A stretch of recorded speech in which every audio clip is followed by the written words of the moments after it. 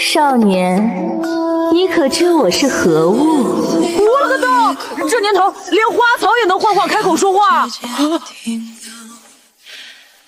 难不成你就是传说中一直没人能够找到的天才地宝，诞生了灵智的花妖？算你还有些见识。那个，我都3天没吃饭了，实在是太饿了。你去那食阁找到一个黄色玉瓶，那里面的丹药你可以吃一颗。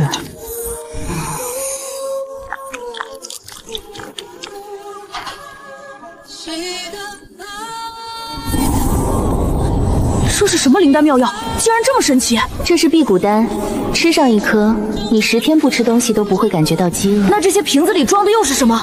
有固本培元类丹药，也有专治外伤和内伤的丹药，不过都已经所剩不多了。哪个是治外伤的？青色玉瓶装的就是。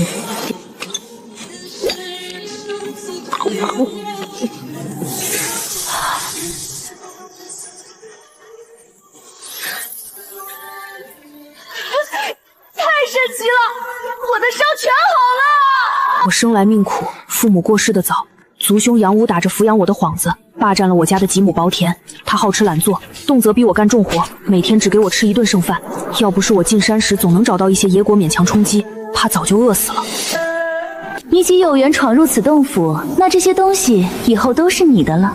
那石阁上的3本古册，其中2本是修真功法，还有1卷黑色卷轴是藏宝图。你要是有兴趣，可以修炼其中的紫元诀。修真功法紫元诀？我虽然不识字，但这修真的意思我听爷爷讲过。这世上有修真之人，可飞天遁地，无所不能。这衣服的主人，昔日就是修真之人吗？没错，此乃昔世前辈作画后留下的衣冠冢。你服下的丹药皆是他生前所炼制。你若能成为修真者，也可以像他一样，拥有掌握自己命运的神通。你想不想成为修真者？若能成为修真者，不仅能依靠自己的力量改变命运，不再挨饿，更能挺直腰杆，在这世上获得自己周全，再也不用受气了。我要怎么做才能成为修真者？我来教你，你按我说的做就行。不过修真之路千难万险，全凭个人勤修苦练，持之以恒，绝无半点捷径。你可吃得下这份苦？只要能自强自立，再大的苦我也能吃。对了，我叫杨彻。好，杨彻，你去把那本紫元诀拿过来，我教你如何入门。我不识字啊。那倒有些麻烦，不过也没多大关系。你把那3本古节和卷轴都拿过来吧，由我来为你拆解说明。你右手边第1本就是紫元诀，上面配有经脉运行的图谱，文字由我来解释，你按我说的对照图谱静心修炼。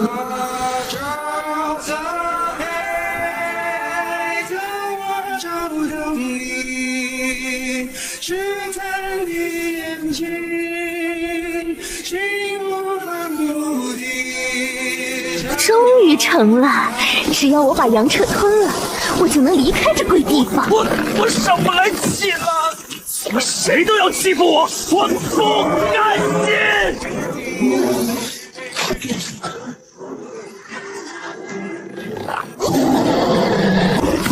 这怎么可能？他竟然能反抗我！不行了，快跑！不管你是谁，既然你想吃了我，那我就先把你吃了，绝对不能放他走。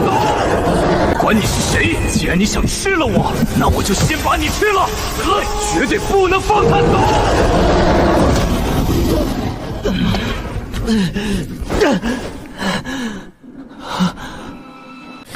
那紫色光球对我绝对是不怀好意。花妖，花妖，花妖！那紫色光球多半就是花妖所化。我还以为这世上终于有人能够不求回报的对我好，可到头来这花妖竟一直在骗我，想要对我图谋不轨。咦，丹田内怎么多出了一股鬼外的气流？可我的力气似乎并没有明显增长。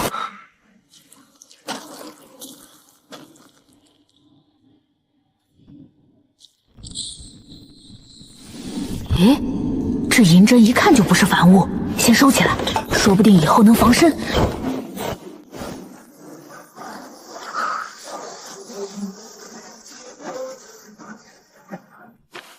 本想直接去镇上学会识文断字，但我身无分文，又带着这些珍贵之物，若是惹人起疑，定会招来祸端。思来想去，只能暂回阳江村暗中准备。谁？是我。杨彻。哼，你居然还活着！这段时间你去哪儿了？老子还以为你死在外面了呢。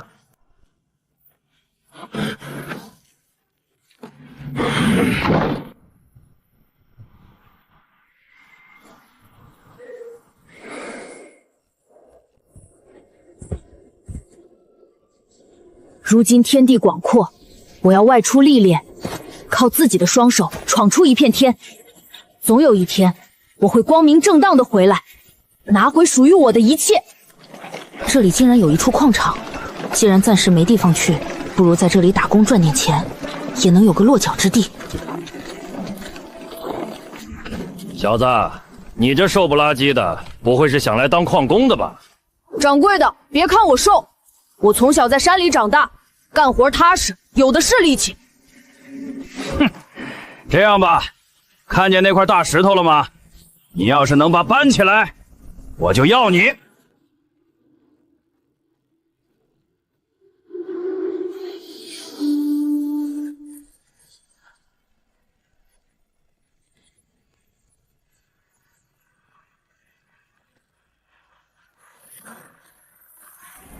哎呦我的妈呀！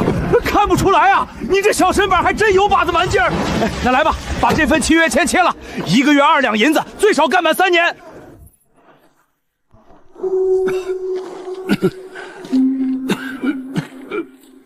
这是我们兴山矿掌管工具的魏老，以后若是工具坏掉、维修或换新，直接来找魏老即可。魏老，麻烦你给他一套工具。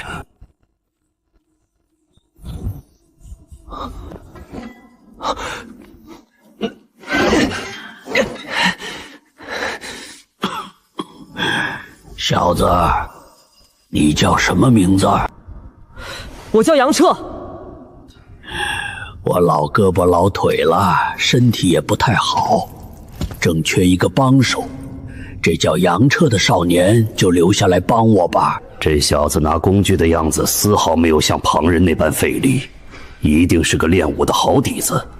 这种人才给赵公主当苦力卖命，实在是可惜了。多谢魏老，我一定好好干。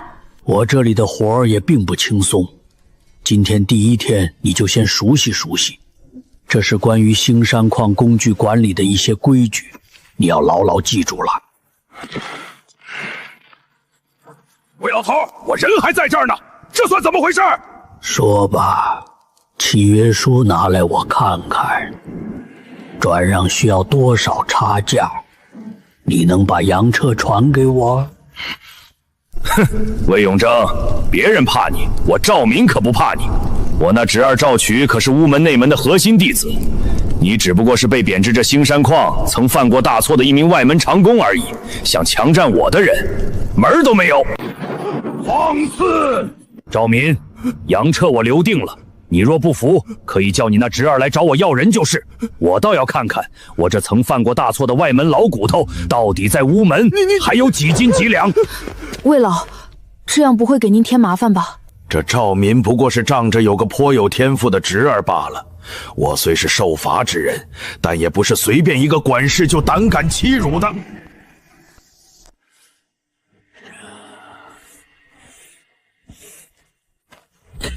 只有尽快认识更多的文字，我才能看懂那三本古册和黑色卷轴。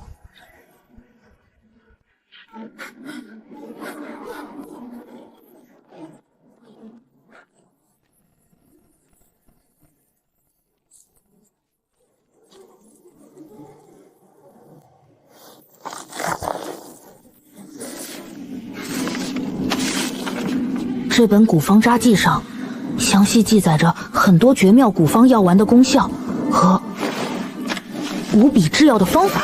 青色玉瓶中装的是能治外伤和内伤的养元丹，绿色瓶中装的是能解百毒的清心丸，最后一个白色玉瓶中装的是固本培元类的，叫八珍丹。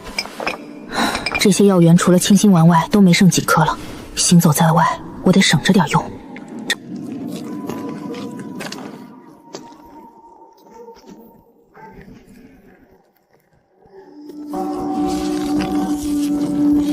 为了确保万无一失，这些宝贝分开藏才最明智。不过这本天地混沌诀与普通的江湖内功好像很不一样，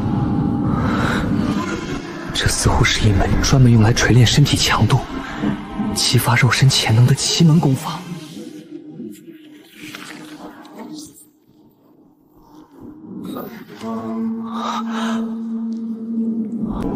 原来这天地混沌诀主要是将吸纳的自然之气用来引导锤炼身体，从皮膜到肌肉，再到经脉筋骨，同时还要配合各种强身健体的草药进行药浴浸泡，从而不断增进身体的强韧度。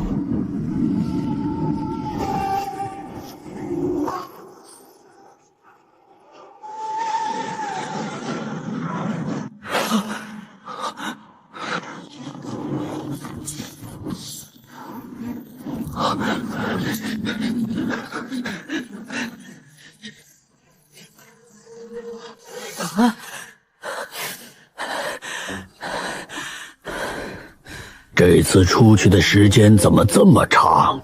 下不为例。是，魏老，绝不再犯。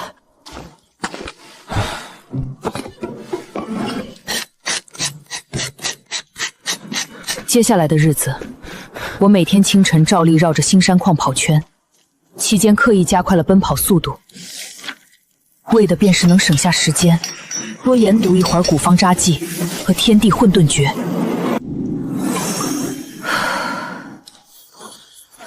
我终于修炼到第2层了，而且身体除了内力明显增长，精神也变得饱满，身体比以前轻盈了许多。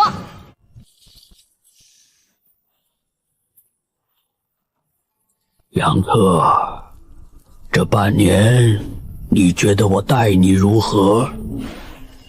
魏老待我自然是极好的。你一定很奇怪，为何这半年我一直让你围着星山矿跑圈增强体质，对吧？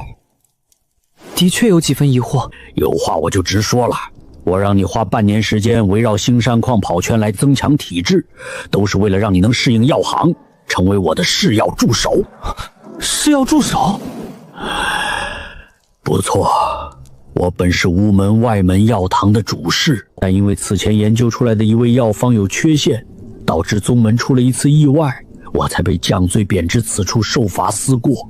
这些年我一直苦配方，近几日终于差不多了。奈何我是一代罪之身，不能离开这星山矿，所以只能在你们这些挖矿人里寻找体质合格的人选。您是想让我服下您研究的特殊药液，来测试药效？差不多是这个意思。不过因为是试验，所以并不是让你直接吞服，而是浸泡在配比好的温热药液，由我控制分量。若你同意协助我，我会倾尽所学；若你不同意，现在就可以回矿区去挖矿。不过那赵民多半会找你的麻烦。天下没有免费的午餐，魏老这半年的照顾和教导，我理应报答。既然能靠自己的本事换个走出矿山的前程，这药液我泡的。魏老，试药可以，但我有2个条件。好，你说。第一，浸泡药液必须在件实物里进行。第二，我希望魏老能正式传授我实战的武功防身。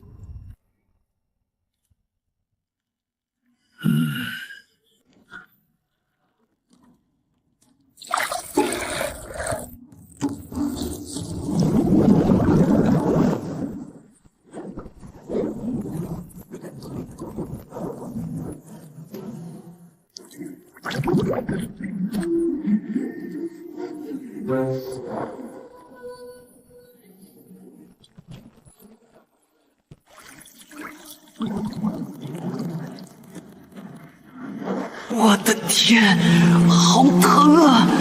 就好像有上万只蚂蚁在自己身上啃咬一样。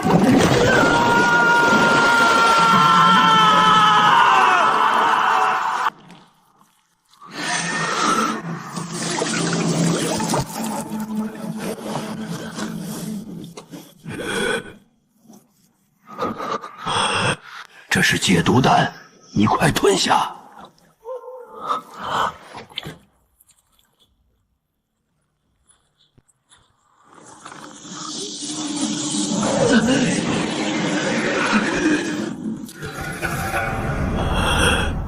起来吧，今天的试药就到此结束。唉，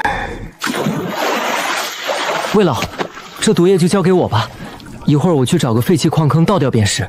也好，不过这毒液毒素很强，你虽吃了解毒丹，但体内余毒未消，还是要小心为妙。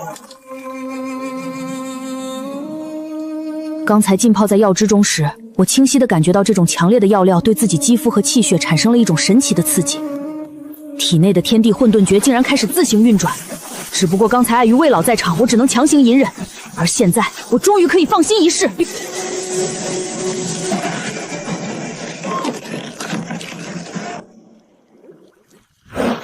果然有用。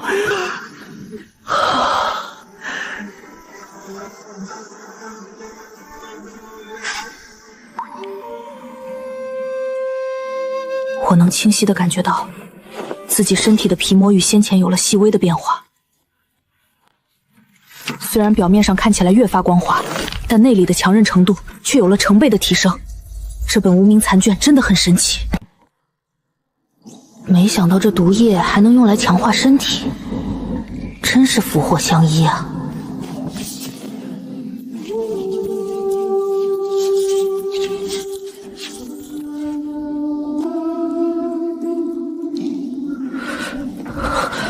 我现在已经将所有秘籍上的文字烂熟于心，而且通过这本札记记载，当初的那个花妖竟然是传说中的9叶莫阳果，完全成熟可长出9叶，开出9花，结出9果。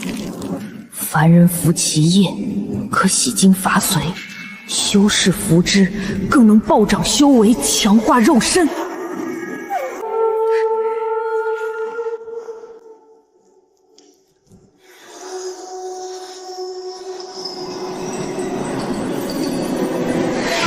由于同时兼顾2种功法，我如今依然停留在炼气期2层。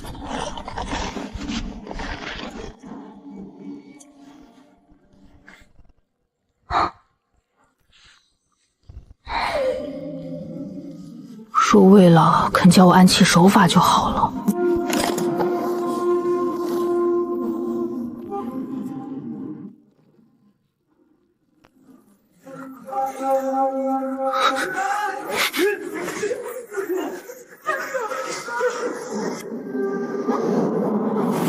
那个方向，赫然是魏老居住的石屋所在。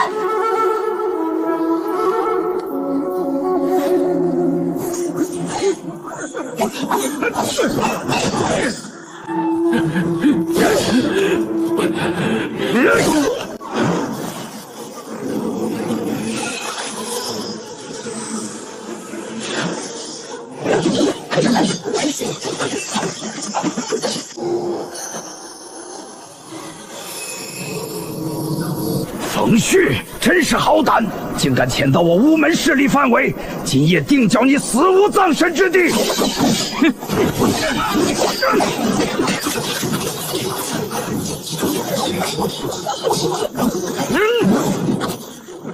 哼，冯旭，你这点实力是来找打？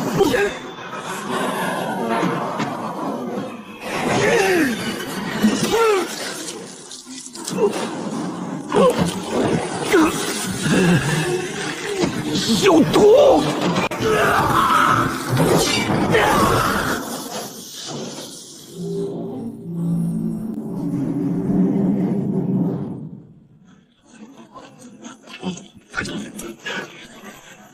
老魏，怎么回事？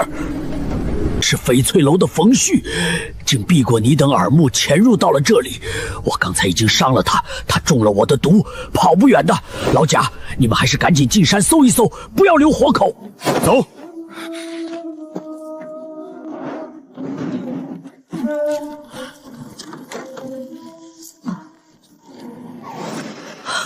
那叫冯旭的青衣人，要是逃到我藏东西的矿洞，可就糟了。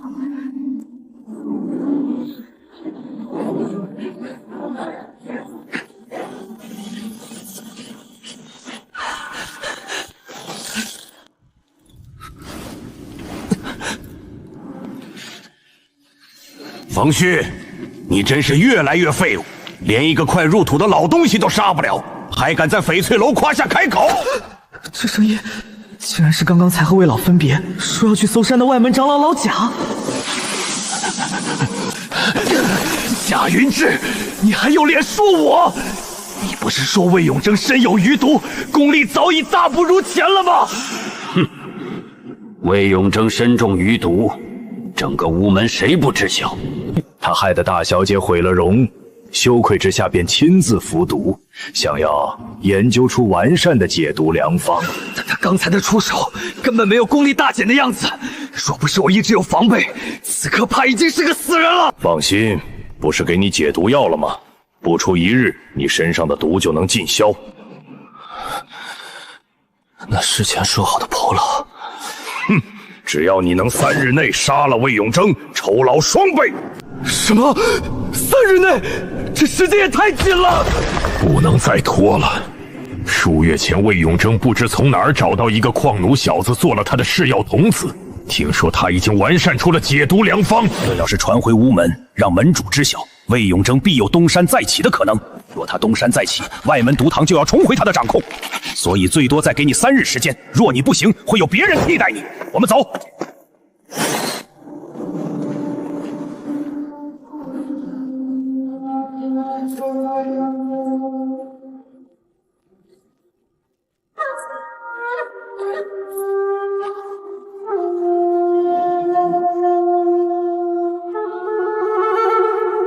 真是怕什么来什么！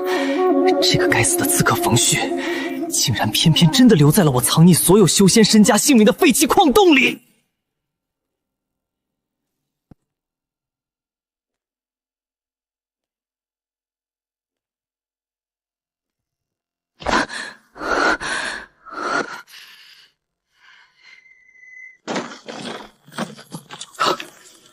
我的天！在这漆黑不见五指的矿洞里，我竟然能将冯旭脸上的每一个细微表情看得清清楚楚，这就是修炼了紫元诀的奇妙之处吗？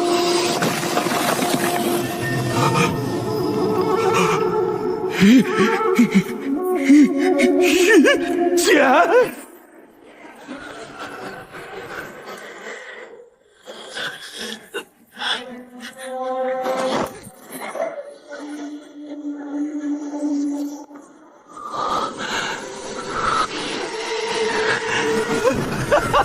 果然是仙师之物，仙师之物啊！没想到我冯旭老来奇遇，真是上天眷顾啊！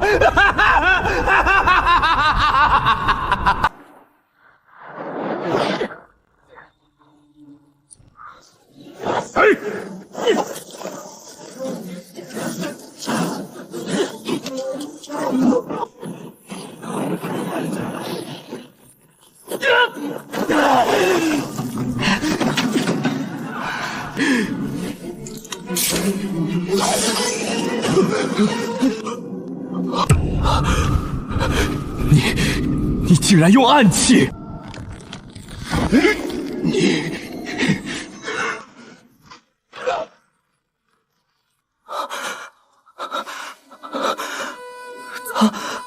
他身体撑不住了，这就是代价吗？这里竟然记载着名为太玄隐光阵的神秘仙家阵法，而且这银针更是一套极其机械点的成套顶阶修士法器，飞火流星。果然，我杨彻足够幸运。法力、法术、法器，原来这才是修仙者的手段。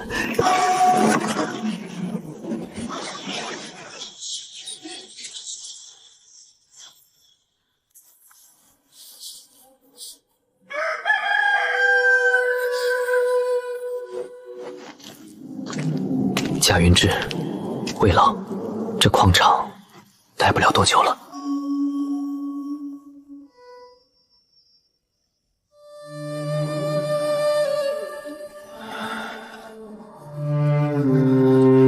这1个月来，我表面上一切照旧，但背地里却疯狂苦练暗器手法。昨日深夜，魏老再次遭到2名强敌的暗杀，魏老拼死动用了保命毒功，虽然击退了强敌，自己却也彻底重伤不治。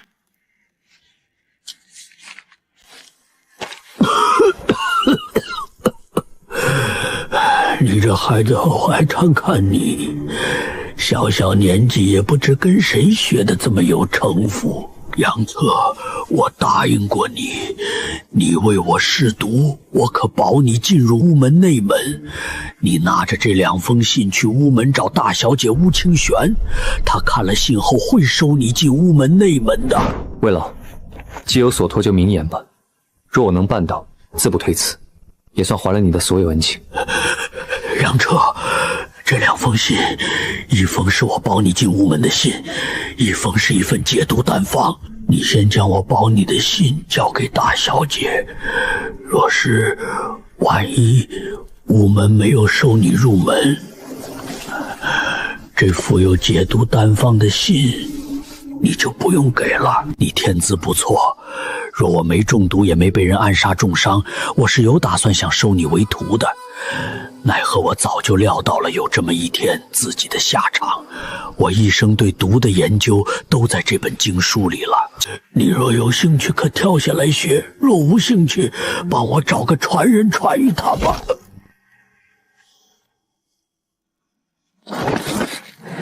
赵明，现在该轮到你了。敢偷懒，老子打死你！别打了，求求你别打了，再打他就没命了！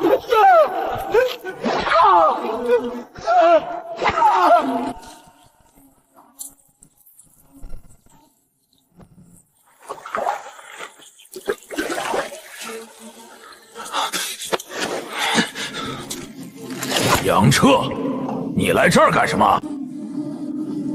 带我去见赵民。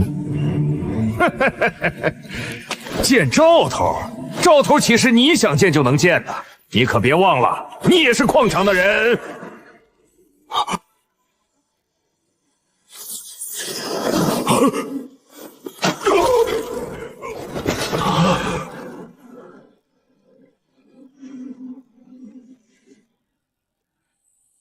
带我去见赵民，或者死。你快把这玩意儿弄出来，我马上带你去。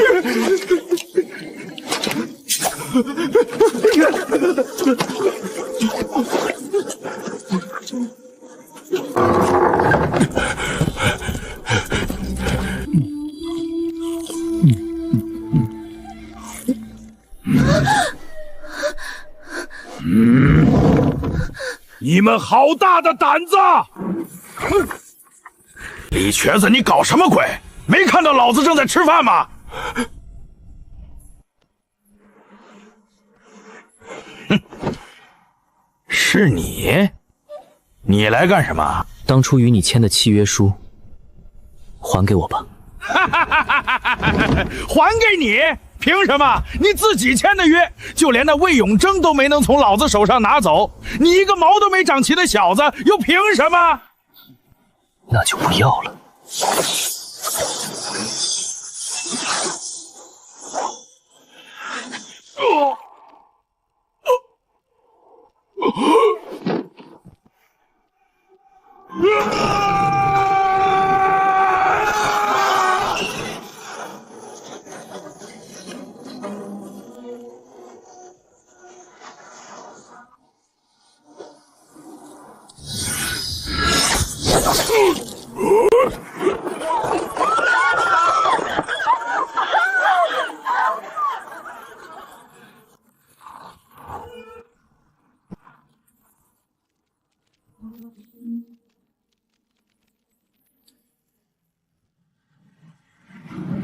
重生。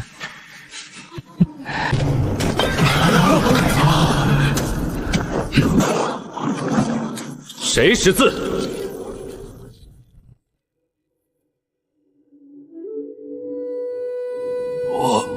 我识字。这些都是被卖给赵明为矿奴的契约书，你帮着挨个找到对应人，由他们自行处理。你把这些契约书偷出来，想害死我们呀！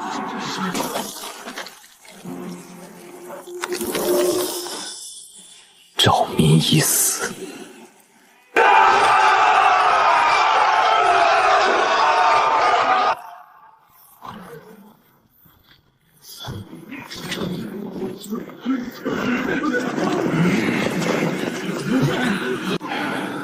难道赵明真是这小子杀的？赵明是你杀的。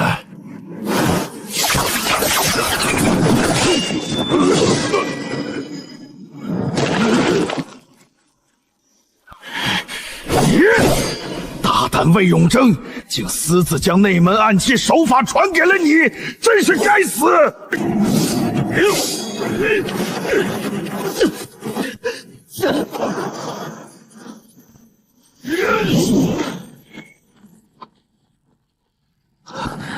幸好魏老教过我一些普通拳脚功夫与身法，加上有特殊神识感应四周，若不然刚才这记背袭，直接就会把我扎个透心凉。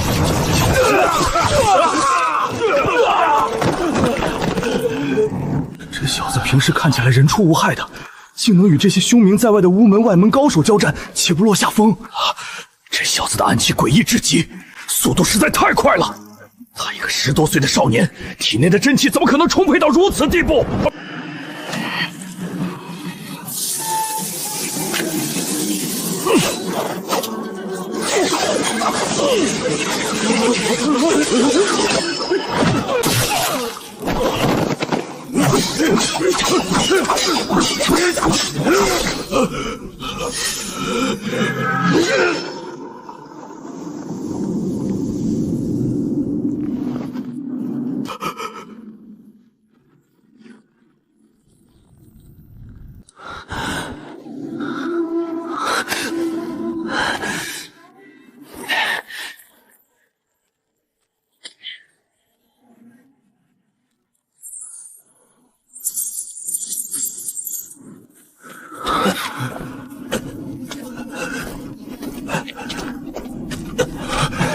杨彻，谢谢。之前是我们误会了你。张顾和刘松呢？刘松跑了，张顾已经……杏山矿唯一的出口处，至少还有6、7名乌门高手镇守。那个刘松究竟是如何跑掉的？一会儿，那守在矿山出口的人很可能就要过来了，赶紧想办法跑吧。兄弟们，冲出去啊！大家一起走！这么多矿工冲出去，天色一暗，这是一个绝佳的浑水摸鱼之际逃出去的机会。快走，跟着他们一起闯出去！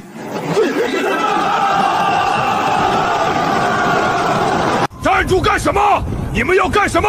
全都给老子滚回去！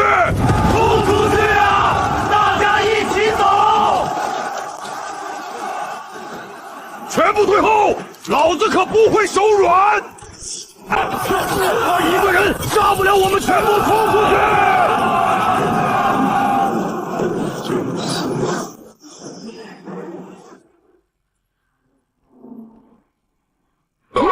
我的眼睛！我的眼睛！守卫倒了！冲出去啊！兄弟们冲啊！还有6、7个真正棘手的外门高手，就藏在这一路回城的暗处。接下来的一段路，才是真正的考验。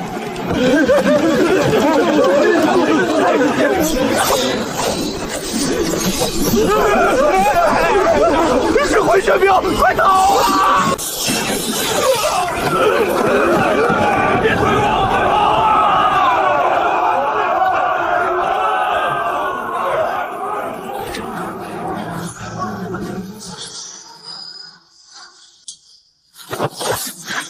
发现了，竟然躲过去了。既然如此，那我就再次被发现了。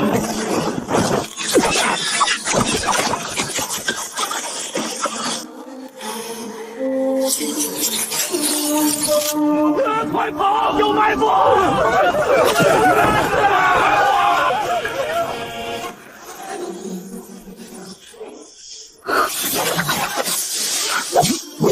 谁？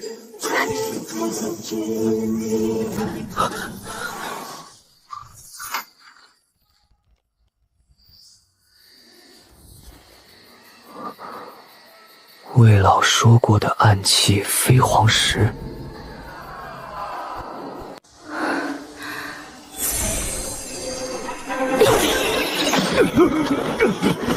不好，有高手！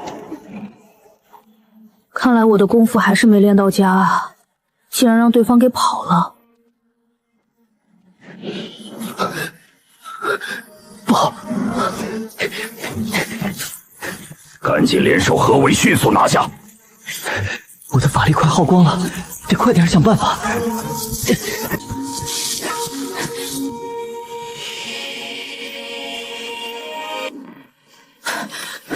这人跑得真快啊！我还想找个地方歇会儿呢，真是不巧。还好我反应够快，要不然就遇险了。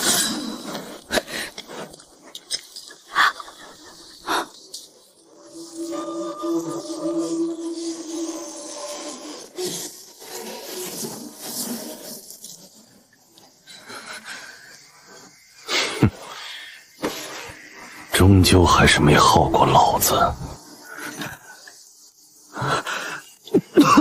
我是魏永贞弟子，看在同门份上，能不能放我一马？老魏弟子，不可能！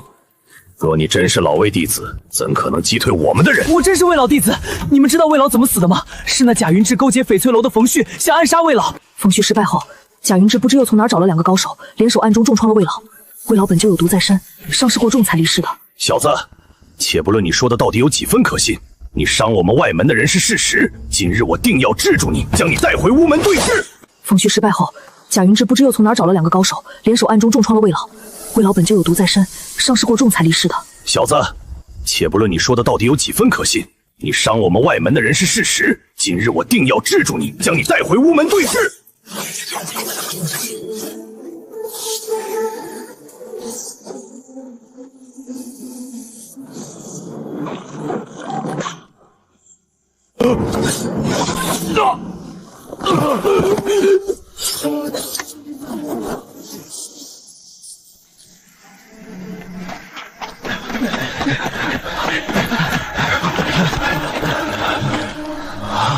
快！那小子说是贾云志勾结翡翠楼的人暗杀了魏老。什么？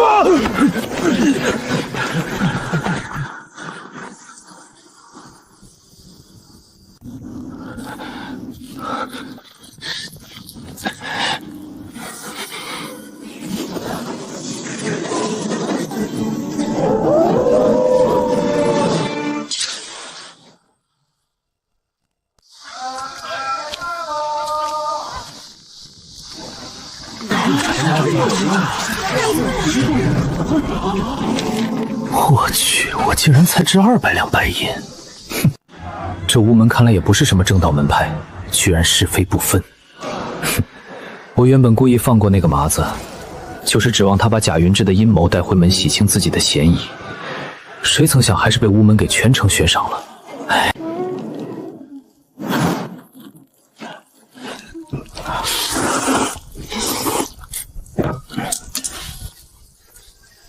杨虎，要是你得知我被通缉了，又该是什么反应呢？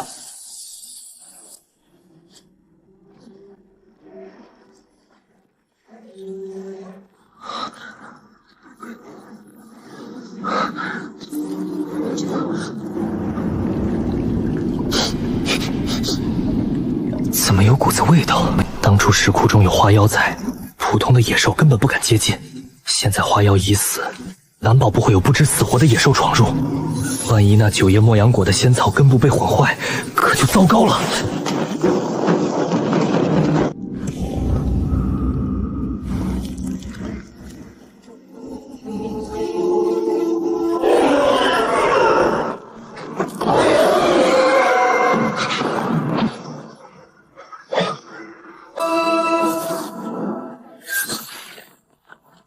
这闭眼青狐居然能躲怪我注入法力的法器飞针。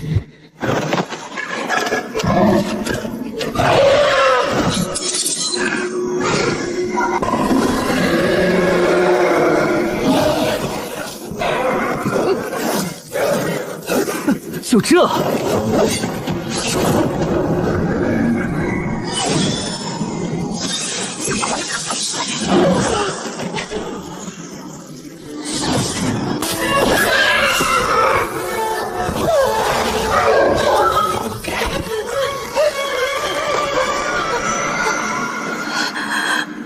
为什么我的全力一击没能把眼前这个黑手人类彻底撕碎？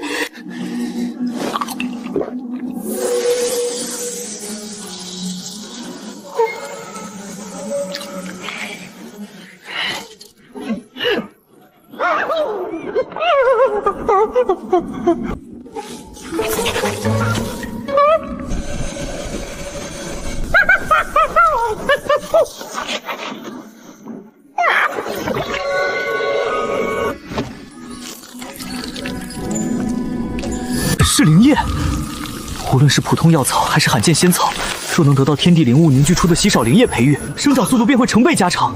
原本需要10年成熟的仙草，很可能3、5年就会提前成熟。这闭眼青狐果然不简单啊！这时空我的，你可以走了。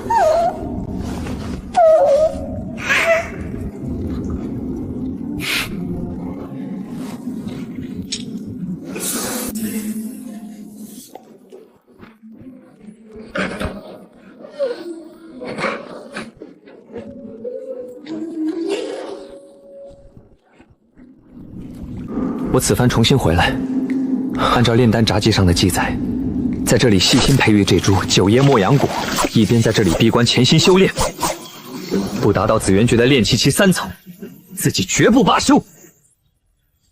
山中无岁月，修行无假死。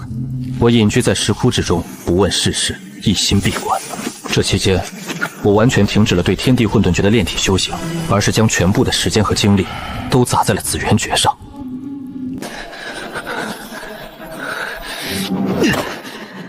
看来一味如此继续修炼下去，效果实在甚微，必须另寻他法才行。拼了！炼丹札记上曾明确警告过，八阵丹必须等修为达到炼气3层之后方可稳妥服用，否则会有经脉崩裂、爆体而亡的巨大危险。可现在我也唯有冒险一搏了。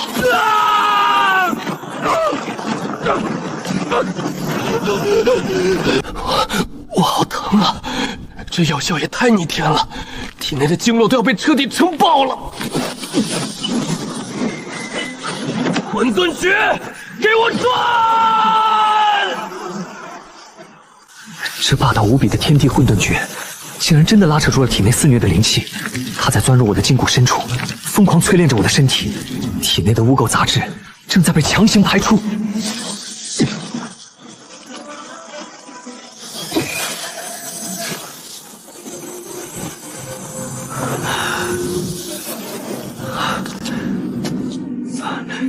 炼气期3层，我成功了！炼气3层，成了！我甚至能清晰地感觉到我的听觉、视觉、嗅觉以及神识都提升了。就算我把眼睛闭上，方圆10多丈范围内所有的风吹草动，我也能全部清晰感知。这种感觉太妙了！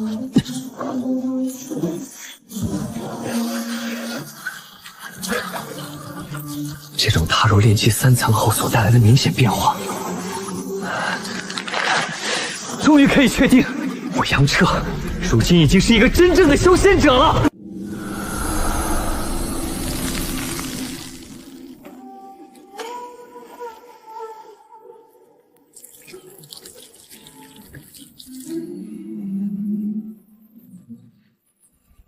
近半年来，我一有时间就研究这份藏宝图，只是上面描绘的地形极其复杂，只能隐约看出地图的最终线路所指之处，似乎在一片一望无际的水面之上，并不是在陆地，还真是奇了怪了。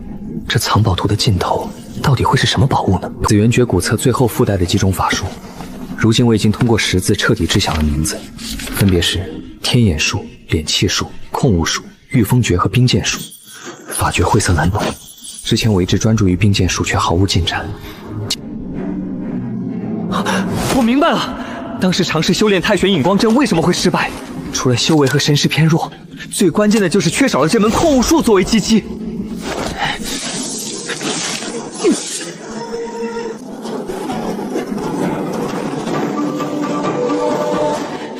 我就不信了，我就练不成这飞针！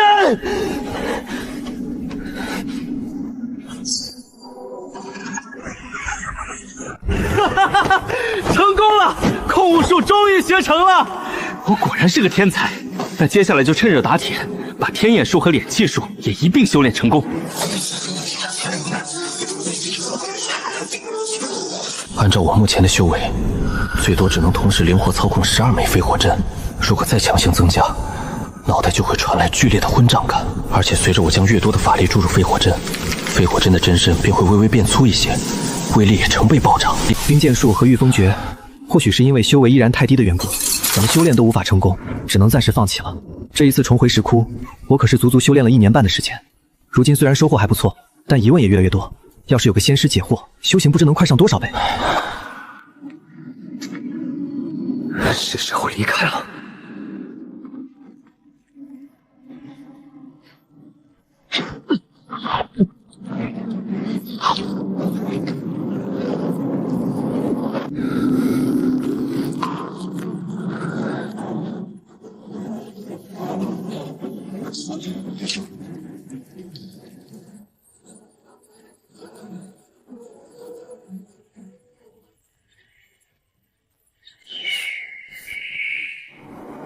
离开村子已经快3年了，属于我的，我一定要拿回来。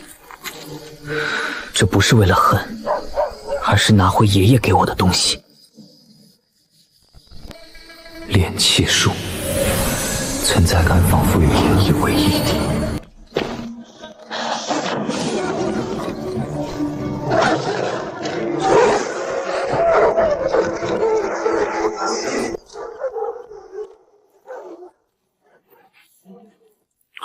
嚯，几年不见，长得膘肥体壮，哼。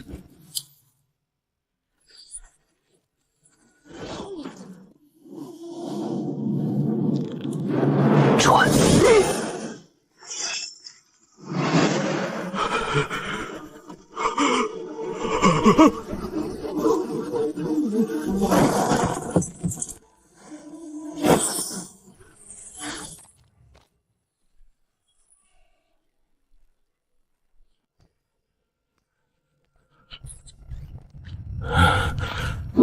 那个谁，赶紧起来干活了！你刚被人送过来，还让我对你特殊照顾。我保证你这一身肥膘，1个月就能瘦30斤。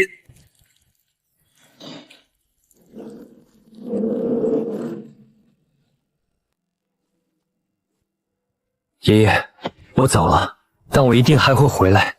不管怎么说，阳火也姓杨，我没下死手，也算是仁至义尽了。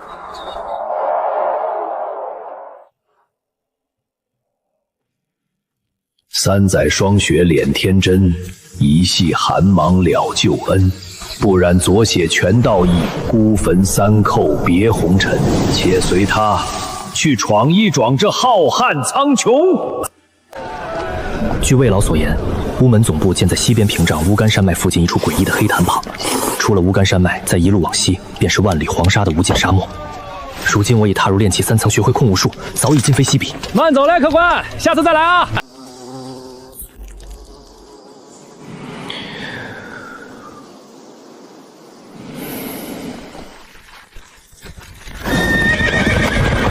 何人胆敢拦我家小姐马车？活得不耐烦了！多一事不如少一事。睁大你们的狗眼看清楚了，这是乌门的马车，不想死的赶紧给老娘滚！乌门？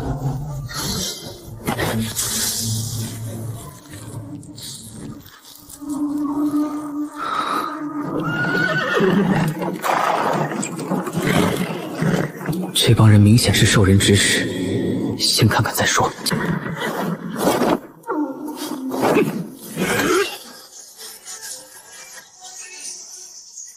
你们找死！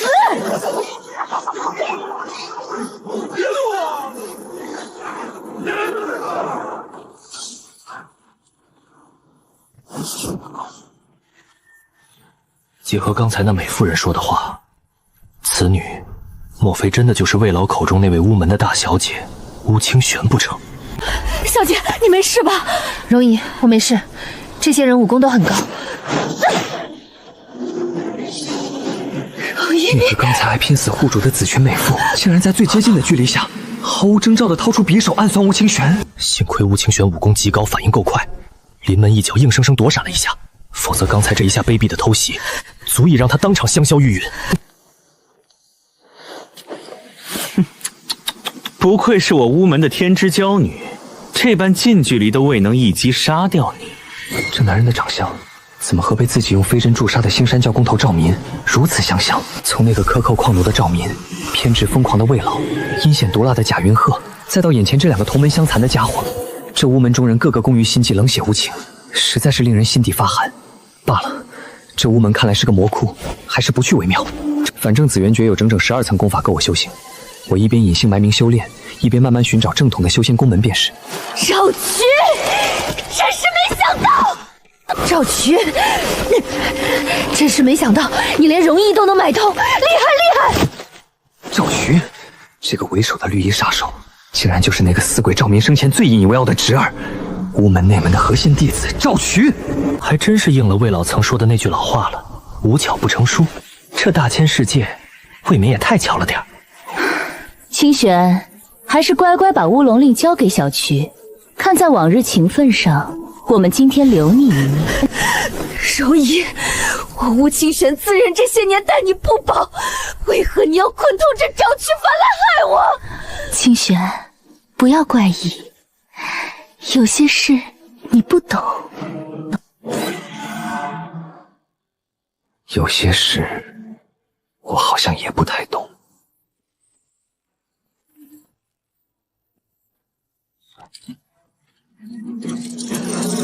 不过这些今晚都不重要了。既然是你赵渠主动撞到了小爷的手里，那么今晚这里的每一个人都要付出代价，一个不留。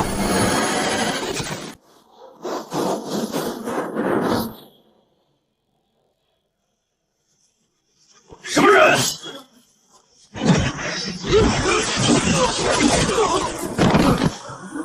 修仙者！竟然跑了，这三人的反应真是快啊！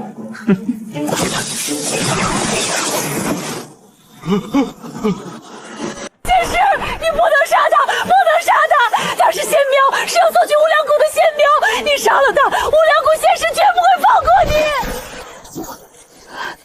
他不是仙苗，没有乌龙令，他算什么仙苗？清玄，我的大小姐，何必呢？你没有仙根，死死守着乌龙令又有什么用呢？还不如拿给小渠，小渠一旦进入乌龙谷成为修仙者，你我都能青云直上，我们也会正式成为江湖第一大帮派。他害死了我爹，我就是死也绝不可能给他乌龙令。师姐，门主的死是意外，跟我无关啊！老子对这些人的恩怨可没什么兴趣，不过刚才这紫裙美妇人所说的仙苗仙根倒是有点意思。都过来，我有话问你们。若回答的让我满意，我可以考虑不杀你们。我问你们，巫门有一道关于杨彻的悬赏令，此令到底是怎么回事？杨彻？哪个杨彻？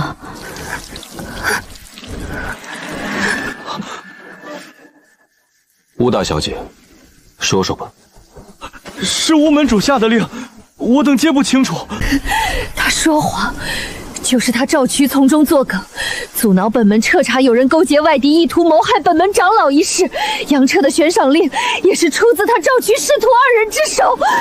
赵渠，你如何说？他血口喷人，杨彻是谁我根本不认识，怎么可能弄什么悬赏令？不认识？那赵民你总该认识吧？算了，都不重要了。按照他们所说，我已经猜出大概，所以再问下去纯粹浪费时间。你完了！你完了！你毁了乌龙谷的仙苗，乌龙谷的仙师不会放那你下去陪他吧。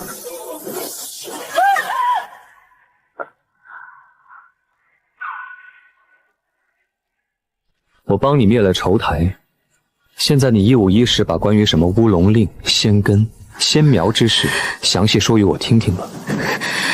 你杀了我吧！怎么，以为我敢杀你？那倒不是，你贵为仙师，我们这些凡人在你自己信行字的人仅求伤儿，又有什么资格敢跟你讨价还价？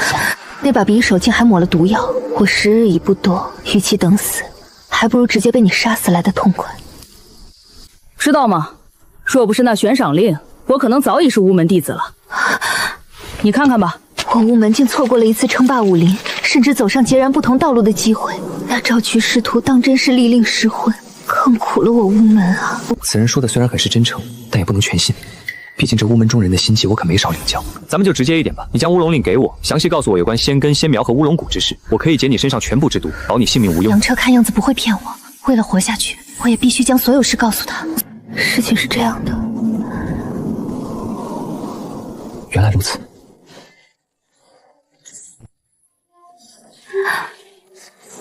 我费尽心力寻找修仙宗门，竟这样就解决了。不过现在来看，要拿到那枚乌龙令略有些麻烦，因为乌清玄为了确保不让那赵渠得到，竟将乌龙令给扔进了乌门禁地黑巫潭里，真是麻烦。现在我们走吧，一起去乌门禁地，你带路。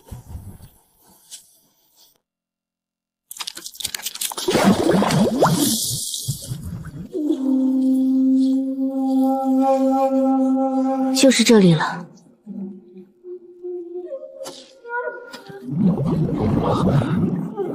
这水一看就有毒啊！不过以我目前的修为和所掌握的法术而言，除了潜进毒水里寻找那乌龙令，似乎根本没别的办法。我的身体可是经过数月吸收毒液强化过的，再加上天地混沌诀，应该没问题。不管了，先试试再说。扛住了，虽然现在扛住了，为了保险起见，我还是含一颗清心丸。这也行，还真是牛啊！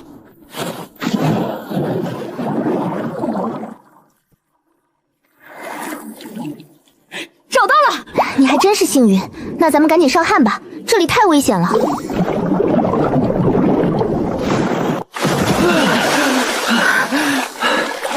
你拿着它去乌龙谷，就说是乌干山脉乌门选出的仙苗。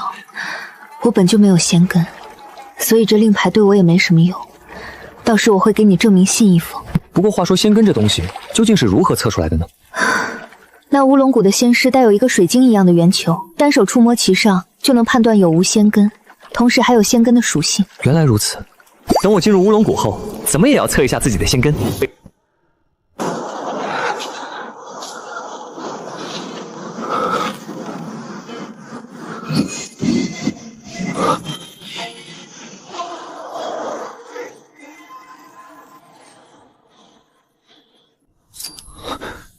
修仙者，我乃乌龙谷接引弟子双月，烦请你将乌龙令和证明身份之物交与我一关。仙子姐姐好漂亮啊！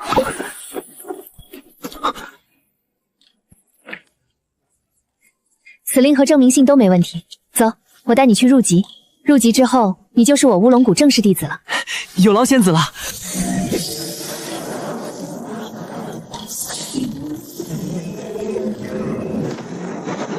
我们到了，随我来。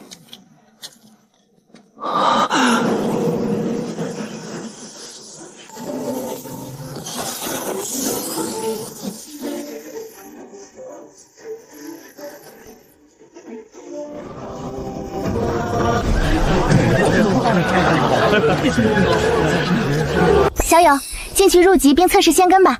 测试后会根据你的仙根资质，给你分配洞府和所需要负责的杂物。小姐姐，后会有期。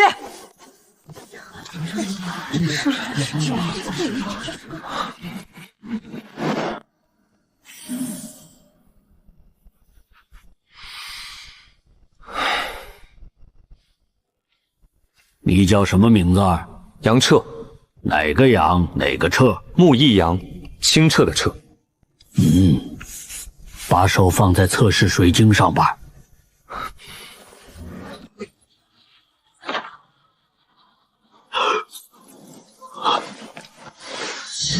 继续再测试一次。奇了怪了，难道是因为水晶球测试害多次，刚好到我这里就坏掉了？那我就再试一次。这让一下。牧师说，此子仙根颇有些鬼怪，我这水晶球根本测不了他的资质，还请师叔亲自出手测试一番。把手伸出来吧。可惜，真是可惜，太可惜了。牧师说，可惜在何处？此子竟是罕见的变异双仙根，实在是太罕见了。这变异双仙根，变异仙根还能同时出现2种。这变异双仙根若生在上古修仙时代，那绝对是逆天子啊！可现今时代资源实在匮乏，这样的仙根资质筑基实在无望，成了不祥的资质，所以老夫才说可惜。这少年是生错了时代啊！牧师说，那这少年该如何安排？总归是持我乌龙谷乌龙令来的，就还是正常收他入谷。你看着给他分配洞府和杂物吧。是，牧师说。杨彻，你乃变异暗和雷双仙根资质，哪怕少一种仙根，你都能直接成为我谷核心弟子。可惜你牧师祖的话，你刚才也听到了，就因为多出一种变异仙根，导致你无望筑基，这资质就……这一刻开始，你就是我乌龙谷正式弟子了。不过，你只能在落日峡挑选一处无人院落成为修炼洞府。至于基础功法，可去传功堂领取。这玉简上标明了你能领取的物品，还有每月需完成的杂物事宜。难道我真的无缘筑基大道吗？这就是我日后修行的地方吗？这里是宗门给新入门弟子的物资，你自行清点安顿吧。就算资质不行，我也要闯出自己第一片天。这里应该是整个宗门灵气最差的地方，但玉简上说了，只要杂物做得够多，达到一定宗门贡献值，或者达炼气9层，就可以搬离这里，去龙溪山开辟洞府。按跟玉简所言，可以选择种植药草作为杂物选择，而种植药草需先去宗门的百基堂领取有数量要求的种子，并登记在册。只要每半年将对应种子成熟的药草上交给宗门，即可获得一定宗门贡献值。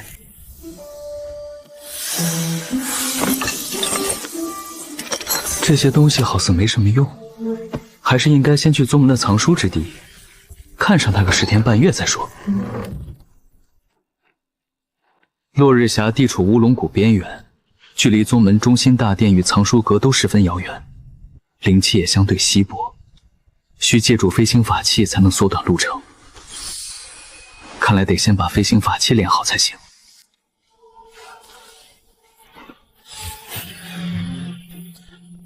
这法器稳不稳当？要是飞到半空失控坠落，可就麻烦了。罢了，既已决定，便放手一试。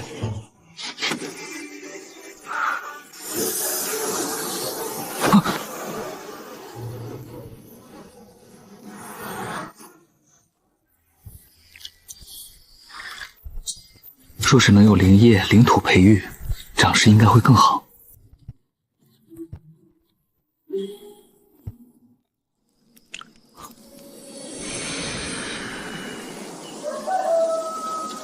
修炼了一晚上，神清气爽，今天也是时候驾法器出行了。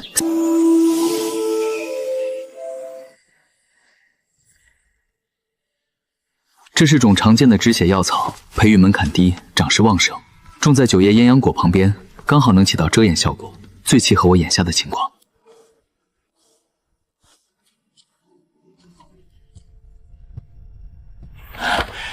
可是来找功法的？那是来找丹方的？那一定是来找法术的。那你来干什么？前辈，可有查阅关于仙根的典籍？从那门里进去，里面的书都是免费看的。看来无论上古修仙代还是现今，常见仙根是5行属性，金、木、水、火、土5种，而变异仙根属性就多了，如风、雷、暗、光、毒、冰雪等。自己是变异暗和雷双仙根，筑基非常困难。在上古修仙时代，变异双仙根之修有机会沐浴一次天恩，成功筑基后比同阶期更为强大。不过到了如今的修仙时代，资源匮乏，天恩消失不知多少年，而且筑基时2种变异仙根会发生不可思议的相互消耗，使得比普通修士筑基难上1000倍万倍。而天恩究竟是什么，现在几乎已经没有任何修士知晓了。管他呢，只要能正常修炼就行，其他就交给天意吧。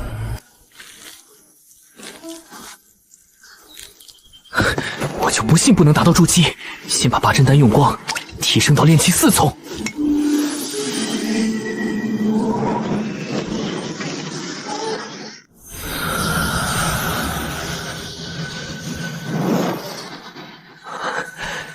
我终于进入炼气期4层了，八珍丹也用光了。要想继续增进修为，就只能依靠那些药材。我得去看看。竟然已经快要成熟了，也就是说，我这次修炼最起码已经有半年时间了。修炼的时候，时间竟然过得这么快。哎呀，好久没吃东西了，好饿啊！干脆自己做一碗葱油面吃吃。吃面不吃饭，香味少一半啊！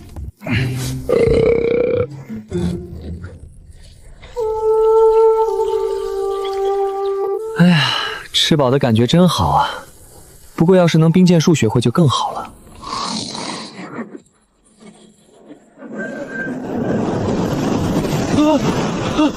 好热，太热了！救命！心若冰清，天塌不惊；心若冰清，天塌不惊。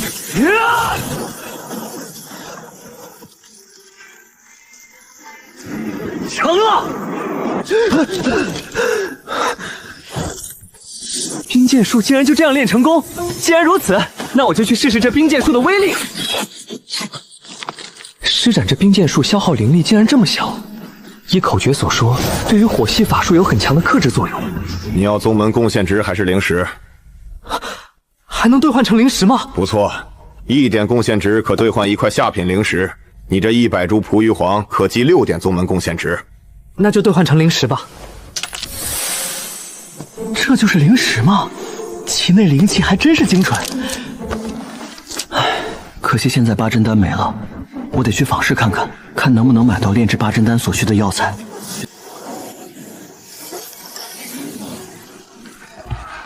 掌柜的，炼制八珍丹所需的忘琼草和地云勺，店里有吗？我这里没有，别的坊市也绝对不可能有。暂且不说这2种没有店里药材，就算是有，我也买不起。唉，看来没有灵石的财力支撑，我终将一事无成。看来得想办法搞钱了。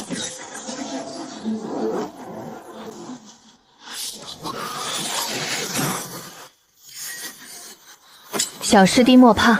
师兄师姐，这是何意？哼，只看你在坊市逛了一天，却什么都没买，应该是很缺灵石吧。我2人有快速赚取灵石之法，想拉小师弟一起，不知你意下如何？还是大意了。看来这任何时候都绝对不能放松警惕，毕竟我只有炼气4层法力，而眼前2人都是炼气6层，要是打起来我必死无疑。什么方法？我2人有快速赚取灵石之法，想拉小师弟一起，不知你意下如何？还是大意了。看来这任何时候都绝对不能放松警惕，毕竟我只有炼气4层法力，而眼前2人都是炼气6层，要是打起来我必死无疑。什么方法？小师弟，你若也想赚灵石，就先交我们1人10块灵石，算是入伙费。你入了伙，我们才能将这方法告知于你。这2人什么意思？好，我交。你找死！我现在最多只能同时操控24枚飞火阵，离祖剑太玄引光阵要求的最低36枚还有12枚的差距。既然如此，那我索性不跑了。师兄，此人法器倒是罕见，略施惩戒，拿了东西我们就赶紧走吧。师妹不必担心，这小子穷酸至此，一看就没任何背景，就是打死他也没人会发现。哼，是不是想朝有同门的地方逃啊？哼，去！灵剑术！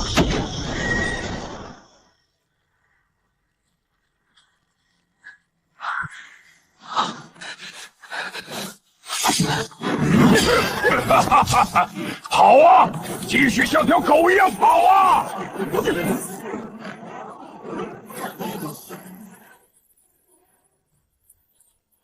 师兄，不要再戏耍了，拿了东西赶紧走吧。好，就听师妹的，小子，下辈子投个好胎吧。嘿嘿，混蛋，你敢暗算我！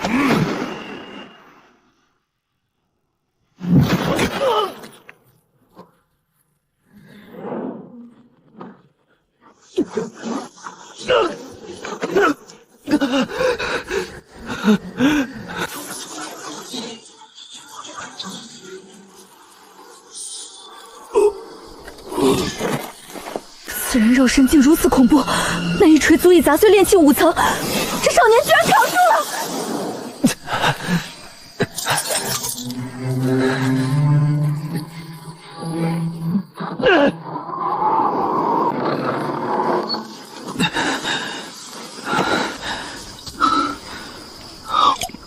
说没这飞火阵，死的就是我。如今伤势都已经好了，也是时候看看这储物袋里有什么好东西了。这刚好是炼制8珍丹丹的辅材。等等，这怎么还有一幅地图啊？看来我得去这地方看看。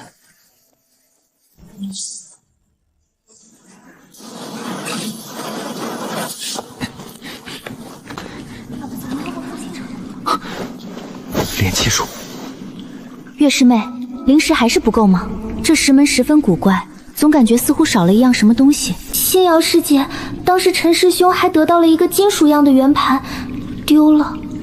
王月啊，王月，你说你干嘛不早说呢？连哼都没哼。偷袭！出来吧。是你，师姐，那金属链应该就在此人手里，是他害死了陈师兄。这女子是真不讲理啊，真气人啊！那你就去死吧！不好！火云锤！陈师弟的化云锤，看来他果然栽在你手上了。仙瑶师姐，快啊！临时充能要结束了，快拦住他！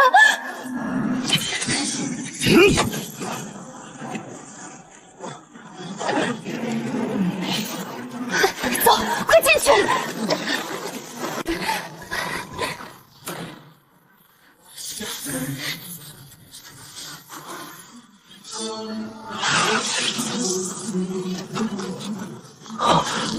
半风草，还不止1株。这2天收集了不少珍贵材料，如今就只差一位地云烧了。但玉简中的守护妖兽迟迟未现，我心里没底啊。道友，是你吗？还请出手相救。道友，若没我宿主，你根本出不了此地的。若救下我们，采到的灵草，甚至这里的伪仙草，都归道友。我的灵石不足，若没他们，确实打不开石门，确实是个机会。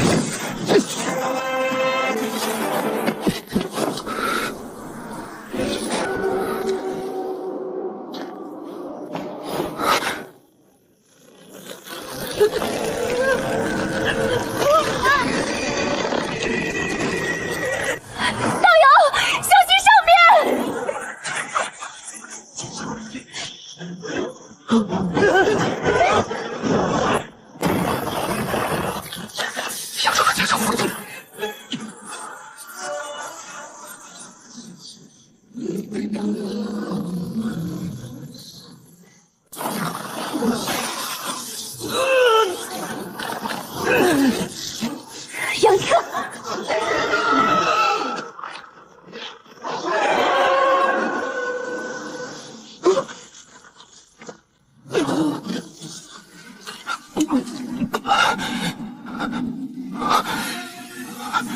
仙草。师姐，他吞了灵果。道友，快把解药给我，我恢复全部法力，或许就能击溃此黑玉蜘蛛。师姐让黑玉蜘蛛吞噬了你，我又中毒已深，少了个帮手只会更糟。不行，少年还不能倒下。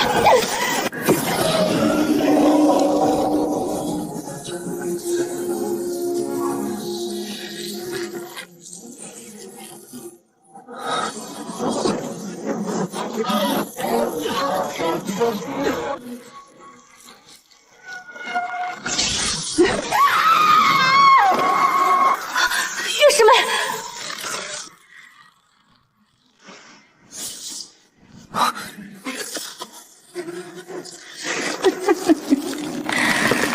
这人族小辈的身体也太差了。你不是王月师妹，你是谁？快滚出我师妹身体！女娃娃，老身想夺舍的本是你，可你意志力不错，老身还真没十足把握。不过你这师妹可就差远了，心脏太重，左右摇摆，夺舍很容易。就是可惜了这身体资质实在不怎么样。你到底是谁？老身是谁？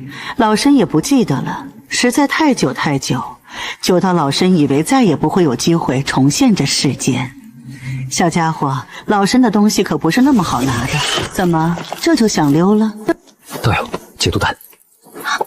道友，若你恢复多一些法力，能不能打过这人？一个中了毒的电气修理也想杀老身，黑玉，去杀了他们吧。中毒了？好小子，老身居然低估了你。道友，我有一物应能助我2人逃脱，不过我需要时间来施法，你有没有办法拖住这人一会儿？我4层啊。那一起等死。你挡住他，让我突破炼气5层修为。只要突破炼气5层，就有把握反过来拖住他，好让你释放。好，希望你不要食言。不畏而可笑的挣扎，老身最喜欢的就是看你们这些不自量力的小修在生死面前挣扎，而最终又绝望的样子。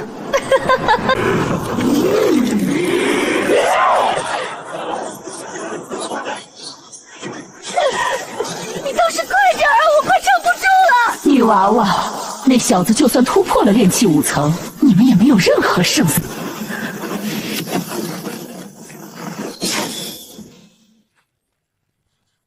道友，你可以安心施法了。待会儿你无论看到什么，都不要分心，好好施你的法便是。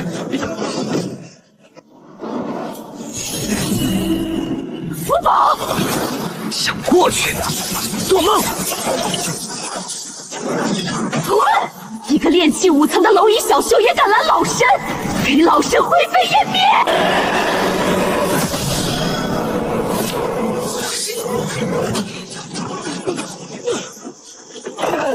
你倒是快点啊！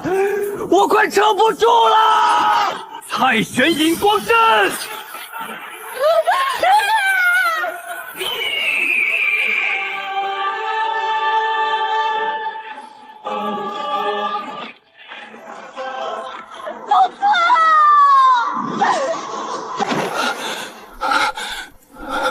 这究竟是什么符咒？居然厉害到这种地步！符宝，王月灰飞烟灭，那些抢夺的真相死无对供。若星瑶恢复法力，自己性命难保。我必须尽快恢复。站住！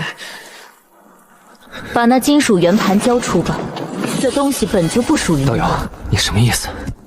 你不会真认为陈道友身上的金属圆盘是我抢掠来的吧？怎么？难道不是吗？看来，若不能洗清嫌疑，今日就算出了这药源，也是毫无生路。那晚在乌龙谷，王月与陈姓南修想要强行抢夺于我在先，而且那陈姓南修还想要对我痛下哈手，却反被我侥幸反制，这就是事实。你爱信不信？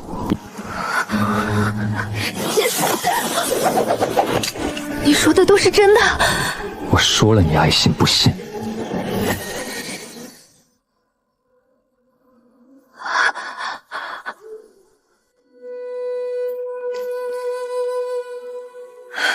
先前我向你求救，也向你许过诺，且解决那夺受我师妹的魔修，你也出力不少。既如此，我暂且不再追究陈师弟之事。看来这叫文星瑶的师姐暂时不会再对自己动手了。不过那金属圆盘，待我们出了此地，要上交宗门，毕竟这东西原本也不是你的。同为五谷弟子，这文星瑶能从宗门利益考虑，我若拒绝，怕是不妥。2日后，我们在石门处会合。我现在要去采药，别跟着我。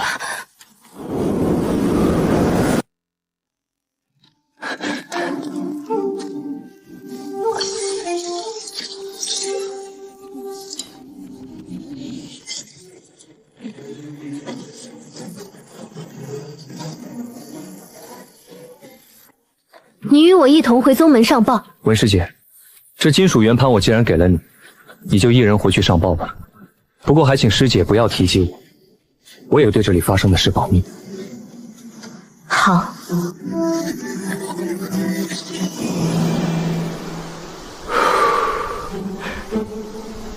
哈哈，这都能过关，运气太好了。看来也是时候回去了。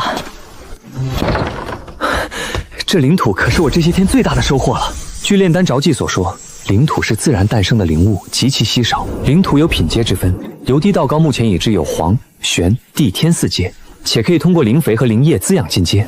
而且灵土虽可收入储物袋，但在袋中却因地阶空间死寂，无法在上面栽种任何活物。算了，先拿着灵土去后院看看。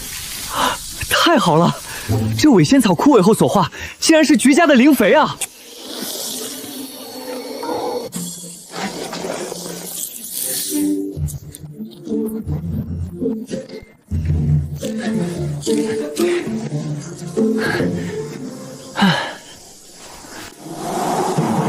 按札记所述，炼制初级丹药需要用到火球术，没办法，还是先把火球术练好吧。这场景怎么和之前那么相似？自古阴阳，水火本就是两个极端。既然如此，我便将这冰封的海洋融化。星星之火可以燎原，星星之火可以燎原。下雨了，这火焰竟然不惧雨水。成了。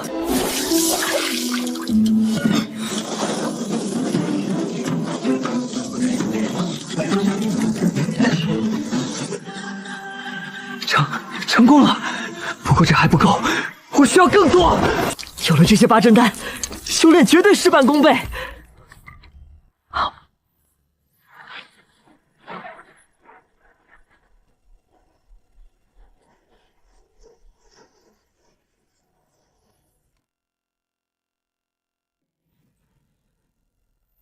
2年，练气8斤了，身体好像也结实了不少，真是惊喜啊！我现在感觉自己可以一拳打死一头犀牛。哈哈，现在去后院看看草药，说不定我还能继续修炼。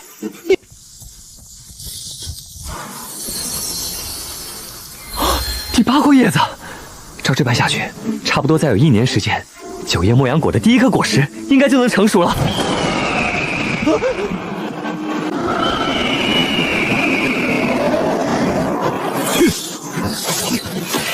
这样的事情今天已经发生了多次。随着第1颗莫阳果即将成熟，天地灵物散发出的怪异奇香，由于灵土的催长，怎么也遮掩不住，引得周围无数灵禽异兽蠢蠢欲动。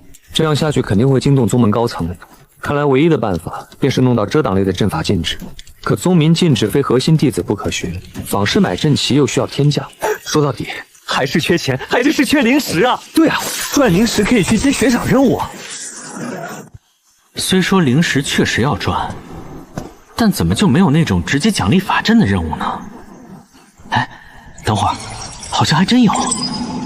双月仙子，他的任务奖励全都是阵盘阵旗。这位师兄，打扰了，请问要如何才能联系到双月仙子？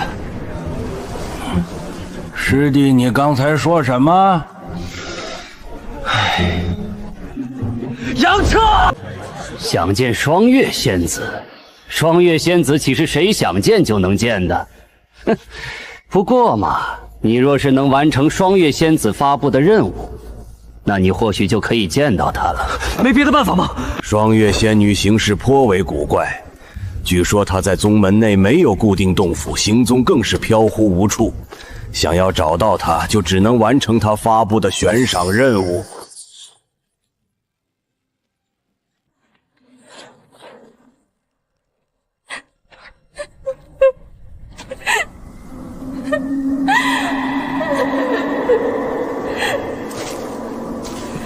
怎么还哭了？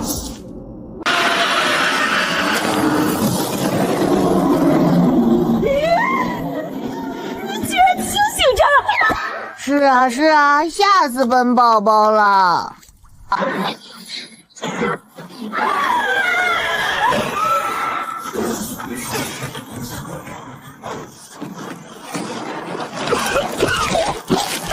年轻人，你还真是心狠手辣呀！年轻人，为何你没有中老身的幻术？此前来了多少修士，没一个能躲过老身幻术的。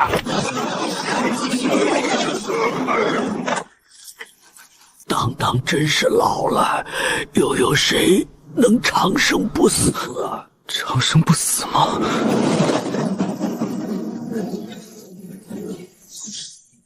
任务完成，去找双月仙子交斋。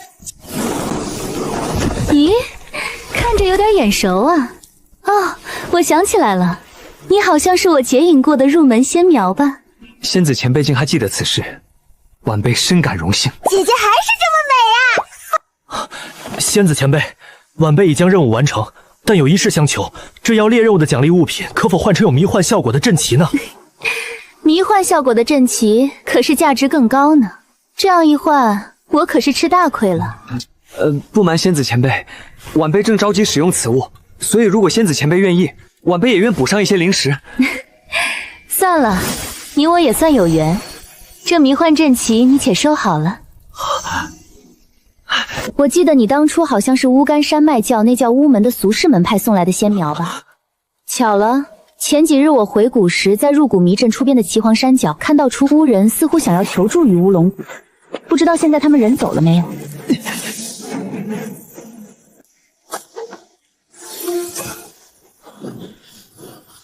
修仙者种因果，既然是以巫门仙苗身份入谷，红尘因果未断，总归会有心脉。既然这样，还是出谷去看看吧。二位师兄，可有俗世中人自称巫门的人来过？的确有几个自称巫门的凡人来说找羊什么的，说是前几年送进来的仙苗。可我乌龙谷炼气期弟子没有1万也有8000，这要如何找？所以就打发他们回去了。原来如此，谢师兄告知。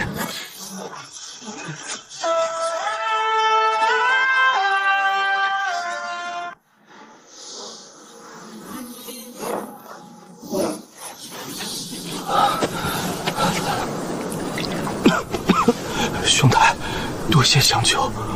你叫什么名字？来自何门何派？在下龚萧，巫门中人。兄台，你还是别管我，赶紧走吧。我巫门仇家众多，怕是会连累兄台。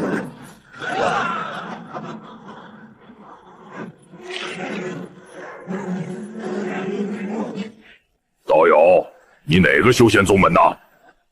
竟然是江国5大派之一的御兽门。此人挂了5个灵兽台，修为定然已经是炼气期9层了，还是小心为妙。道友，我是乌龙谷弟子，江国与巫国5大修仙门派向来一致对外，你我不过是恰好遇上了，根本没必要动手。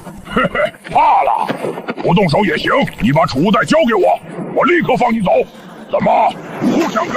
去！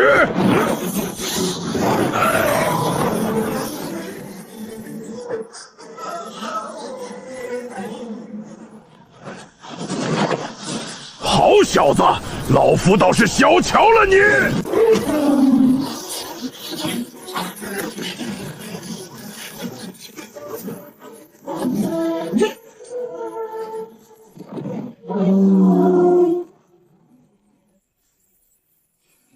怎么可能？你体内的灵力怎么还没耗尽？2枚飞针，用不了多少灵力。去死吧！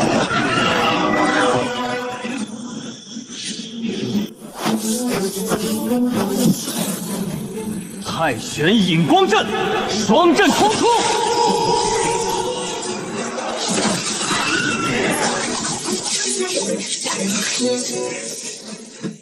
同时布下2座太玄引光阵，我体内炼气8成的灵力快要用光了，必须要尽快想办法。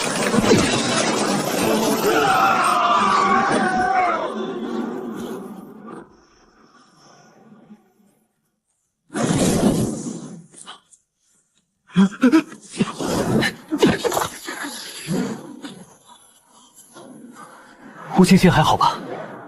门主他快不行了。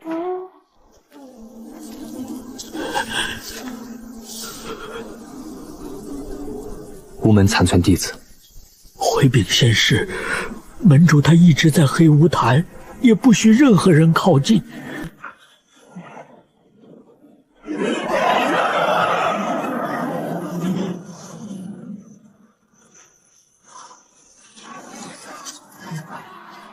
阁下倒是好手段。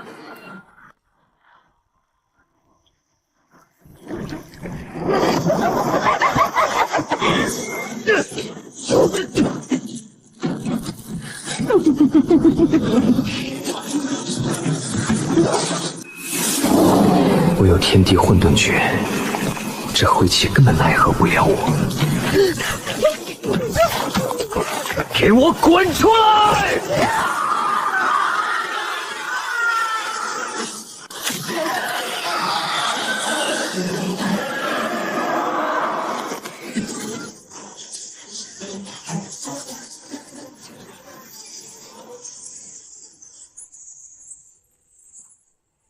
友，不要杀我，不要杀我！我愿交出所有，只求换得一条生路。你，好死少年心等不到。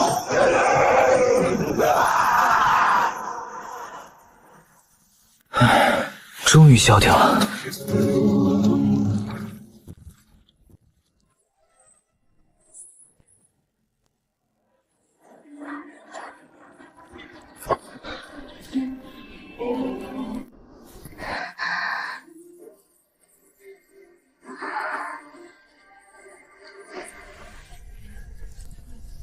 你醒了。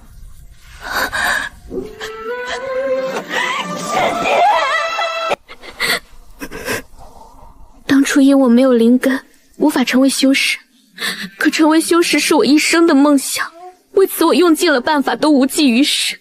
直到有一天我误打误撞，竟结识了一位魔道老妪。他看出我虽没有仙根，却是罕见的极阴之体，说要帮我，可结果他却哄骗我，让我滋生心魔，从而趁机以魔道秘术附身于我的身，强行控制了我的躯体。对修仙一途如此大无一样，为了仙途，他甚至连命都可以舍弃。没有仙根，真的就没有任何办法踏入修仙之途了吗？古往今来，自修仙有记载开始，仙根到底是什么？究竟是如何诞生在人的体内？至今是个谜一样的存在。仙根本身无法剥夺，更无法转赠，这几乎也成了一条修仙铁律。若非如此，无论凡俗界还是修仙界，都定会天下大乱。你说那魔道老妪是别国潜入我江国的修士？不错，他是修罗国天鬼宗修士。天鬼宗。有人来了，我们出去看看吧。紫色玉瓶是能治内外伤的养元丹，绿色玉瓶则是能解百毒的清心丸，你留着吧。我先回房沐浴更衣去。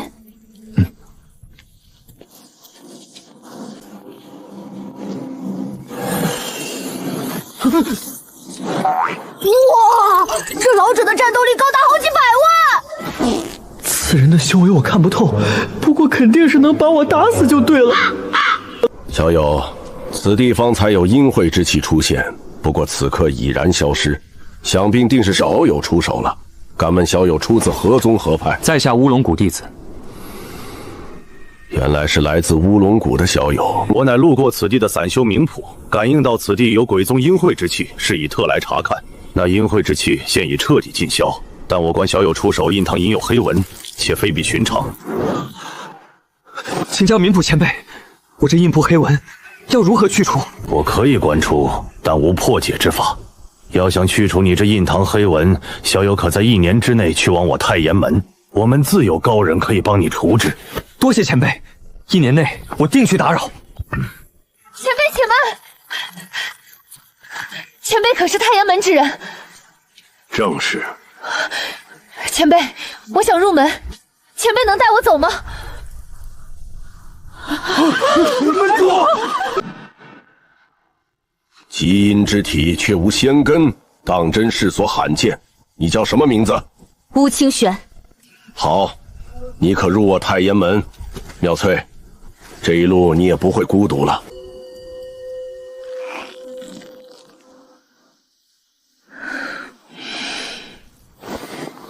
以后你就是宗门之主，希望宗门在你手上能重现昔日的鼎盛与洪荒。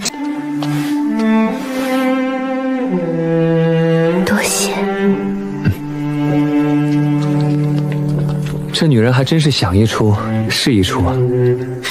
不过这样也好，我也该离开了。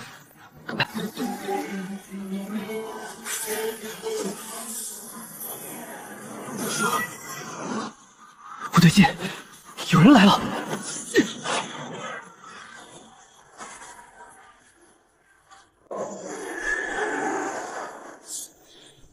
耶，这位师兄，这落日峡如此偏远和灵气稀薄之地，竟还有人居住在此啊！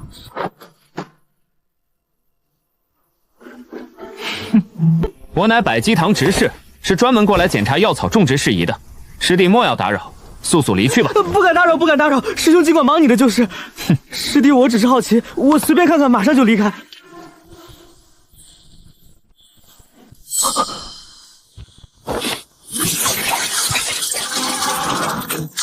凭借底牌对付炼气9层不在话下，但10层已是脱胎换骨，在不知底细的情况下，只能突袭取胜。喂，这位师弟，你怎么还不走？师兄，你快来看，这里好像不太对劲。师兄，你要干什么？既然想找死，那就别走了！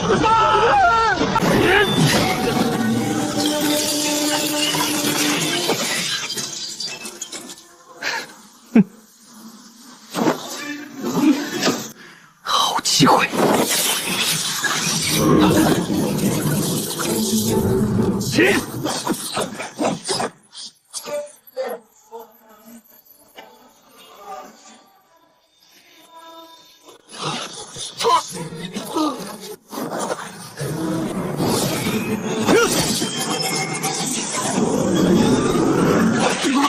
真是好算计！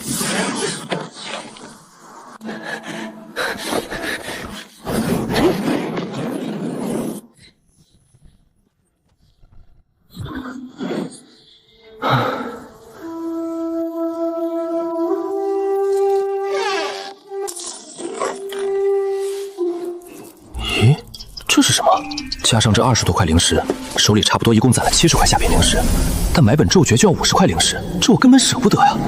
还是先修炼吧，尽快达到炼气第9层。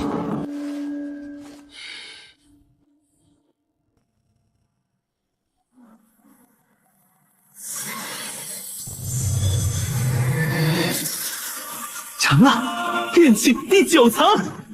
突破炼气9层后，我的感官被提升到了一个不可思议的境界。方圆200丈内，所有的风吹草动全部清晰入耳。地下的一条蚯蚓在翻身钻地，远处古树上一只飞蛾正与蜘蛛激烈搏斗。我就不信我不能筑基，只要自己能修炼到炼气12层，多吃几颗筑基丹，一定能突破。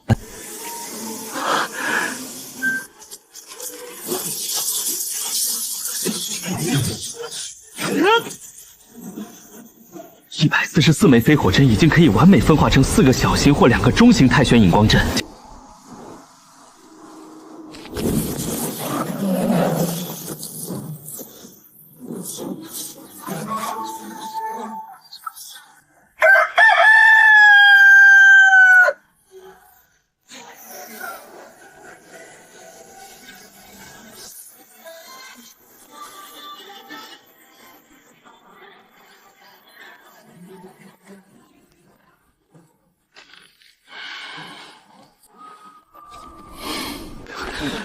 弟子杨彻见过孙师伯，请问这里有没有炼气9层后能够服用的增进修为的丹药或丹方呢？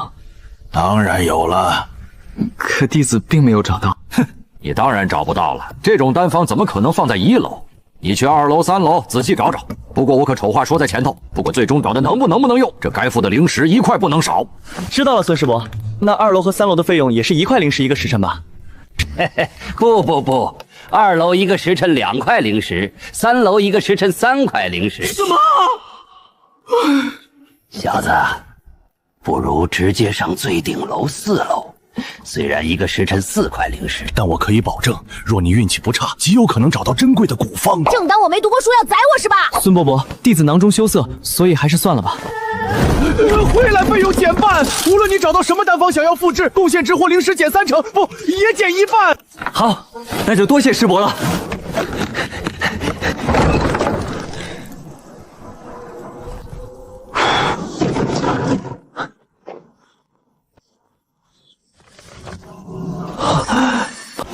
筑基丹丹方，这竟是完整的筑基丹丹方，灵石总算没有白花。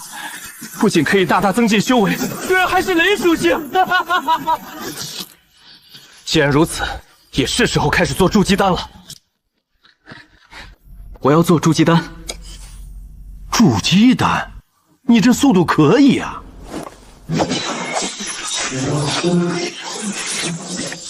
给你打个折，40下品灵石。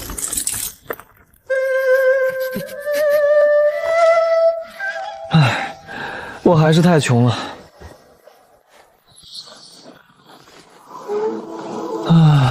灵石完全不经用啊！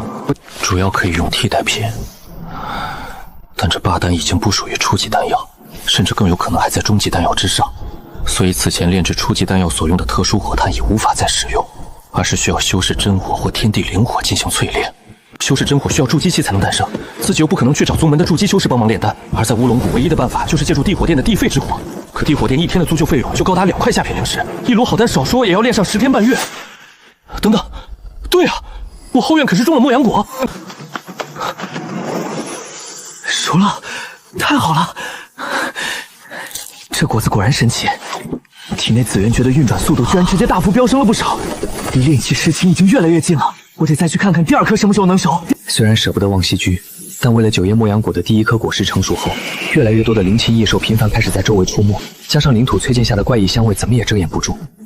为了安全，我必须搬去更好的龙溪山，是时候离开洛人心了。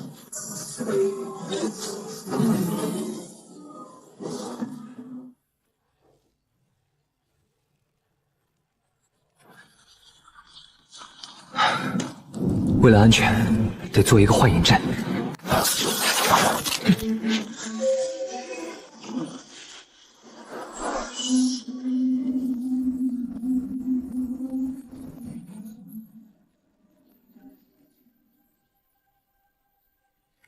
这样的地势，即使有修士踩着法器从头顶飞过，也绝无可能注意到这里面的天地，真是一处绝佳的取静通幽之地。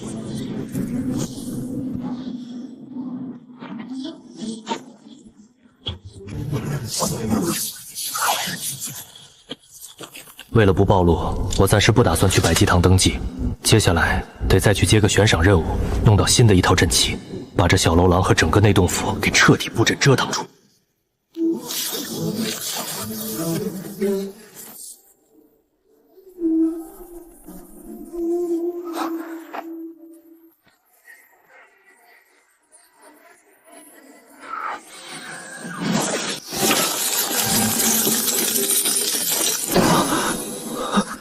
高达近100块下品灵石，我的天，这么多！我看看还有什么好东西。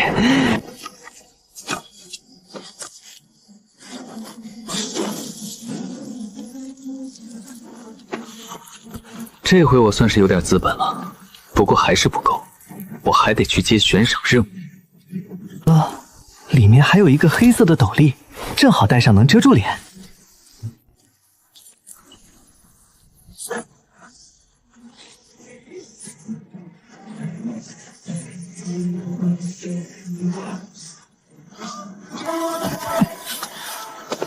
这竟然又是双月仙子发布的任务，而且是阵旗或阵盘。不管了，那就接了。此阵盘可以直接布设出拥有强大防御和遮掩之能的小逆乱4象阵，对我还是很有用的。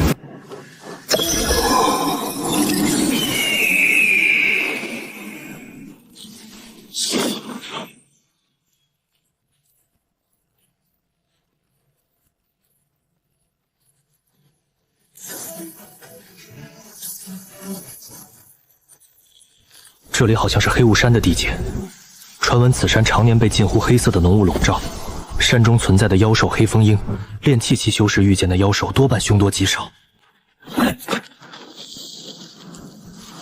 柳师兄，实在没想到你是个道貌引然之徒。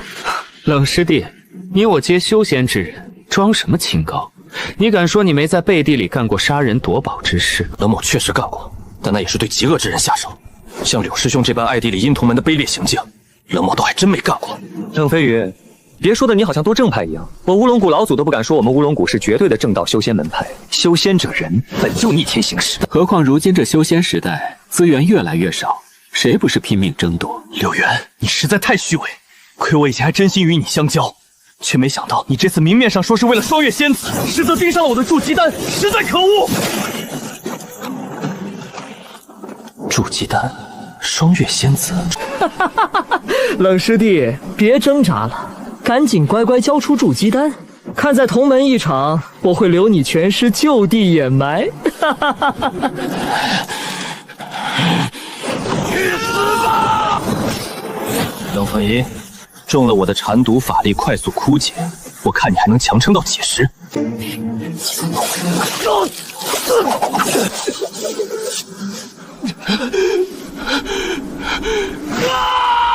躲在暗处的小师弟救我！我愿用黑风营本命黑羽，还有2块中品灵石作为交换。我了个豆！这冷飞云的感知如此灵敏，竟然已经发现了我。不过既然如此，想必跑也跑不掉了。哼，区区一个炼气9层，你指望他能救你？我只是路过，就不打扰2位师兄了。站住！我让你走了吗？这位师兄，我这里有颗丹药，绝对能解你中的缠毒，不过需要你拿黑风鹰本命黑羽来换。这位师弟，谢了啊！黑风鹰本命黑羽可不是一般之物，师弟你修为太浅，恐怕保不住。师兄我就不给你了。这里面有20块灵石，全当你刚才出手的酬谢。你现在可以走了。也行，我这就走。给我去死！冷师弟，你缠毒未解，确定要和我拼个2败俱伤吗？刘师兄，今日之事就此罢手，我们各走各的，如何？你可以走，他不行。今天我非要将他脑袋砍下来不可，那就2败俱伤吧。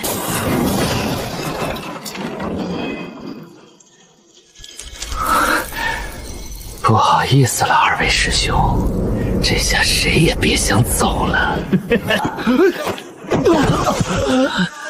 这位师弟，我刚才可是出手帮了你，你不知感恩，反而使毒暗算于我，这说不过去吧？冷师兄，再给你一次机会，我这里有一颗解毒丹，能解你体内全部之毒。只要你按先前所说，我这解毒丹就免费赠你了。哼，区区小毒又有何惧？我师父乃毒修，他轻易就能配出解药。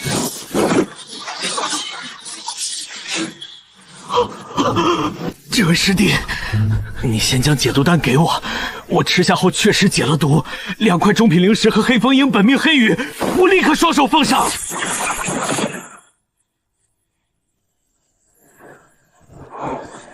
你想杀我？难道你不知我师父是谁？师父救我！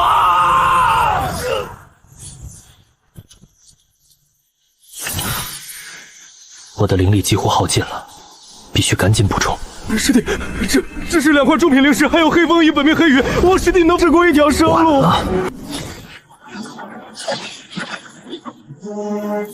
趁着没人发现，得赶紧离开。元儿啊元儿，早说了那双月仙子是为师都看不透之人，可你偏偏还敢痴心妄想，非要来捉什么黑风鹰，想要讨好他，如今竟因此遭人毒手。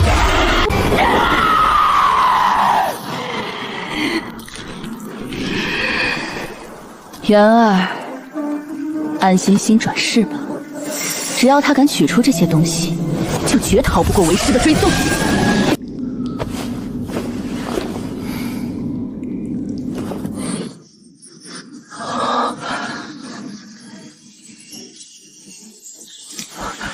这就是中品灵石吗？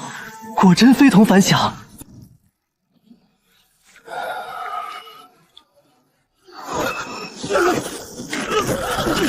怎么回事？好疼！眉心怎么这么痛？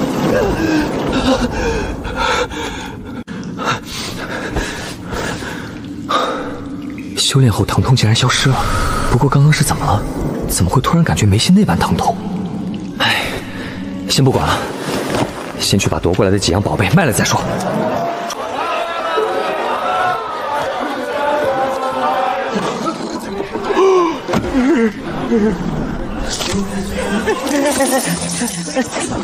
这位学友，请下次一定要再来哦，我给您折扣。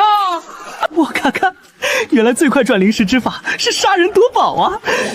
以后无论遇到任何修士，不管他表现得如何友善，如何大义，自己都必将时刻留心警惕，防止被杀夺宝。嘿嘿，先去悬赏大天看看。又是你，莫师兄，这次还是去找双月仙子前辈领取奖励物品吗？这次双月仙子不会再出现了，她外出办事，一直没有回来。这就是小逆乱4象阵阵盘，这可是好东西啊！你小子真不赖，双月仙子发布的悬赏任务，那可都是有难度的，少有炼气期的弟子能完成。这阵盘是给你的奖励。好嘞，感谢。那我先走了。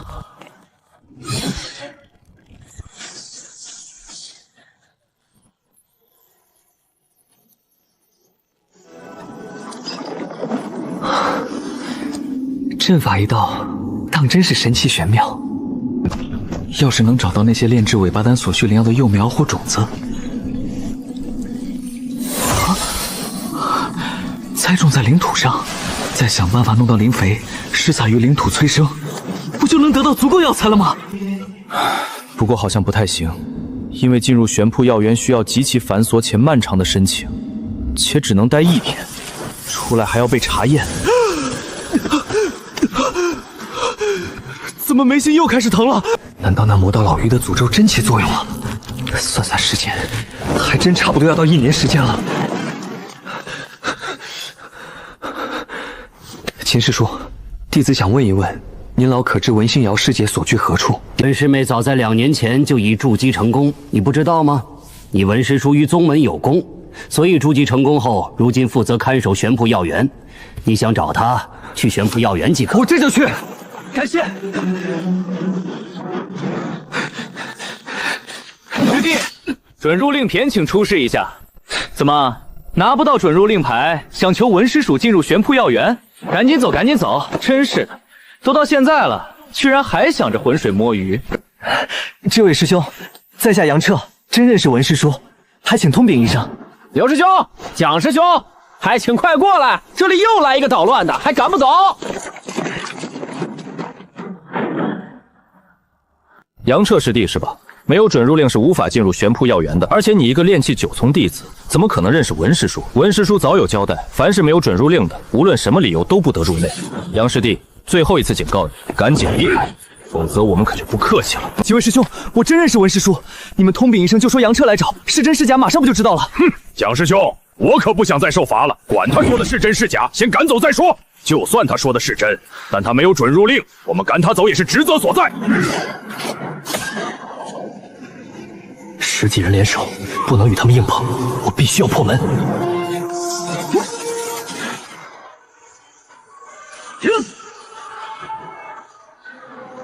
都住手吧！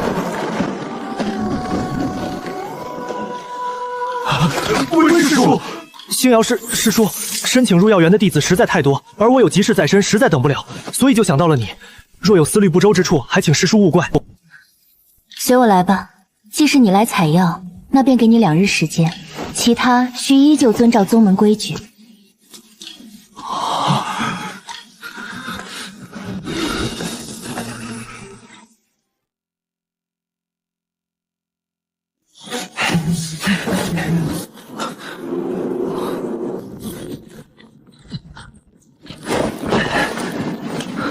这里好像已经被很多人挖过了，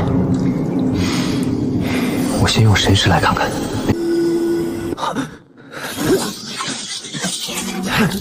给我破！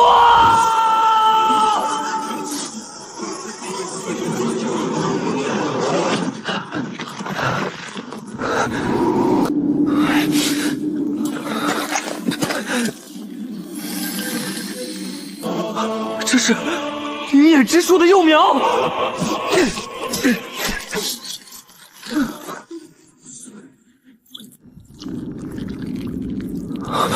灵液，这竟然是极其罕见的灵液！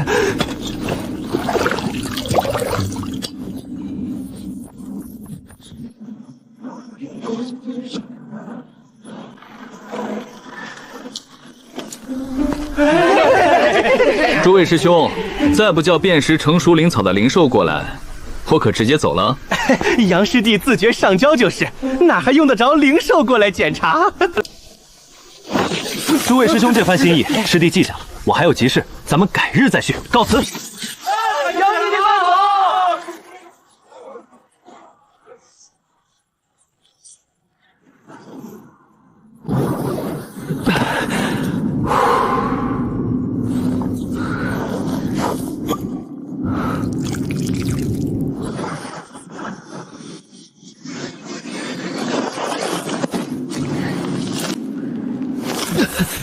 药草一样种好了，现在一刻也不能再耽搁，必须立刻出发去一趟太炎门。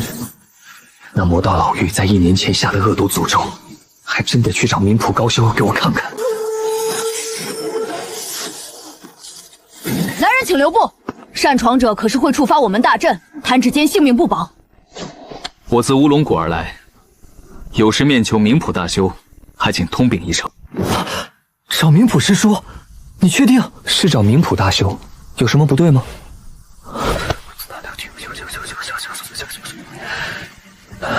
明普师叔不久前就归天了。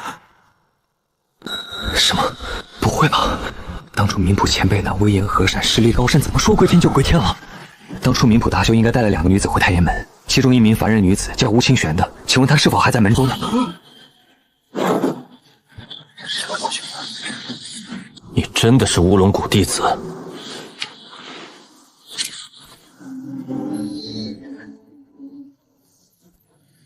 如假包换！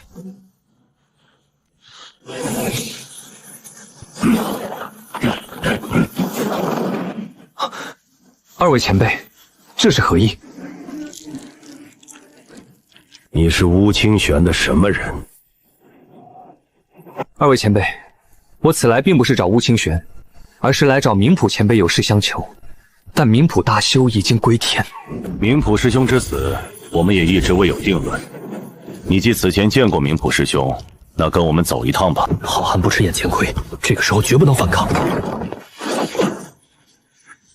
这禁锢以我的实力显然无法破解，算了，静观其变吧。你叫杨彻，乌龙谷弟子是吗？正是。小哥不必害怕，我只是例行询问，你知道什么就说什么。前辈到底想问些什么呢？你可能还不知道。虽然暂定凶手是他带回门中的那凡人女子的乌清玄，可一介凡人女子，即使有着极为罕见的基因之体，但没有任何修为的一个弱女子，如何能杀得了明普师兄呢？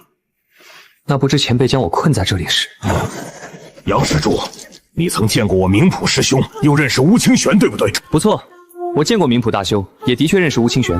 你们该不会怀疑我一个炼气9重之人吧？杨施主误会了，并非怀疑你。只是我明普师兄死得太过蹊跷，那乌清玄明明是一介凡人，没有任何修为，但明普师兄却死在他手中。所以杨施主，在明普师兄真正死因没查出来之前，还要委屈你一直待在我太炎门，协助我们调查一二了。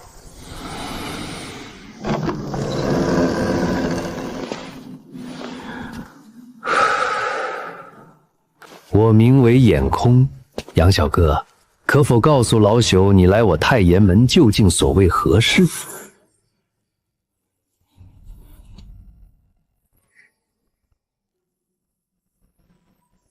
你是来找明普帮你解除这印符黑纹的？明普怕是还没这个能耐。前辈所言不差，明普大修也曾言，他们虽能看出我这印符黑纹，但并不能帮我解除。不过却说贵门有高人可以帮我解除这黑纹，我这才来此。原来如此，杨施主，你这印堂黑纹，一般人确实连看都无法看出，更莫说想要解除了。依我所观，你应是中了某种歹毒诅咒，想要解除这种诅咒可并不容易。前辈可有办法？有。那前辈可否出手相助？杨小哥，想要解除这种诅咒，可是需要付出莫大代价的。不过这忙自然是不能白帮。前辈所言有理，自是不能白白让贵门相帮。但依前辈所言，要如何才能让贵门出手相助呢？有2个办法。第一，杨小哥若愿意脱离原有宗门，加入我太炎门，我们自然会出手解救自家弟子。那第2个办法呢？这第2个办法也并不难。听说杨施主和那凡人女子乌清玄相识，只要杨施主能让乌清玄开口道出真相，让我们知晓明普的真正死心，那么我们自然也会出手帮你解除这诅咒黑纹。前辈，我很疑惑，你们怎么确定就是乌清玄杀死的明普大修呢？是明普死时留下的真言术，不过这真言术除了杀他的是乌清玄外，再无任何信息。那乌清玄又是如何说辞？乌清玄自明普死后，一个字都不曾吐露。即使我们考虑到他只是一介凡人，用了一点皮肉之刑，他依旧不肯吐露半字。这就奇怪了，他只是一介凡人而已。贵门身为江国5大修仙宗门之一，竟无法使得一个凡人女子开口，这说出去，怕是没人会信吧？杨施主，她可不凡人子女子，她虽无体质之人，受天地极阴之青睐。不过话说回来，我太炎门身为修仙大派，本可以使用搜魂之术查明真相，可那样一来，那女子必死。行。那晚辈去找乌清玄试试。好，那请小哥随我来。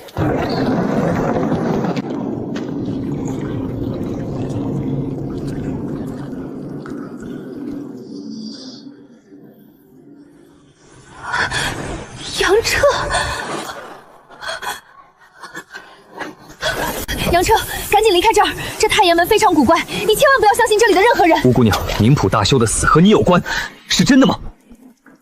明普大修的死和我有些关系，但并不是我杀的。我一介凡人，怎么可能杀得了一个修为高深的大修？但他们说，高阶大修死时使用了真言术，而真言术所指，杀他的人就是你。别人不信我，你也不相信我吗？我什么人，你多少也了解。白衣姑娘，我相信你不是凶手。那你可以说说高阶大修死时到底发生了什么吗？当时发生了什么，我确实也不清楚。自从跟随高阶大修来到这太爷门后，每日卯时我会前往大殿听他讲道。可有一天却不知怎么，竟听着听着睡着了。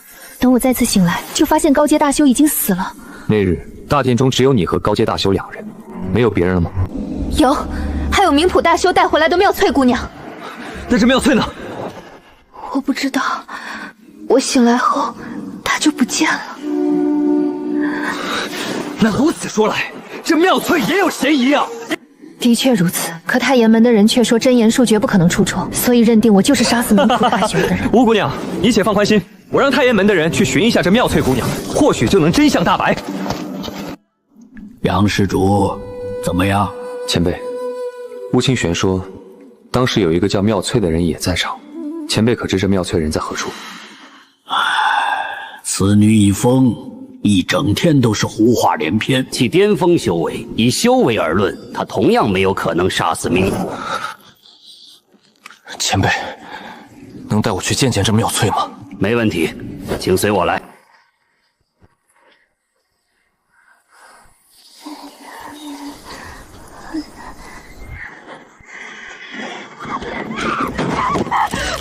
不要杀我！不要杀我！别过来！别过来！我不过是失手捅死了他而已，你们为何变成了鬼，还是不肯放过我？你们这些厉鬼，求求你们放过我！还认得我吗？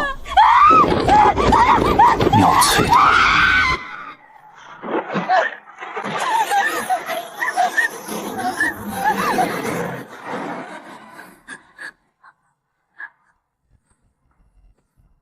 前辈，再带我去明普殿看看吧，或许就快有答案了。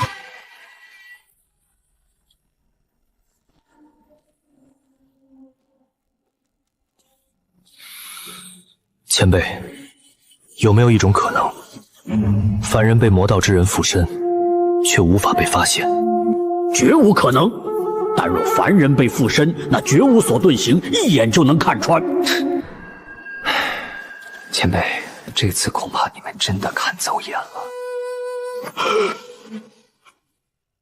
前辈，将那牢笼再封得结实一些吧，并务必多派贵门修为高深之人一同前去。杨小哥，此事非同小可，非眼空不信任你，你毕竟只有炼气期修为，但居然能看出这样的端倪，实在令眼空吃惊。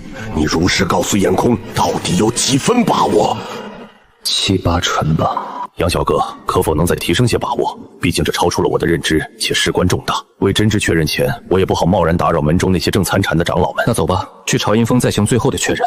但到时需打开困住吴清玄的那光牢。没问题，我们现在就走。杨彻，妙翠，找到了！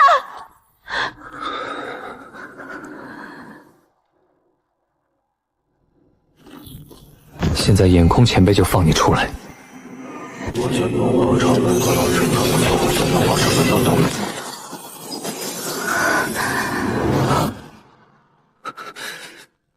真希望不是我想的那样。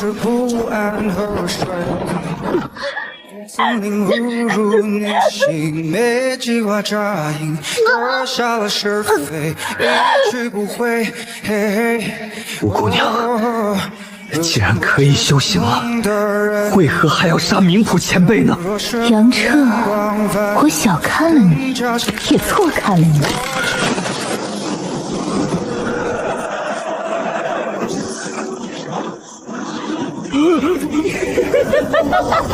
魔宗大修，我竟没能看透他的伪装。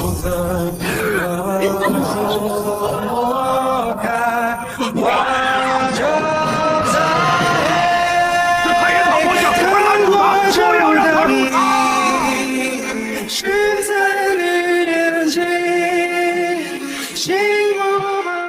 数十年的寿命啊，竟换得如此短暂的修行之途，你真觉得值吗？我觉得值。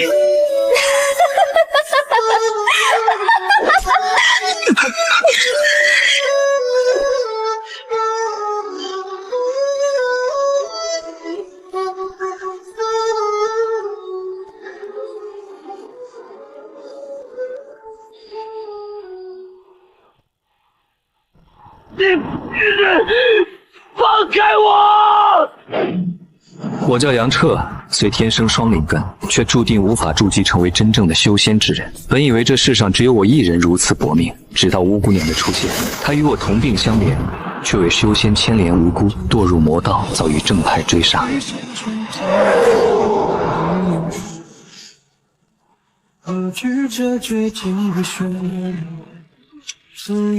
魔杖，修得性威。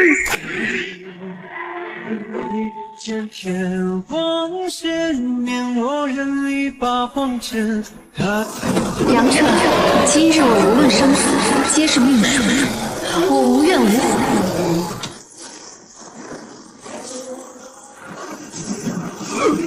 不好！魔女耗损寿元，实力非同小可，快用降魔阵风灯！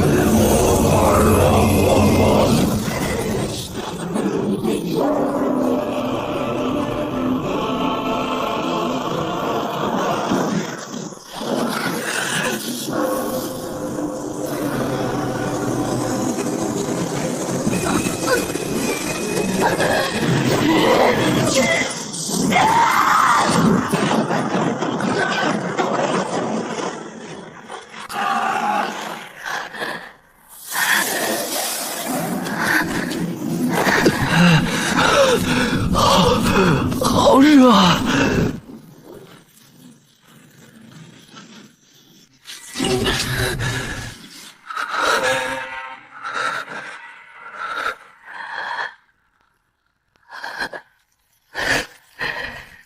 杨彻，你到底如何发现是我的？你也不是你。从黑雾潭里被那魔道老妪附身后，即使我灭了他的残剩元神，我却隐约发现，你好像已经不再是你了。你对我说了很多，你说太炎门的人说真言术绝不可能出错，所以认定你就是杀死冥普大修的人。我后来特意悄悄问过那眼空，他说根本没人跟你提过真言术，他可以确保这一点。即使我见到你后提了真言术，但也没有说过真言术绝不可能出错这样的话。后来我找到妙翠，我试探过她，可以确定她从未被附身过。从她的胡话当中可以推测，她当时应是见到了厉鬼一般的可怕景象。所以真相永远只有一个。不错，是我刻意用魔功迷失了妙翠心智，从而让她被我惊吓。你判断的基本不差，冥普大修的确是我所杀，让你失望了吧？正如你所言，我已不是我。吴姑娘，我想不明白，你既然也能隐藏自己的魔功，让别人看不出来，为何还要杀冥普大修？而杀了冥普大修，你却又没有杀妙翠。杨彻，你说的很对。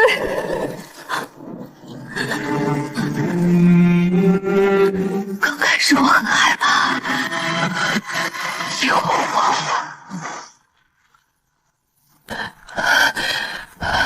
天鬼总有秘术，可牺牲大量寿元，以极阴之体为特殊仙根，从而直接吞噬别人元神，来获得强大的鬼道力量。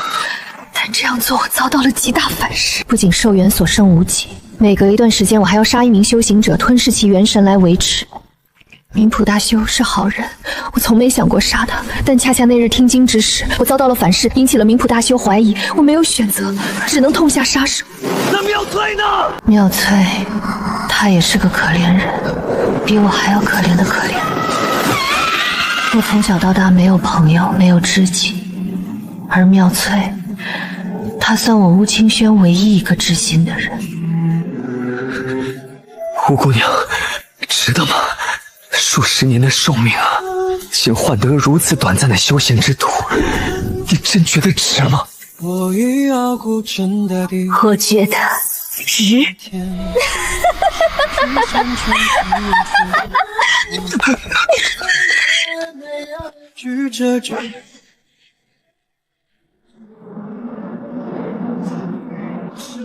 去无限，一念间天荒线，我一把黄剑，又藏下了天。杨彻，快张嘴！沧海落扶摇，望不忘回夜半。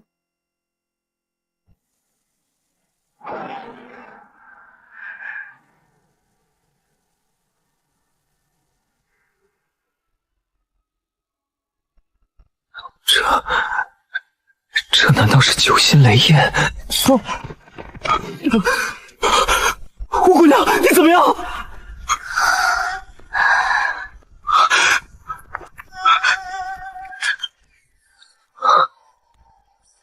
也白费力气了。我寿元早就耗得差不多了，我也早就知道会有这么一天的。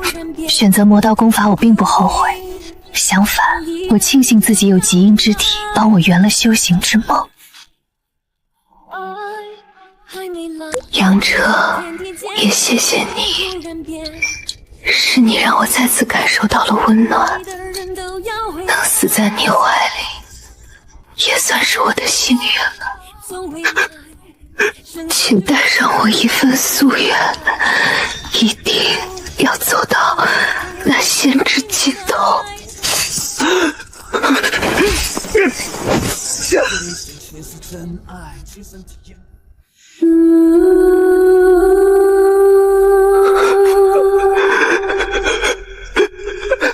吴先生，我一定会带着你的遗愿，成为世上最强。回到洞府已有数日，那些天我没能带走吴清玄的遗体，太严终将他葬在了门内的醉山。好在那慈眉善目的眼空践行了诺言，用大真言术将天鬼宗老于死前给我下的黑纹诅咒彻底解除了。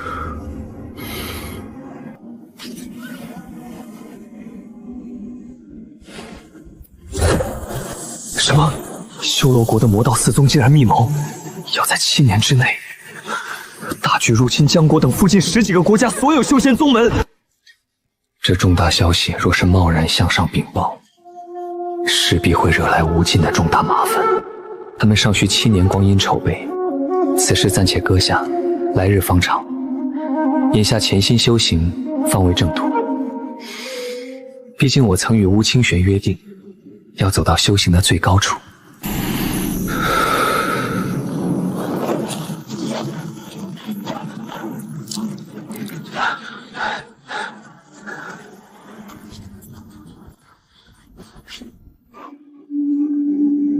我开始分配时段闭关修行，一个时段配置药液浸泡吸收肉身强化，一个时段全力将体内的法力路线凝聚，运转紫元诀的全部经络。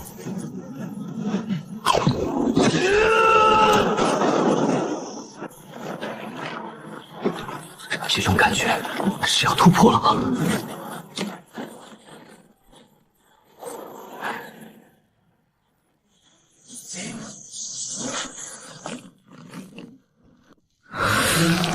成了，进阶炼气期第10层。现在我得去把之前从柳元手里拿到的符箓和宝贝卖了，换点灵石和筑基丹，以备不时之需。这些符箓全都卖了，多少灵石？200左右吧。好，那快一点。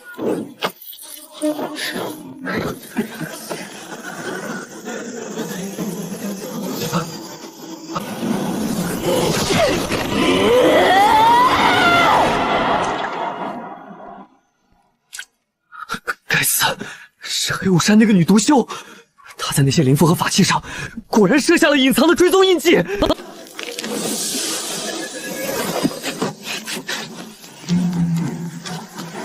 撑死胆大的，饿死胆小的，得快点把其他的东西也卖了。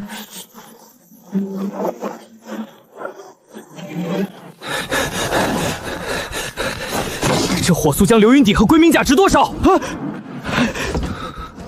？1200灵石差不多，而且还能换2颗筑基丹。好，不墨迹，快一点。好嘞。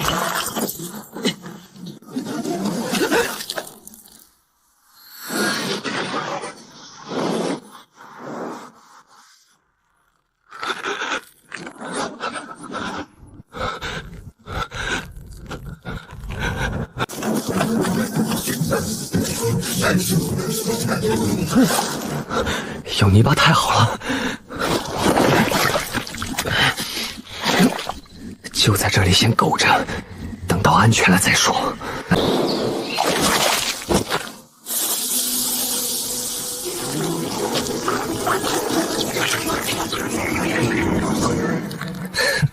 跟小爷玩毒？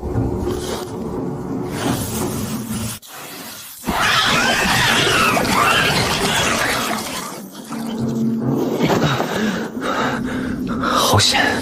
那筑基女魔头手段通天，在成功筑基进阶之前，我还是要先苟着。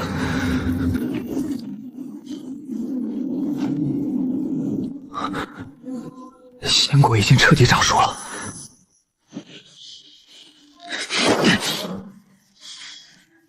不过现在还不能着急。仙丹札记上说的明明白白，这类仙草果实若是能一味隐忍，等树上的果实全部长熟后再一起摘下服用，药力才能引发质的飞跃，产生意想不到的无上逆身神效。虽然当年被那恶鬼元神吸毁了1颗，但剩下的这8颗，小爷等得起。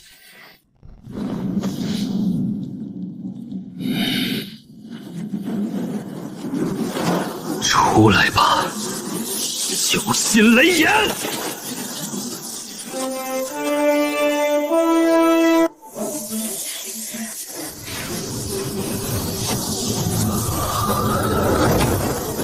这火果然不同凡响，不过这火焰到底是如何孕育而出的？这火焰竟然让我看见了数万年前的场景，没想到这天地灵火竟是上古九心火压之灵被一道天雷击中后孕育诞生的。在上古大战中，此道灵火遭到古修士重创，九心分裂，散落世间。此火对魔道鬼宗修士天生克制，而且这九心雷炎起初是被修罗国天鬼宗发现。作为魔道，他们本想将这火焰毁了，长老催动的暗红色烈迹光芒却无法撼动鬼火，可想尽办法都没成功，还让这道灵火自己跑掉了。最终被太炎门以真言术所获。由于九心雷炎实在太过桀骜不驯，太炎门的人这才无奈将其关押在了太炎塔塔底。古方札记有言，此火气乃天地所生，只要周围天地灵气不枯竭，就能一直燃烧，并能随心念改变温度。可以说，天地阴火是所有丹修和气修梦寐以求之物。有这样的宝贝火焰，要是能炼出几颗霸丹出来，那可就爽了。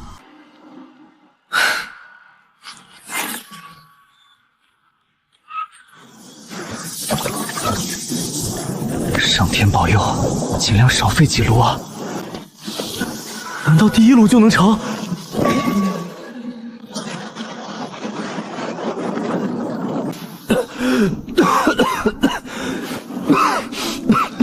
我就知道第1炉不会成功。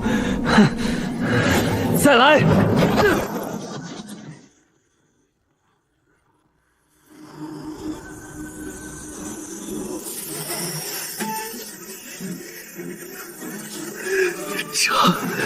成了！若没有古方札记和这火焰，想要自己炼道，简直痴人说梦。不过还好我够幸运，虽然不是正版的霸丹，雷属性大为减弱，但尽管如此，其中蕴含的雷之力还是够了。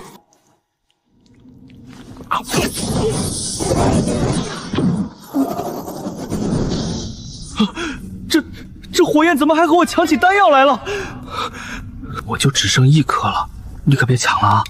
等我修为更强大了，我就能出去寻找更好的药材，到时咱们通力合作，炼制更多更好的丹药出来，我保你吃个够，怎么样？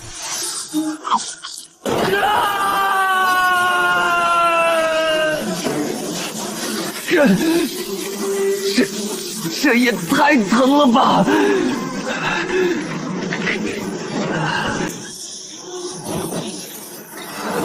突破了，进阶炼气11层。不过现在还不是高兴的时候，刚刚突破根基不稳，我要尽快稳固修为，打造体谱。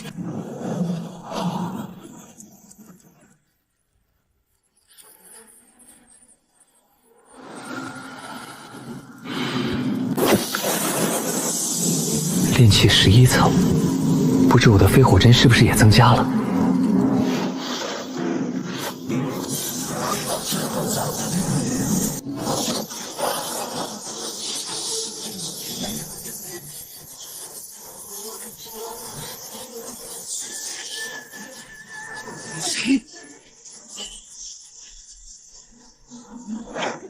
流动灵气比先前更加浓郁。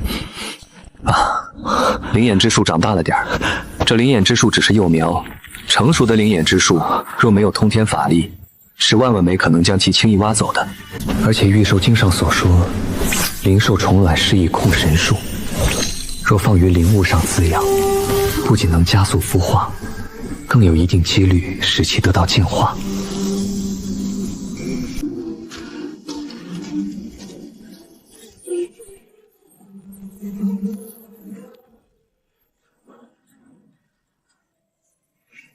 师叔，弟子杨彻前来报名参加筑基丹争夺。杨彻，不是师叔不看好你，本股炼气期弟子近万之数，新进阶到11层以上，且报名参加本次筑基丹争夺的也有数百之多，而筑基丹只有50颗。虽说修为达到炼气11层就能参加，但这其中更多还是炼气12层之间的争夺。你才刚刚突破在尾一渊，也并无多大希望夺得筑基丹。我倒是觉得你不如全力修炼，冲刺12层。然后参加下一次的筑基丹争夺。师叔还是帮我登记报名吧。这筑基讲求越早筑基，对未来修行越有利，所以弟子还是准备全力以赴争上一争。此次为无条件参加，2个半月后记得提前去宗门演武殿。谢钱师叔。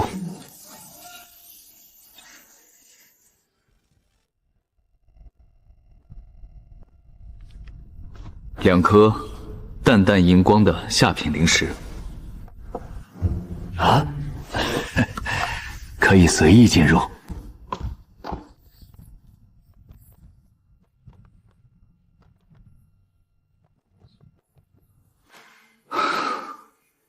难道真的要去找木师祖吗？算了，找就找吧。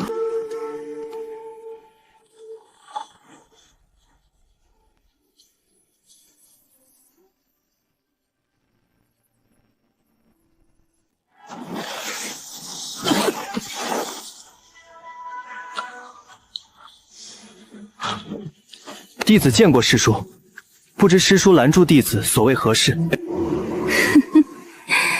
你敢杀柳原，知不知道他是我柳寒烟徒弟？柳原是谁？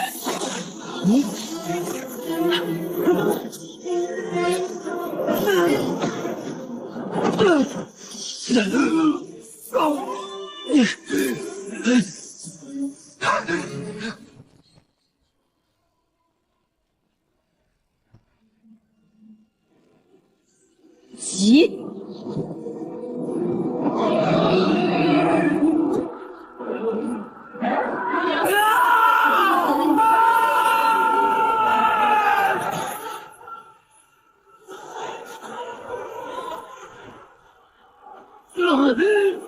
打不过，快跑！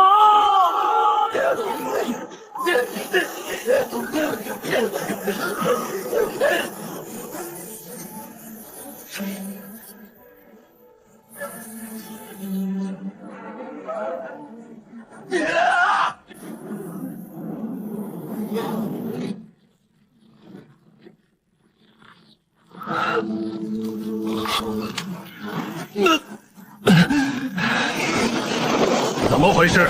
陈师伯，陈师兄，此人根本不配我乌龙谷弟子，他竟走魔道之路，暗中劫杀我徒柳原，抢夺我徒储物袋。现在我要求宗门将其处死，以正罪归。柳师妹，此事非同小可，你可有切实证据？当然，我徒柳原的法器和符箓不少都被我设下了追踪印记。若不然，我怎么可能锁定此人？将他的储物袋打开一看，不就什么都清楚了？你好像是叫杨彻吧？对于你柳师叔所言，你有什么要说的吗？那日柳原与冷云飞起了争执，发生冲突，从而两败俱伤。然后被我碰巧遇见，拾起了2人的储物袋。结果这柳前辈就认定是我所为。这杨彻运气也太好了吧！还真是赶巧啊！是真是假，还真不好办。你有什么凭据能证明你所说为真？杨彻，你若没有凭据能证明你说的话是真的，我就只能按宗规处置你了，将你储物袋交予你柳师叔，然后由戒律堂行刑。杨彻，看来我得亲自动手了。就是死，我也要让你脱层皮！等等，我要见双月仙子！杨彻，你认识双月仙子？认识。所以我要见双月仙子，求她为我主持公道。你撒谎！你怎么可能认识双月仙子？杨彻，话可不能乱说。你说你认识双月仙子，可有凭据？要什么凭据？是真是假？问一问双月仙子不就清楚了吗？陈师兄，这杨彻定是知晓双月仙子此刻不在宗门，才故意如此有恃无恐。我看不必再浪费时间，直接将他格杀，以儆效尤。柳师妹，且慢。柳师妹，既生辩不，那就先将杨彻囚于谷中黄色地牢，待双月仙祖回来一问便知真假。若是真的，那自然要看双月大公的态度，再杀也不迟。杨彻，此事尚待查证，暂且将你关押本谷黄色地牢。你可必须将柳园所有物品交还你柳师叔。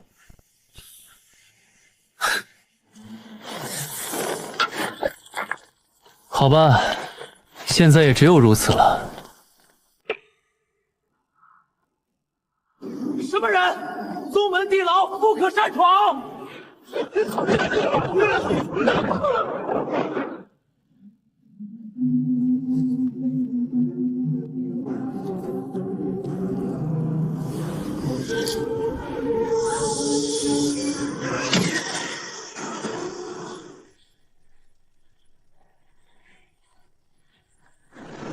这烟明显有毒，是谁想要害我？等等，我怎么这么钝？还能有谁？肯定是柳寒烟啊！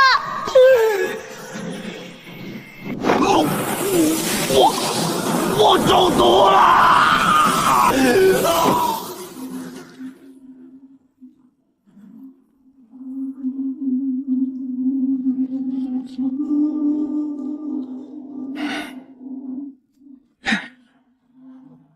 想阴我？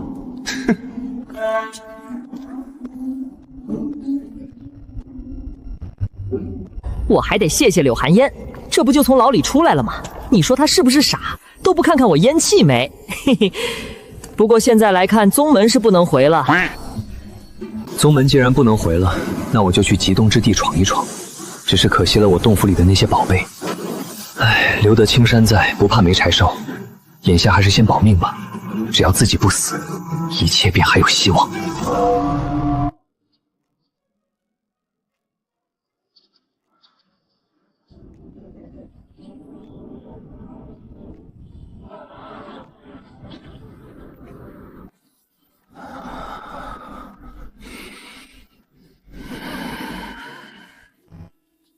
当日我逃离宗门，来到极东之地的江国，为寻找栖身之所。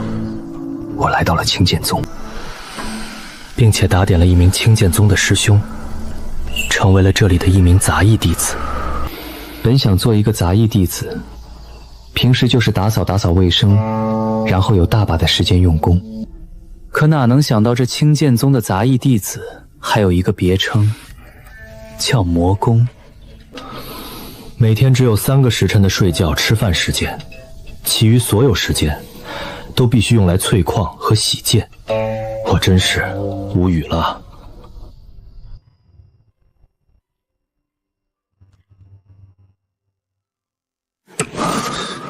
时间又到了，他奶奶的！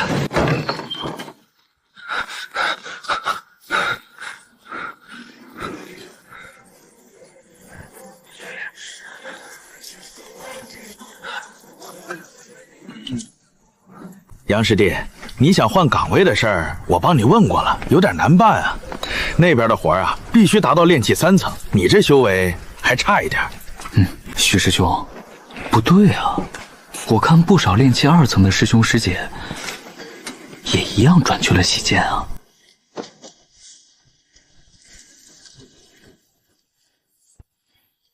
麻烦许师兄了。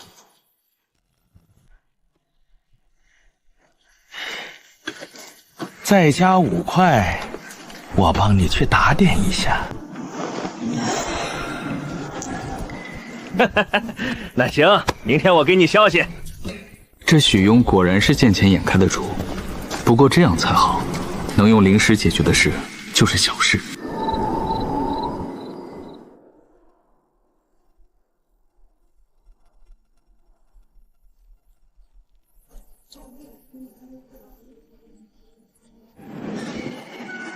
这小子新入宗没多久，我查过了，完全没任何背景，很可能是一只肥羊可宰。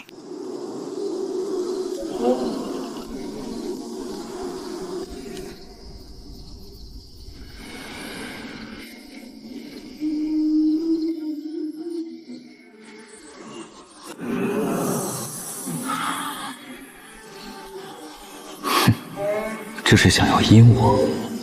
我的神识可是能够感知方圆10几里。赵师弟，洗剑池那边的领衔师兄怎么说？魏师兄那人你又不是不知道，古板迂腐得很，说一切按宗门规矩办。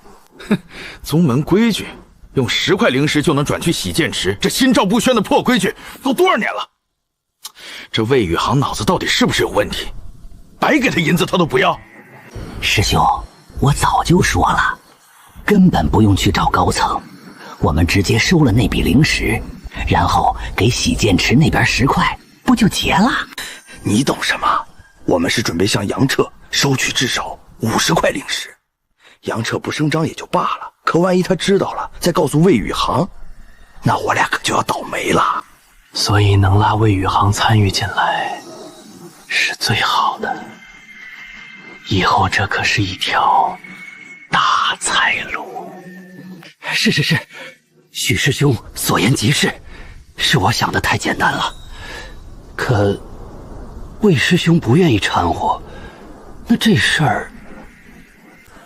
既然魏宇航装他的清高，那咱就不用理会他了。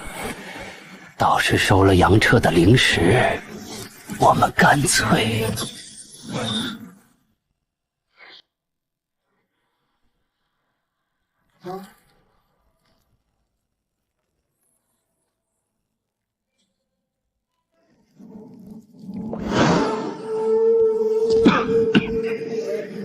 杨师弟，叫你来是为了你转洗剑之事。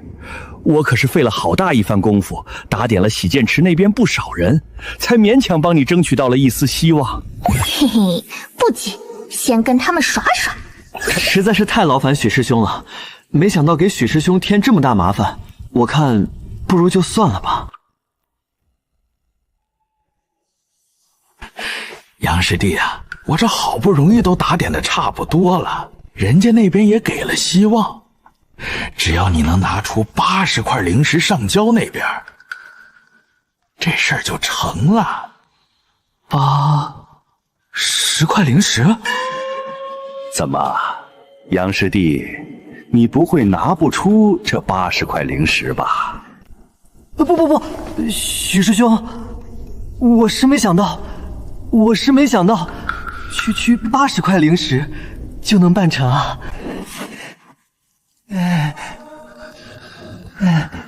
那杨师弟，你把灵石交给我，我去帮你办手续。许师兄，80块灵石虽不是什么大数目，但我也不能这样，什么凭据也没有就交给你，对吧？杨师弟，这是信不过我呀。不是信不过许师兄，我毕竟初来乍到，很多规矩都不懂，自然想求个安心。还请许师兄给我立个字据，这没问题吧？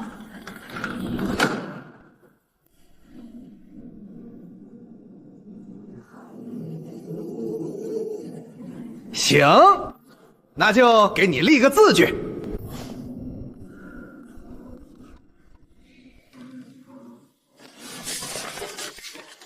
许师兄、赵师兄，多谢二位了。那我明天直接去办手续就行了吧？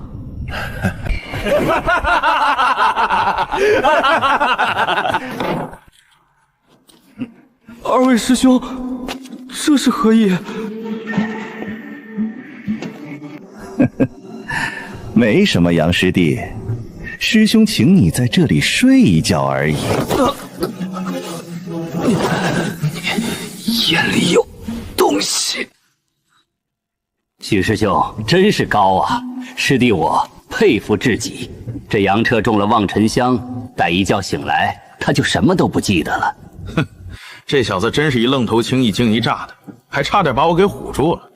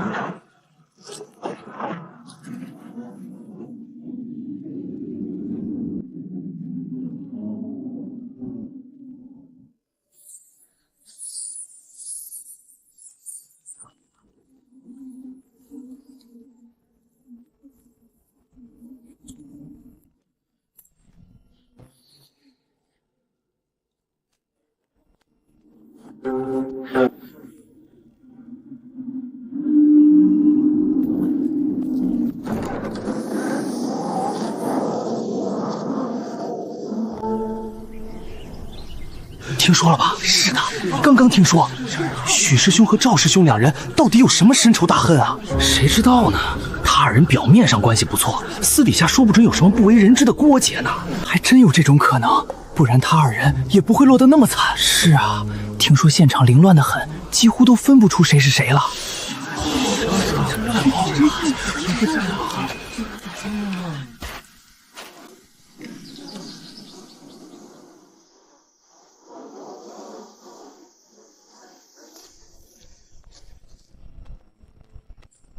站住！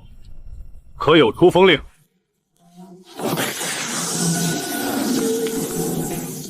二位师兄，我已达炼气3层，还请二位带我去那边一趟。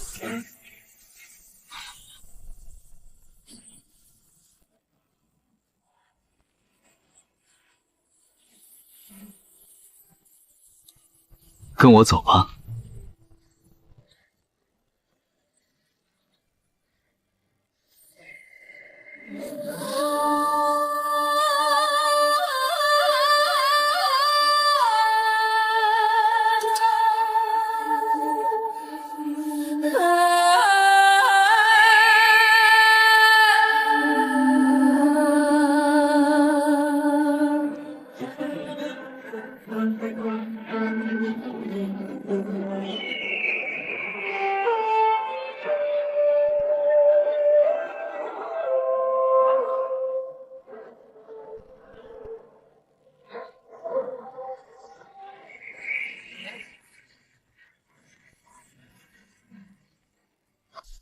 与平卢峰一样的矿场，整个青宗有数10座。不同矿场所产的石料各有不同，但提炼之后，最终都会汇聚到同一个地方。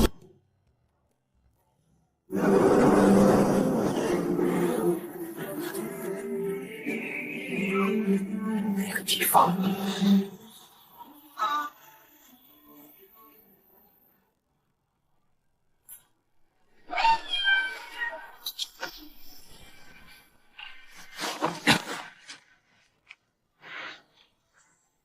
这广场之下，怕是另有玄机。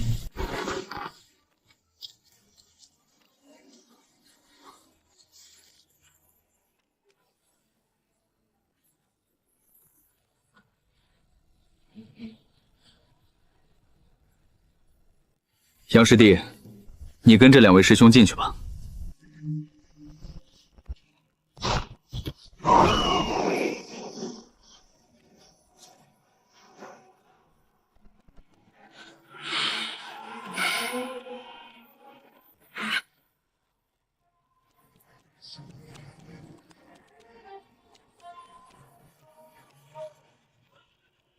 进去吧。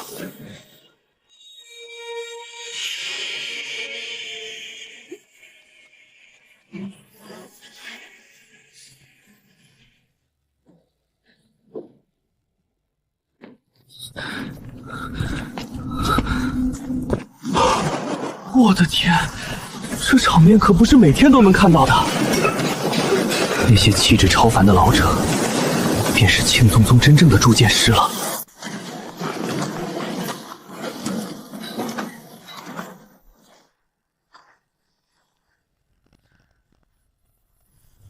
魏师兄，这是新分入洗剑池的弟子，叫杨彻。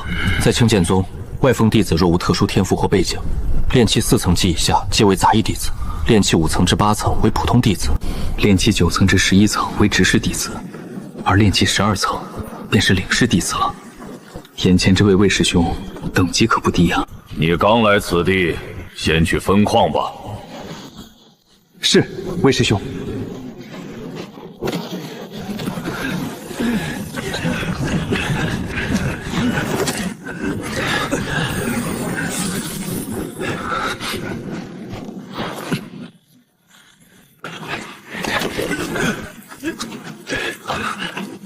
这些经过淬炼纯正的矿石，竟然蕴含着如此精纯的金属精华。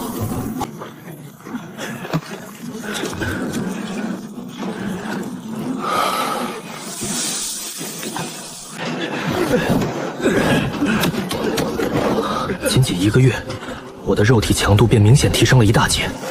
若这样持续下去，岂不是真能练成刀枪不入的体魄？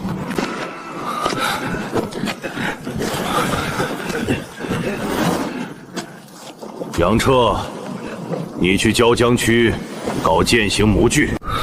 不是吧？这么倒霉，刚找到提升体魄的门道，就要被调走？是，魏师兄。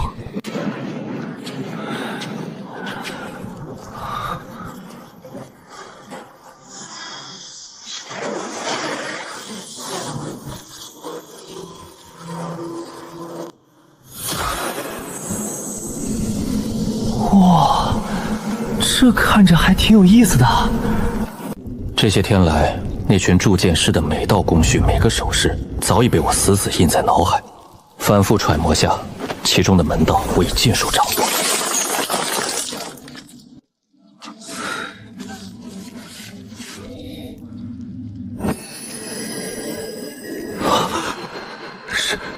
是符宝。这应该就是我当初在玄瀑药园为了对付佛射龙文星躯客人取出来的保命符宝。当初文星瑶召唤出的那只巨大火灵鸟，威力简直骇人。如今我也得到了一张，关键时刻足以保命。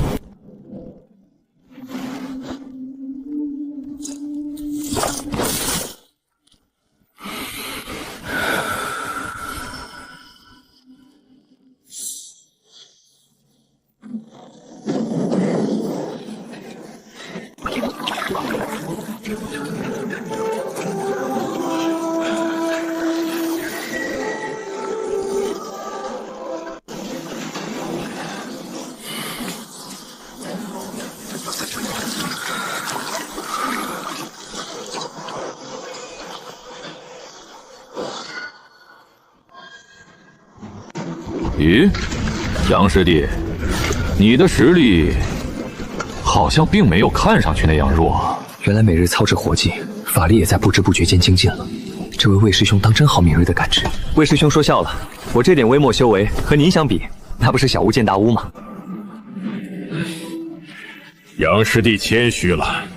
既然如此，你便去捶打区捶打剑胚，淬火冷却吧。谢魏师兄。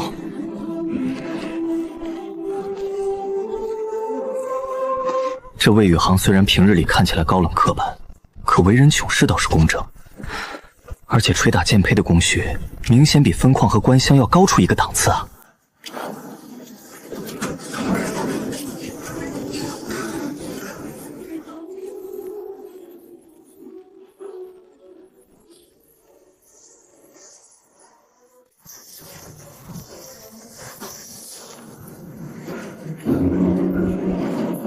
杨彻，平卢峰有事，速速前往。杨师弟，我随你一起去平卢峰。是，魏师兄。莫不是有人查出来许庸二人之事是我干的吧？不对，不可能。当时我布置的周全无误，让那两人看起来就是自相残杀。可这位魏师兄怎么突然要陪我一起来？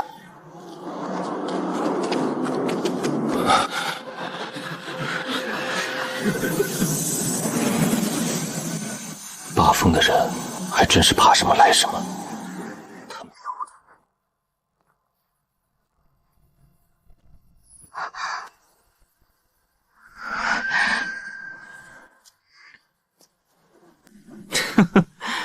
哟，魏师兄，真是好久不见呢。你怎么来了？听闻平卢峰命案牵扯到我这杨师弟，我便陪他一道过来了。简师妹不必多虑，该怎么查怎么问，你们公事公办便是。果然，还是为了许庸两人的事。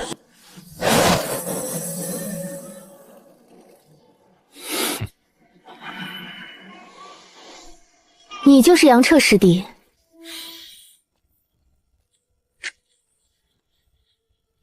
杨彻，见过师兄师姐。杨彻，许庸与赵姬死的那晚，你是不是也在场？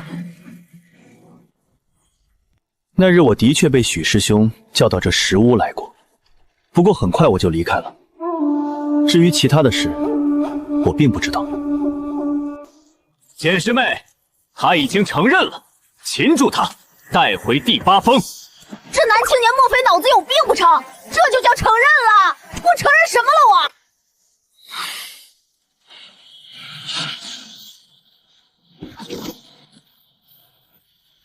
江武，你脑子抽风了吗？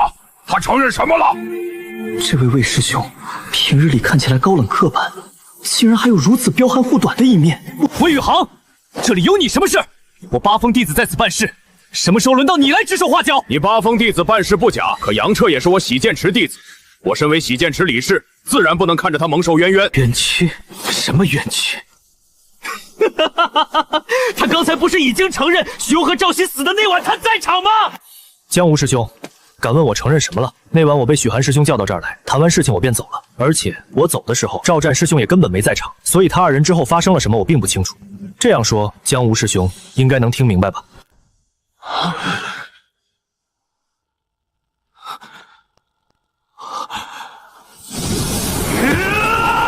你找死！一个贱奴也敢如此大胆狂妄，知不知道老子的该？江师兄，住手！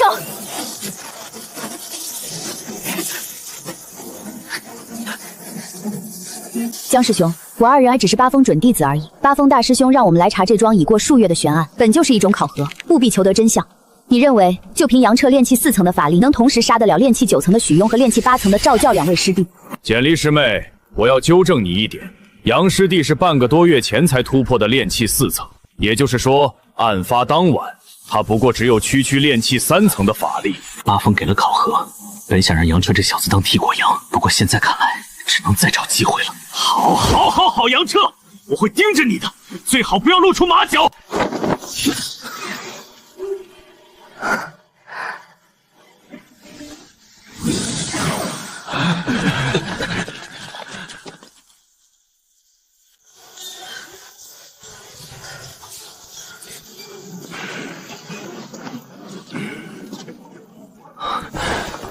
魏师兄，多谢您之前仗义直言。无需言谢，我本就看那江无不顺眼。此人极善钻营，溜须拍马，颠倒黑白，无中生有，皆是他的拿手好戏。我曾经就招过他的道。此人睚眦必报，你此前敢那样对他说话，他必怀恨在心。等日后你达炼气5层，出了洗剑池，定要小心此人报复。更何况，我过些时日也要走了。魏师兄，要走了？对，我要再次冲击9峰弟子。上一次就是被江无坑了，才没能成功。杨策，预祝魏师兄此行必能登顶。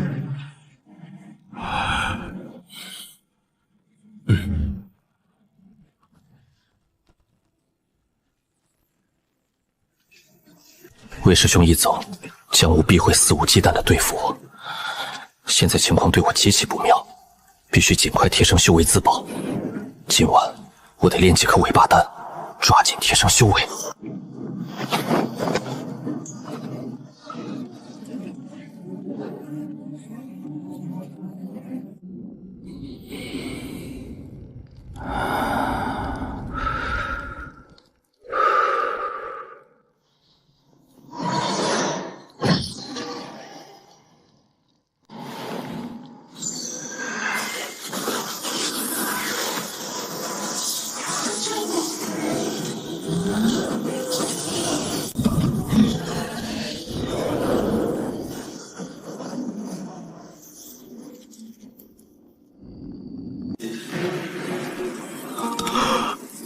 是吧？就成功了1颗。那我和丹丹里的9星雷焰怎么分啊？雷焰啊，本想着炼制成功2颗，你我1人1颗，可现在只成功了1颗，这就难办了。你看啊，我现在急于增长功力，这1颗你就不要抢了，下次再炼制出来，你优先吃，可好？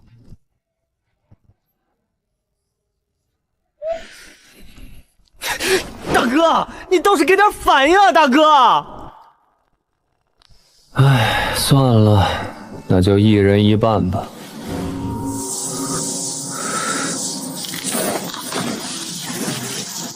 雷焰，1人1半，不许耍赖，不然以后我就再也不炼尾巴丹了。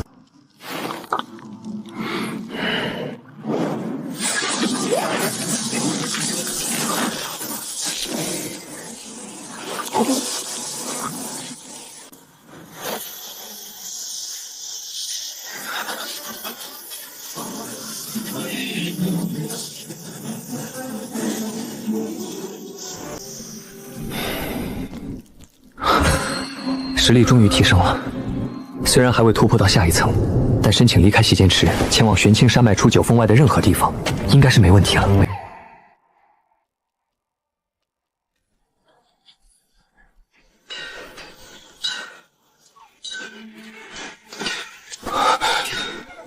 真是倒霉，新任领事竟然是江无这个货，那也得上啊！江师兄，弟子申请离开洗剑池，请师兄过目。你初来乍到，还不熟悉此间洗剑池的所有规矩和琐事，本领事不能批。你的申请拒绝。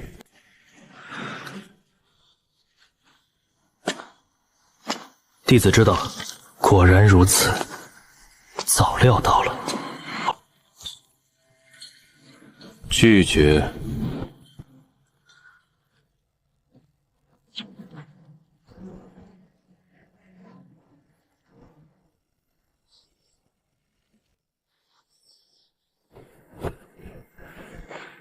杨彻，这次本留志可以不拒绝你。不过，按照洗剑池的规矩，你必须先把池中最后一批100柄剑胚全部捶打完毕，淬火冷却。完成了这项任务，你随时可以滚。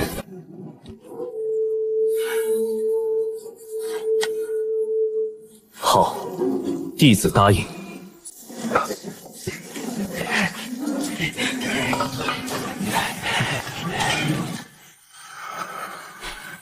奇怪，没什么问题啊。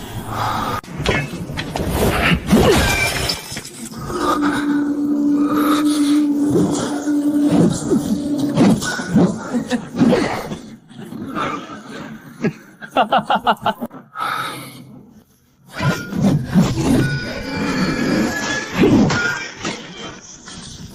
哈哈哈哈！杨师弟，力道不够啊！继续，继续！洗剑池有铁律，锤断1柄剑辉，便要惩罚加码为2柄。这样算下来，我岂不是永远也打不完？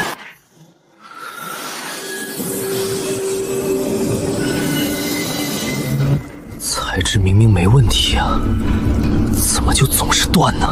哈哈哈哈！砸断了这么多，按规矩，杨彻，你仍旧还需要继续完成160柄。完不成，那你就一辈子待在洗剑池当剑奴吧！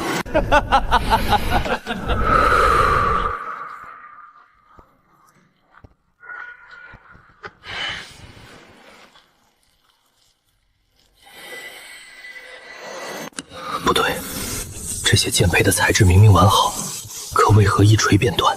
若我是铸剑师，对于这些有暗伤、近乎毁坏的次品剑胚，该如何处理？扔掉，还是回炉重造？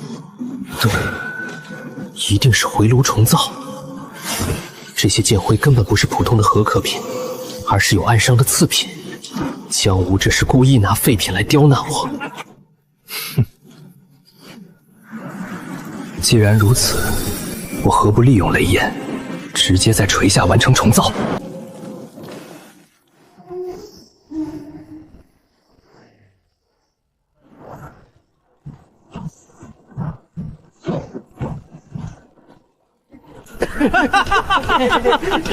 杨彻，你还在装什么呢？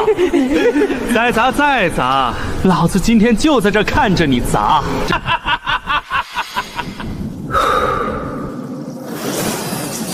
这些剑胚有暗伤，雷焰，你尽快去感应剑胚之中的暗伤位置，全力助我掌握每一次下锤的绝对力量。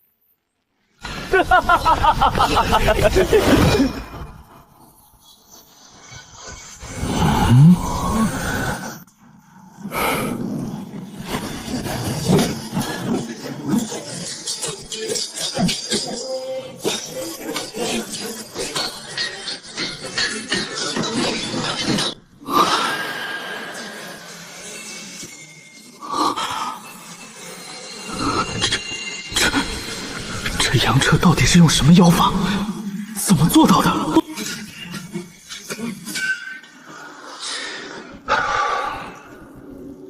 江师兄，怎么样？我现在可以离开了吧？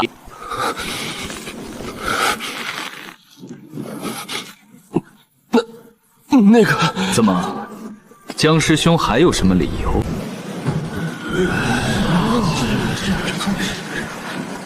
那么多师兄弟可都看着呢。江师兄，您不会想反悔吧？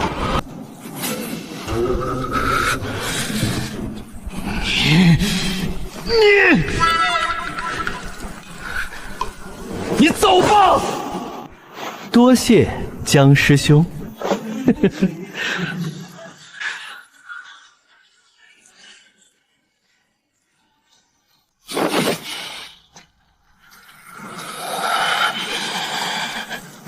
杨彻，这是没完！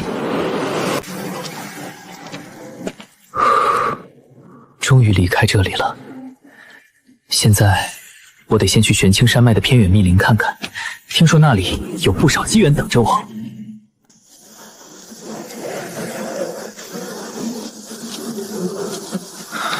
走了一日有余，这密林之中确实清静。听闻这里灵气充沛，又有不少隐秘的洞府遗迹。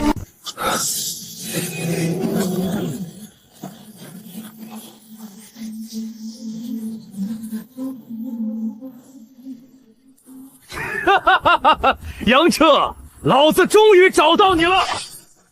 今天这荒山野岭就是你的葬身之地。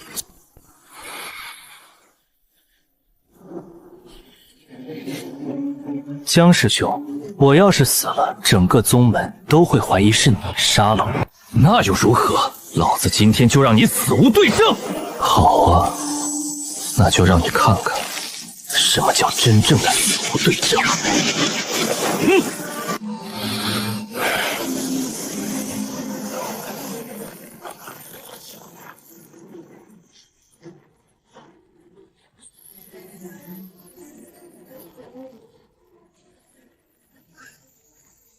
哈哈哈哈哈！竟然不跑，反而主动出击，真是不自量力！狂妄！天地混沌诀，逆转！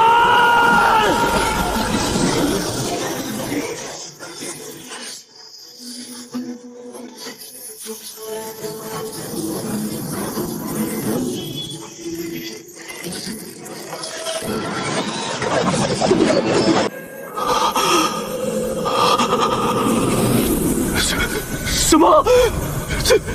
这不可能！你到底是什么怪物？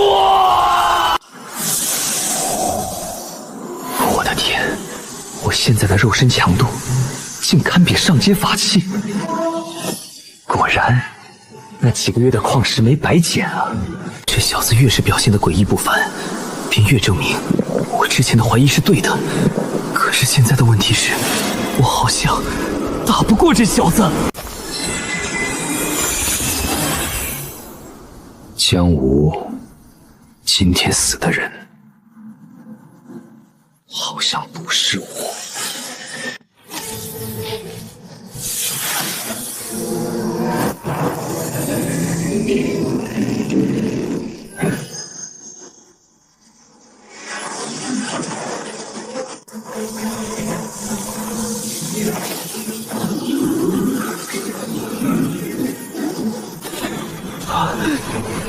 这符宝的法力消耗竟然这么恐怖！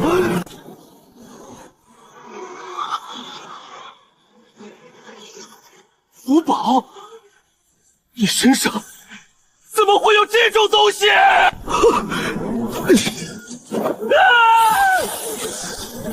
逃！立刻逃回宗门上报！平龙峰命案的凶手定是这杨彻无疑！老子要让宗门高手活剥了你！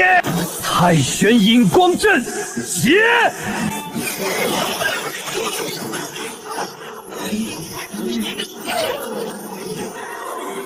给我困！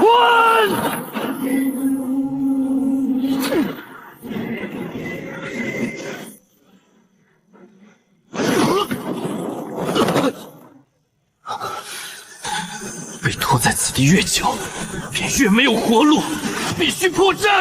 老子跟你拼了！爆爆爆爆！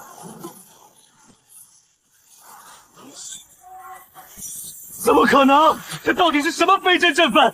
为什么连高阶灵符都炸不开？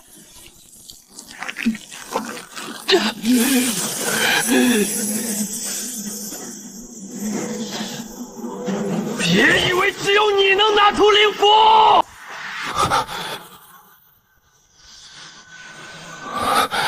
不好，这是终极灵符的极致能量爆发。终极降宗阵是接着封住泰山龙山深渊圣位。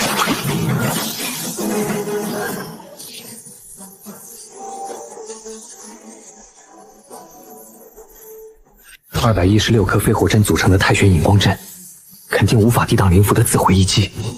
现在只能将所有灵力倾尽，注入符宝了。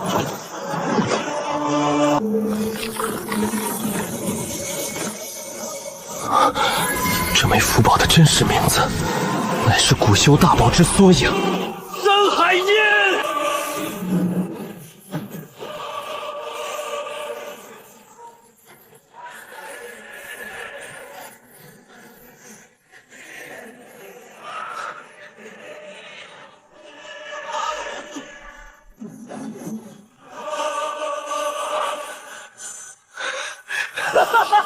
没想到这符箓竟是如此宝物，天不负啊！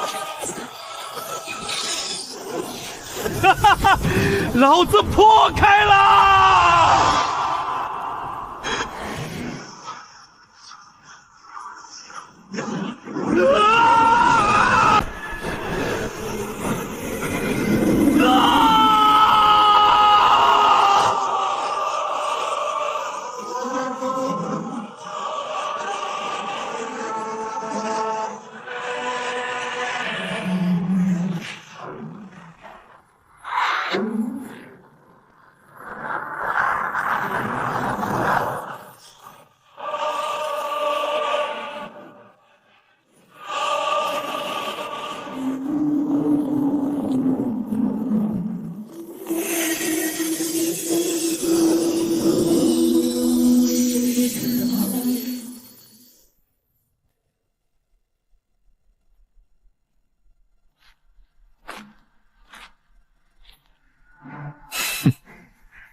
看你还装不装了？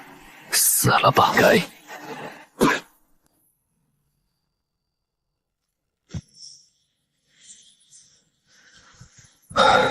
这次消耗实在是太大了，不过也算值了。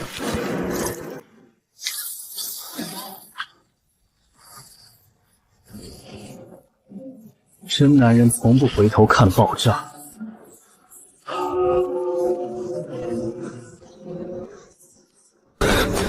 这下好了，又闯祸了。虽然江武那家伙现在尸骨无用，可难保出什么意外。这次听说九峰招收新弟子，最后一项考核便是进入雾阴海内海历练。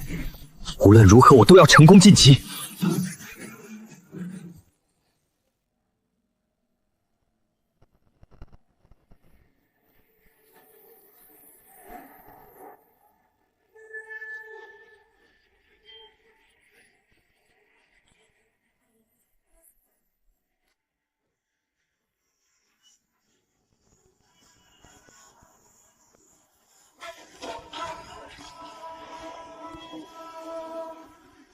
师傅，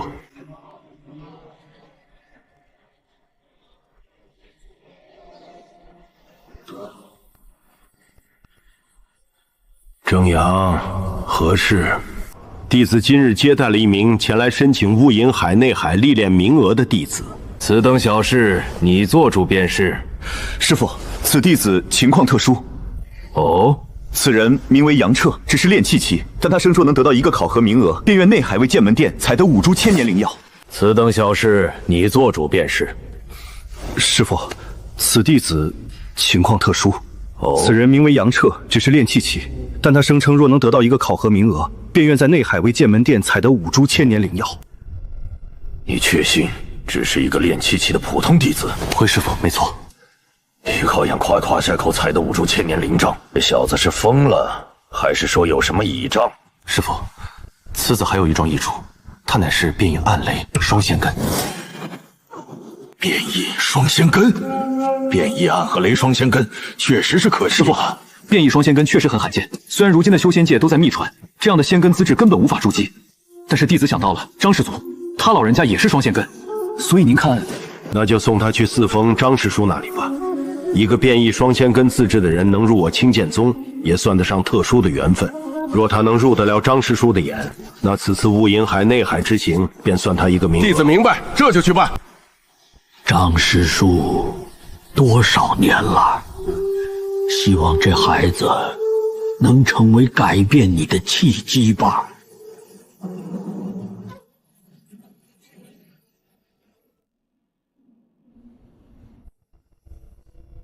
我抛出的采5株千年灵药这个条件，宗门到底会不会答应？凭借9星雷焰搏一搏，5株千年份灵药还是有希望的。只是这个机会，我必须拿到手。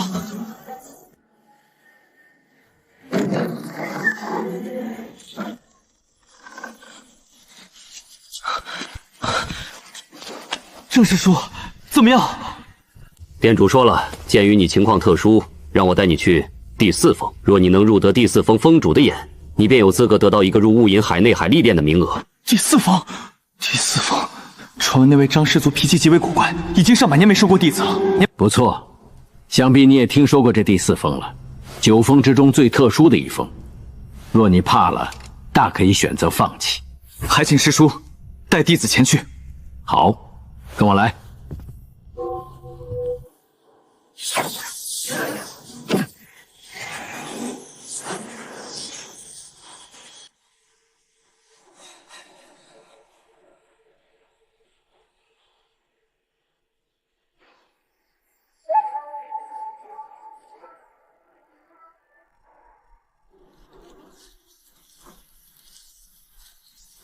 这么大的一座主峰，竟然寂静无声。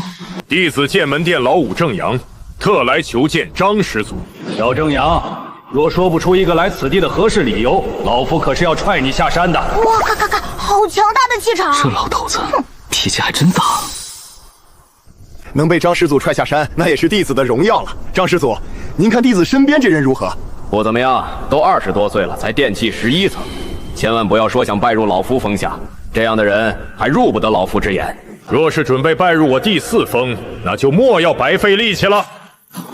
炼气11层，这老头子简直离谱，竟能一眼就看出我曾经的真实修为。杨彻，名字你之前弄个假的也就算了，连修为也隐藏了。郑师叔，请听弟子解释。弟子当年确实达到过炼气11层，但后来中过一种绿毒，导致修为不断坠落。如今这炼气5级是弟子重修才恢复的。敢问张宿主，这小子说的可是实话？小正阳，这小子倒没说谎。哼，若他刚才敢说一句假话，老夫已经将他脑袋削下来了。削脑袋？赶紧走吧，老夫要清修了。张师祖，那您老可不要后悔哦。这好不容易遇到一个变异双仙根的弟子，我师马上就想着您老人家，所以特让我带这小子来此，让您老给瞅瞅。唉，既然看不上，那我也只好带走了。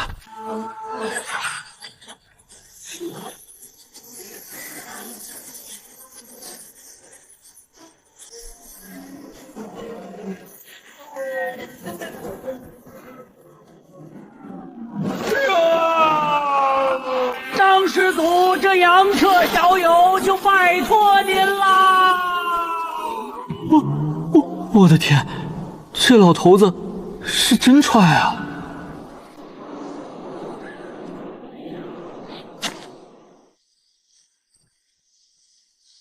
还不赶紧滚进来，让老夫好好瞅瞅！杵在那儿干甚？当雕像吗？是，我这就来。感情这老头子脾气还不是一般的不好啊！这就是剑四峰的张师祖，传闻明明是100岁高人，可眼前这尊容竟如此鹤发童颜。他练的到底是什么逆天功法？居然连一丝岁月的痕迹都没有！前辈，师祖啊不，老祖，弟子杨彻拜见。还真是不怎么样啊，长得平平无奇呀。这老头子脾气是真古怪。等等，这老头的目光竟能看穿我的心思。我感觉自己在修仙界10年的秘密全被他一眼挖空了。暗雷变异双仙根，确实罕见。把你会的最强法术打出来让我看看。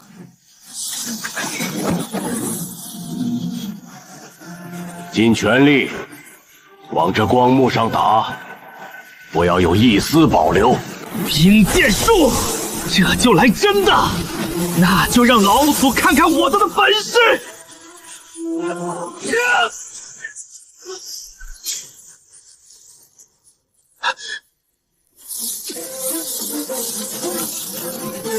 我求输！就这？想用法器灵符之类的就算了，法器灵符再厉害，那也不过是外力。你还是走吧，你与我第四峰没什么缘分，除了变异双仙根。这老祖话里有什么深意？可是老头子一而再再而三的轻看于我真想拍拍屁股走人。此处不留爷，自有留爷处不。10年修仙生涯，让我学会了隐忍和克制。我有种强烈的预感，只要自己从这里转身离开，此生便与那仙之尽头绝对再无半分之缘。我必须忍。老祖，那要如何做才能入得你眼？你来我青剑宗多久了？你明明身具暗河雷双仙根，却为何没有修炼这2种属性的功法？虽说变异双仙根筑基极难，但你却白白浪费了这2种仙根资质。你看看你现在修炼的都什么玩意儿？冰剑术、火弹术，这都什么垃圾？暗影术会吗？雷球术会吗？再进阶一点的暗示术会吗？闪炼术会吗？小子，不是想知道如何做才能入得我眼吗？既然还有几分不错的志气，那就随我来吧。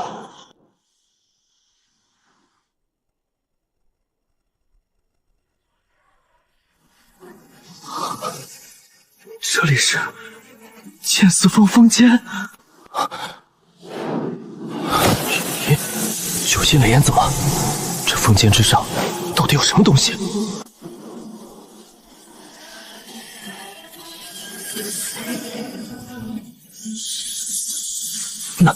难不成这就是青剑宗第4柄仙剑剑四？小子，这就是我宗被称为仙剑的剑四。你若能拔下它，我就允你以第4峰准弟子的身份参与此次雾隐海内海的历练。准弟子，第4峰准弟子。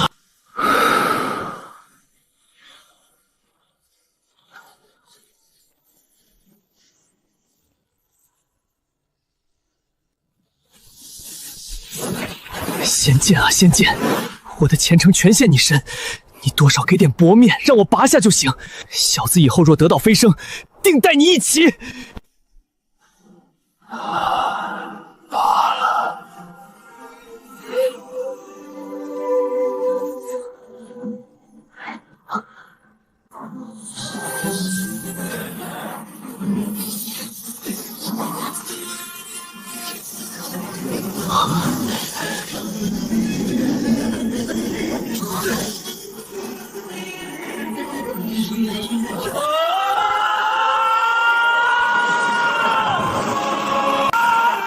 九星雷炎，这小子身上竟然有九星雷炎！雷炎，稳住，稳住！小子，你叫什么名字？弟子杨彻，木行杨，清澈的澈。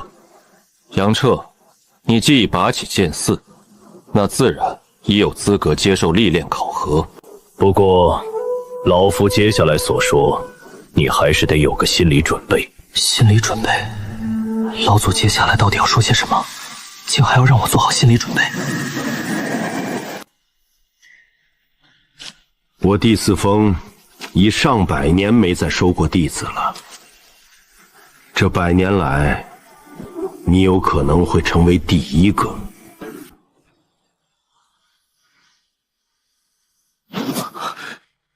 上百年，第一个。那你之前，老夫有过2名弟子，他们都是天资极高之人。可惜，当年老夫所有心思皆在亡妻身上，忽略了对他2人的教导，以致最后酿成惨剧。依据宗规，每峰都有9个正式弟子席位。这9个弟子席位，并不只看修为高低。想要成为9峰正式弟子，无论天赋、实力，亦或者运气，都不可或缺。9峰弟子每年都要接受外峰弟子挑战，虽说能挑战成功的，这数百年来未曾对有过。你若成为我4峰弟子，定会有大量外峰弟子向你发起挑战。而即便是现在，你是4峰准弟子的消息一旦被知晓，我明白了。您老意思是，我即使成为正式弟子，也会是9峰弟子当中最弱的一个？即使是现在这些准弟子当中，我恐怕也是最弱的一个。一旦被这些准弟子或者是外峰弟子知晓，肯定都想打败我，取而代之。若是自己即将以第4峰准弟子身份参加历练考核的消息被所有弟子知晓，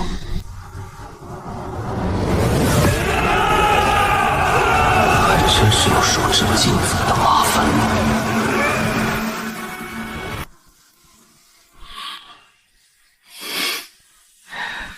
难怪这第4峰老祖要让我做好心理准备了。小子，这是宗规，一旦收你入峰，外峰弟子或9峰准弟子发起挑战将你击败，老夫也不好拒绝。现在你只是有资格参加考核历练，能不能成功还未可知。所以接下来，老夫很郑重地告诉你，老夫不会给你任何帮助。第4峰的资源，你暂时也不能动用。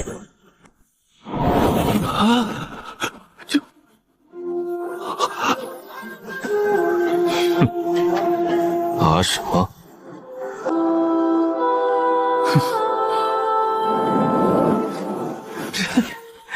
这老祖是真的要把我彻底放养啊！你要靠自己本事通过历练，老夫才会真正收你。这期间若有其他弟子找你麻烦，你也只能自己解决，万不能打着我第4峰名头，更不能打着老夫名头，否则别说想让老夫收你，这内海历练都参加不了。好了，你小子可以走了，直接去找你正阳师叔吧，老夫已传信于他。后面一切都靠你自己了。若你死在内海禁地，那也是你小子的命，怨不得任何人。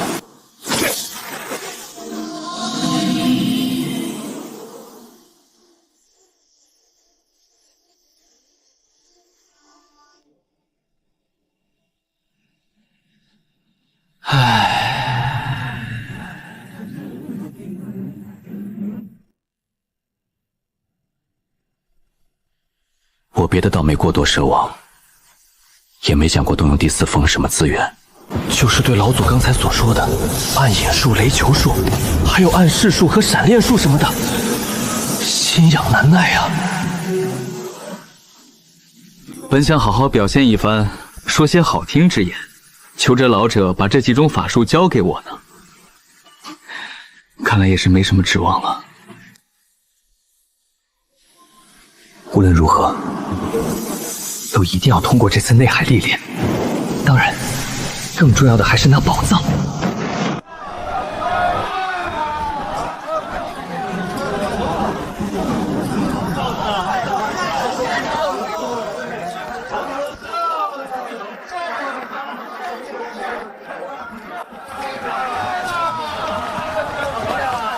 我要卖几张灵符，再加上手里现有的近1000块下品灵石。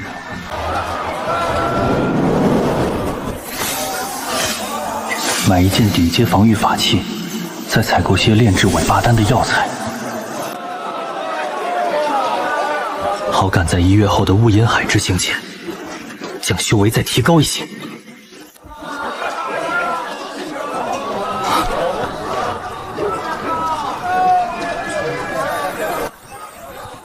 是魏师兄。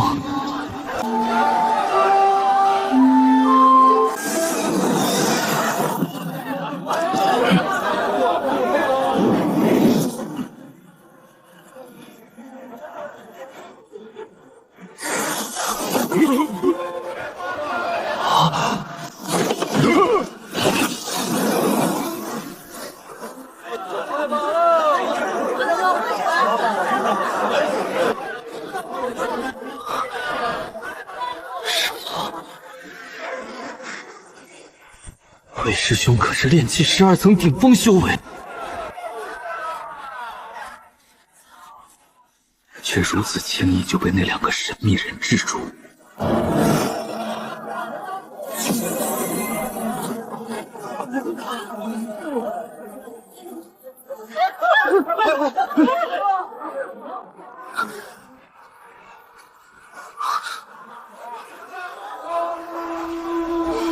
该死，跟丢了。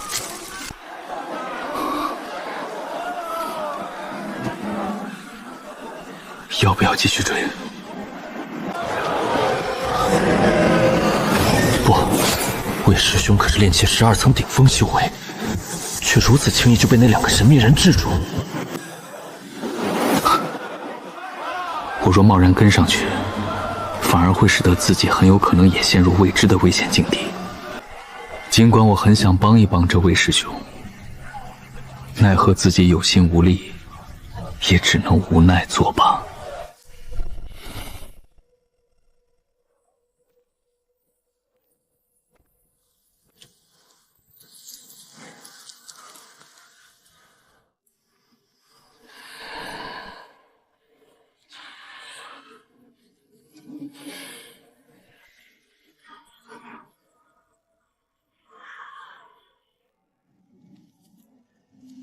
这药材极为昂贵，我一定要小心到极致。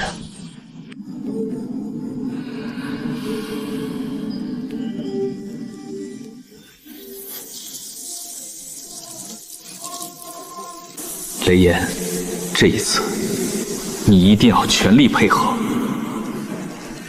若是2份药材都能成功，我们就能都分到1颗完整尾巴丹。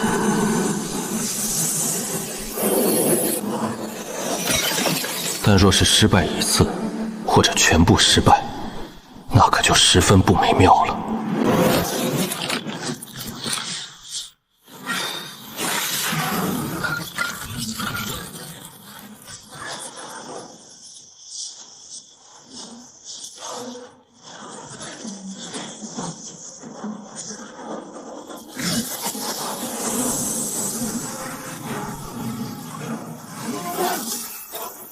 成了。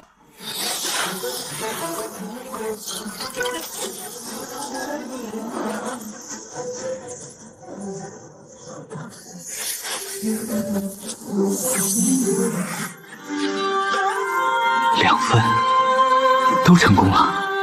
由于一直专门炼制同一种丹药，我的经验也早已越来越丰富，成功率自然大大提升。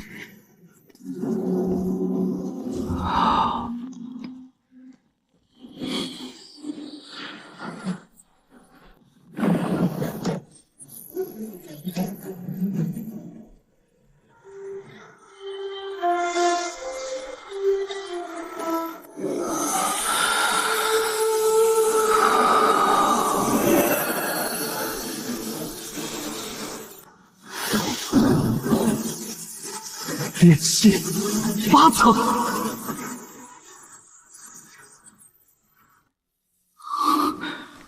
这一颗1把丹服下，竟令我直接恢复到了炼气8层。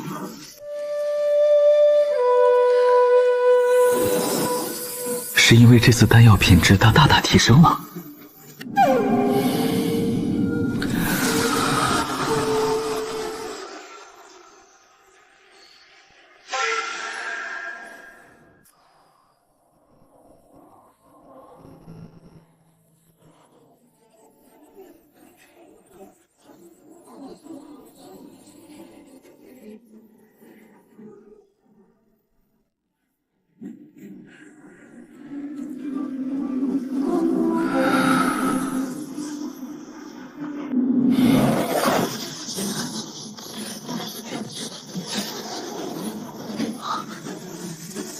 雷烟，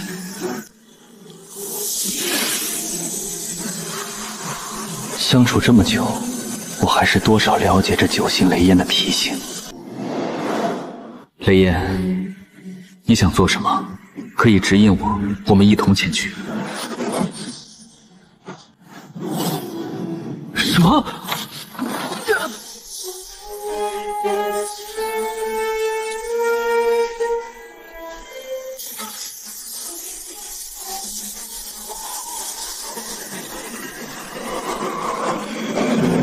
这方向是剑四峰。雷烟，你这家伙莫不是想去封顶那剑四之处？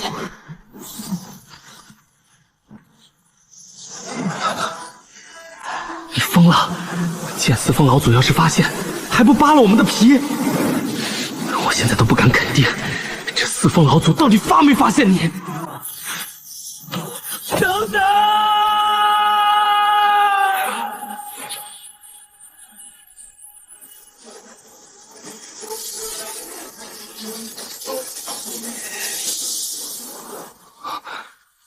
这太顺利了，太过顺利，让我心中有些不安。九星雷烟选择与我融为一体后，最多只能脱离数场范围，再远的话，九星雷烟便会变得极度虚弱。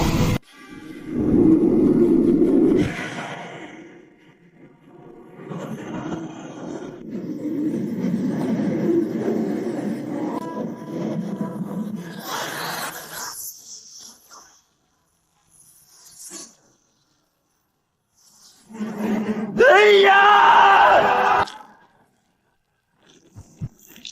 完了完了，不会又像上次那样风动山妖璀璨光华吧？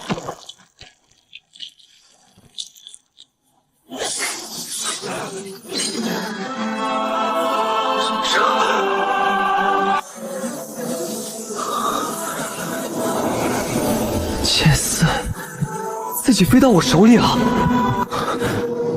四峰老祖，看没看见？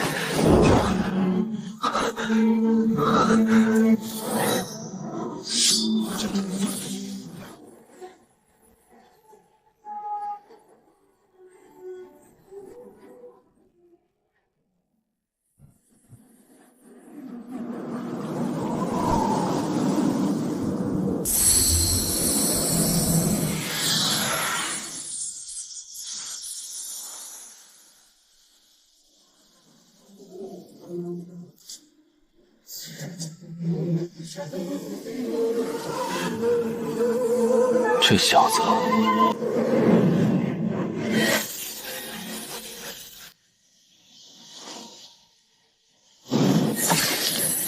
小正阳，待吾引海内海历练到来，单独让杨彻一人从珊瑚口进入。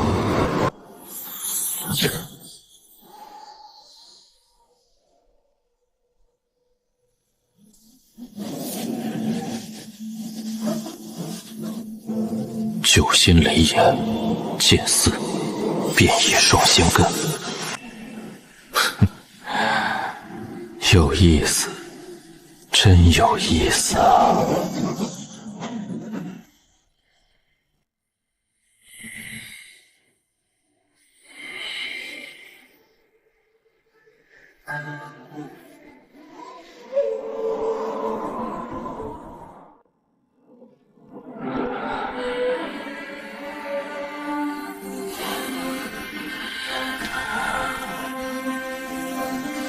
我莫名得了一柄仙剑，既激动又忐忑。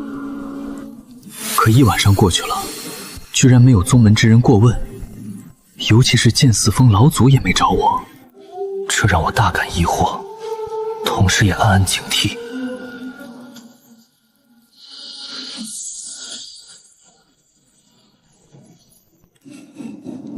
罢了，这一段时间就好好闭关修炼，争取剩余的时间还能恢复到炼气9层。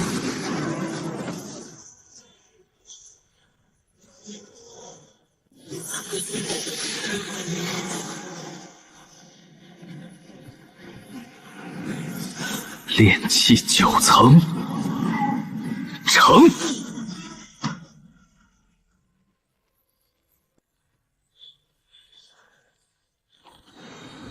杨彻，内海历练日子已到，立刻前往剑门殿会合。来了。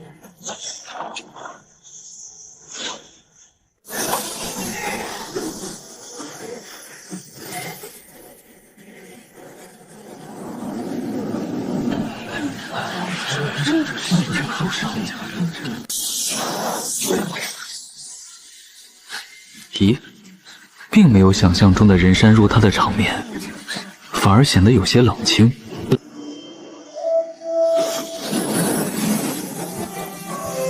加上我，一共81人。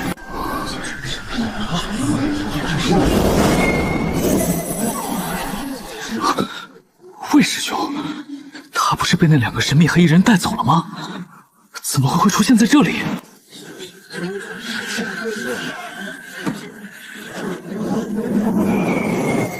这到底是怎么回事？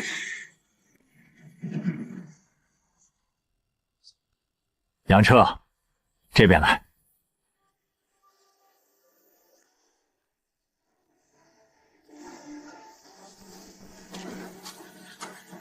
郑师叔，有何吩咐？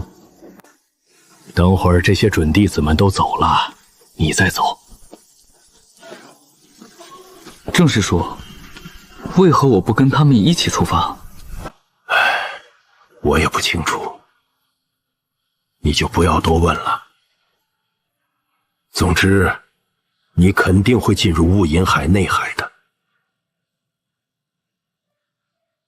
既然正阳师叔都如此说了，那我也不好再多问。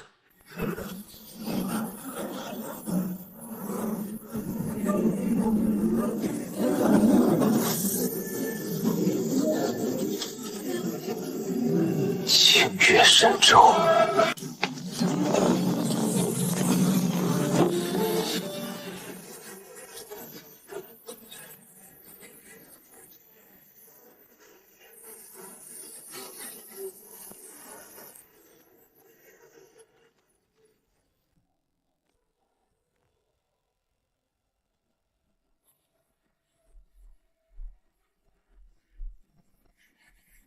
魏师兄这一眼到底是什么意思啊？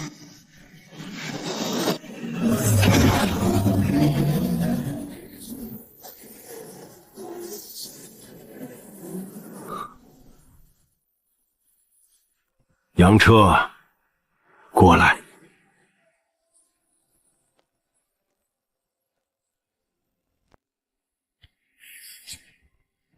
杨彻，你按照地图上线路所指示的线进入内海。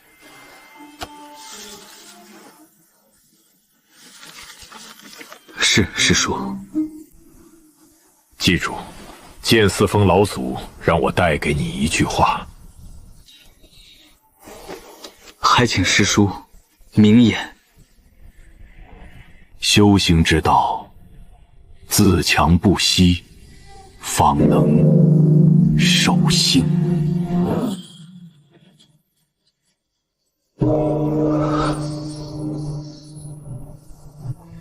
赶紧去吧，5株千年灵药，你可别忘记了。感情这正阳师叔一直记着这事儿呢。弟子谨记师叔教诲。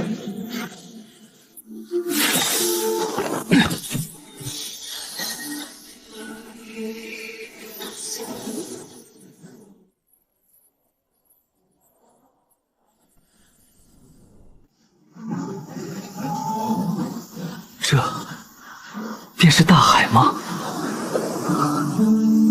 我还是第一次来到大海，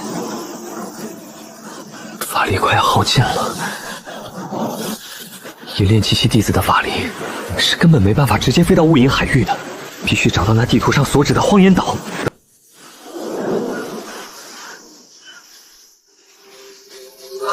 荒岩岛。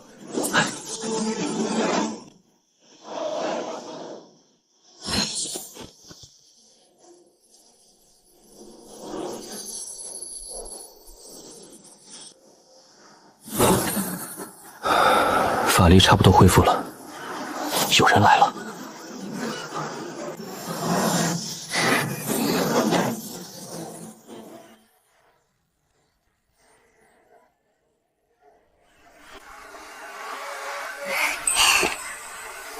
哎呀，这里怎么会有个小道友呀？哟，还是个挺俊俏的小道友呢。这两个女子来历不明，修为都在我之上。两位前辈有礼，在下告辞。哎呀，小道友别急着走呀，这荒凉之地怎会出现一位小道友？莫非是玄青山脉哪座宗门的弟子？在下青云宗弟子，路过此地，既已相见问礼，在下尚有要事在身，就此别过。道友，还请留步。在下还有要事，告辞。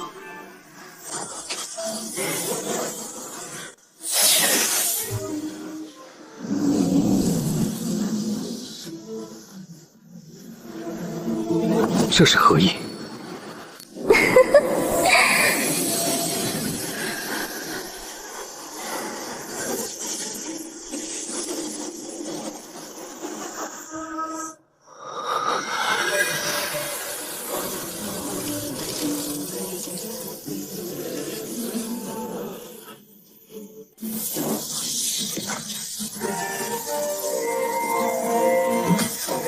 迷幻之术，此女好歹毒的手段。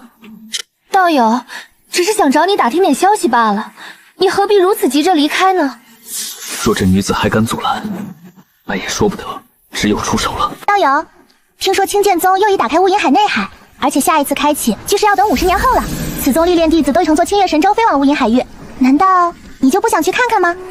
也好，正好顺水推舟，套点情报。你二人究竟想干什么？哎呀，还真是一点风情也不解呢。这荒岛野海的，我姐妹不是刚好只遇到了你一人吗？所以想邀请道友一起前往雾隐海域，这一路也好有个照样，不是？二位道友，雾隐海域可是清玄宗绝对控制的禁地之一，我等外人又岂能进入此等重地？哎呀，道友，看来你有所不知啊。这一次雾隐海开启，我江国其余4大修仙宗门凌霞宫、太炎门、玉兽门和乌龙谷早就联合在一起找过青剑宗，要求也让他们各宗弟子进入睡炼。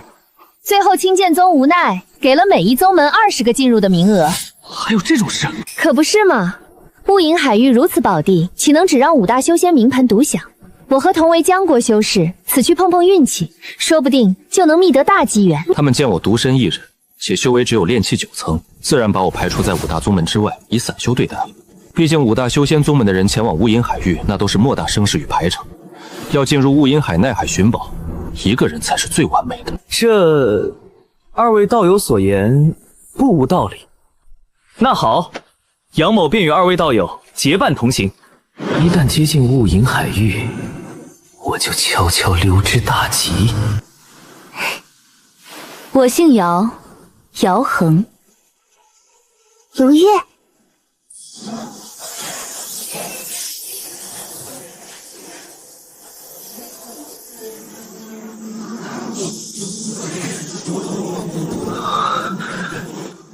这姚恒似是对周围海岛极为熟悉一般。那边有荒岛可落脚。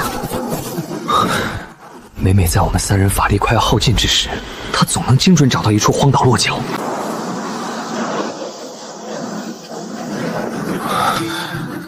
这其中必有蹊跷。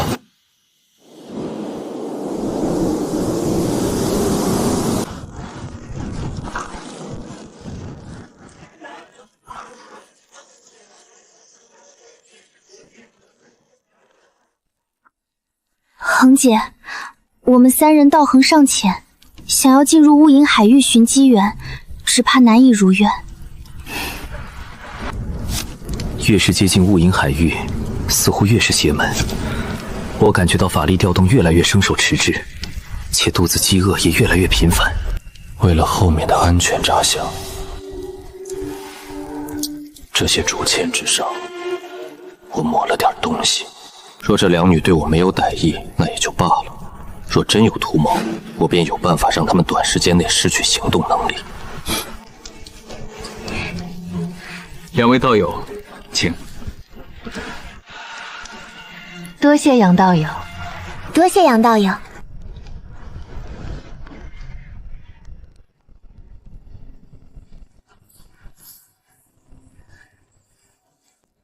恒姐，要不我们还是返回吧。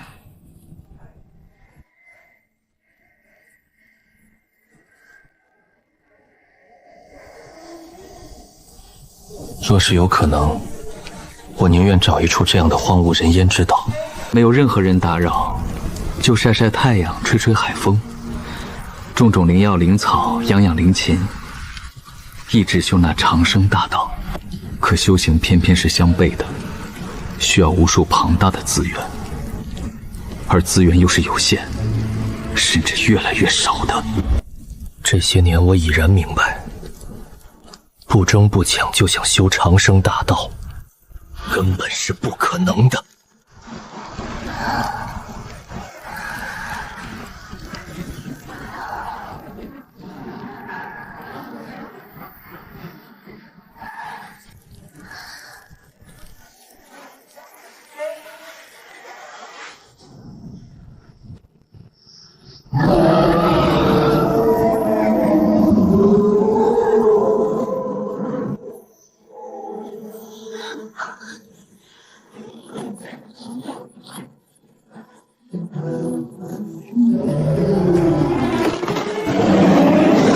一级妖兽，血晶猿，快逃！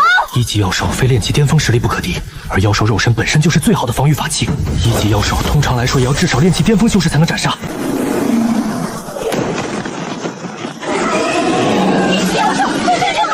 面对一头一级妖兽，我们尚可遁逃。此时忽然出现2头一级妖兽，且一空一落，完全将我们3人可逃路径封死。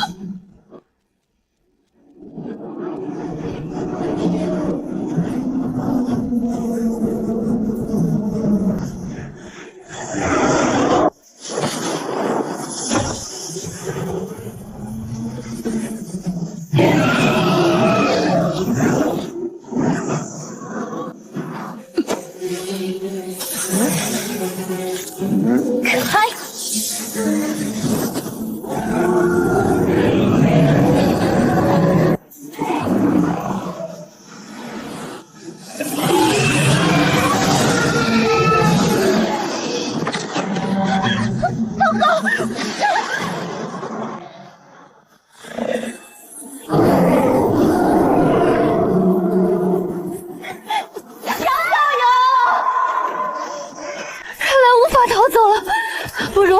我们3人齐心协力搏一把。你先拖住那飞灵蟒，我姐妹2人想办法斩杀这头血晶猿。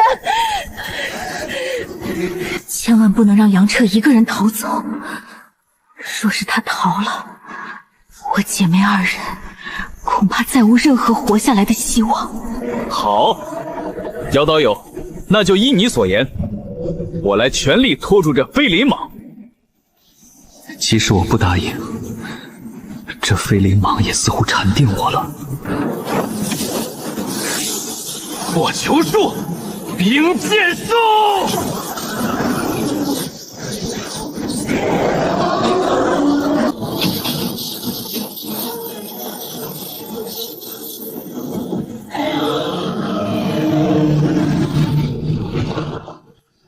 法术声势浩大，却根本破不开此蟒的防御。不过，至少能有效阻止他的近身。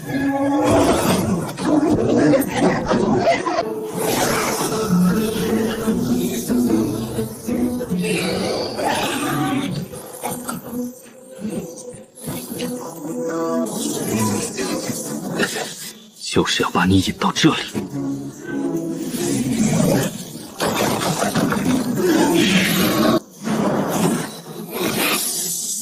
中品灵石1枚，全当燃料罢了。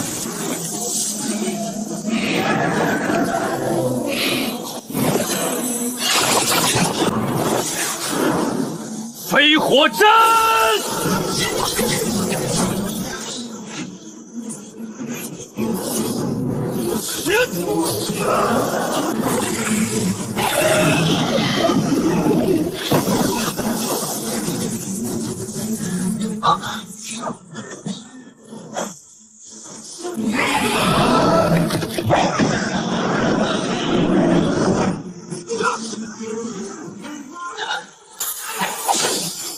给我套束束他！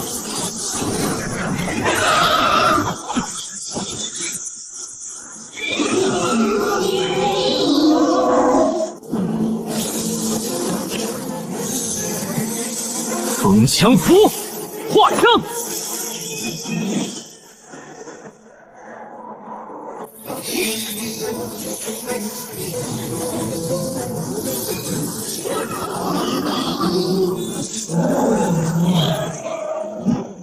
不！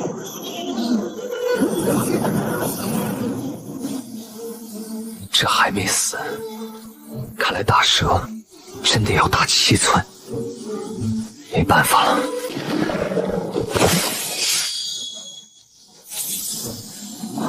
新朋友，这一次要靠你了。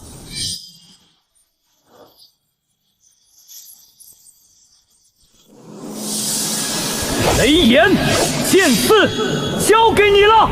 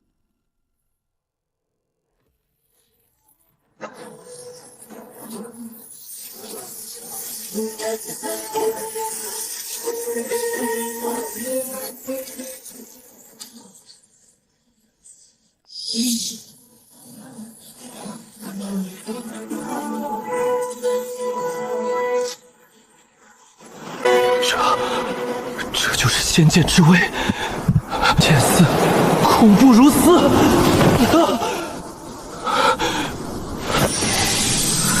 早知道用剑丝直接砍死这飞灵蟒，也不用白白浪费掉一张风枪符。不过风枪符仍旧起到了迷惑作用，否则一早拿出剑丝，恐怕这飞灵蟒有可能立刻就逃走了。是卢月的声音。此时不正是摆脱这瑶卢二人最好的时机吗？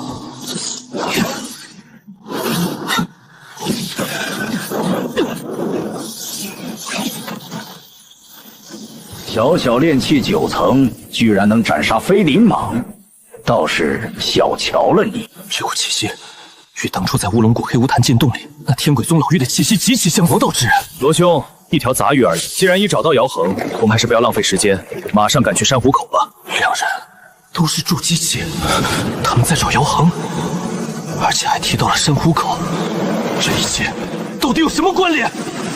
雕兄所言有理，料理了这杂鱼，我们就马上离开。小子，乖乖让我把皮剪下来，不要挣扎，你会少受些痛苦。筑基莫修，硬偏是死路一条。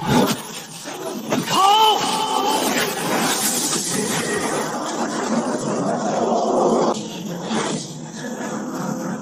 想逃？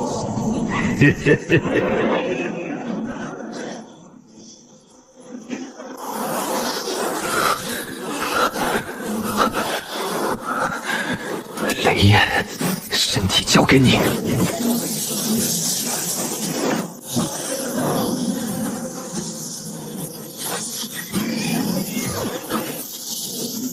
我得赶紧逃跑，赶去雾隐海域。咦，这小子身上有点门道啊！罗兄，一个无足轻重的小角色而已，不要误了大事。算这小子跑得快，他日若再遇上，定要好好教训一番。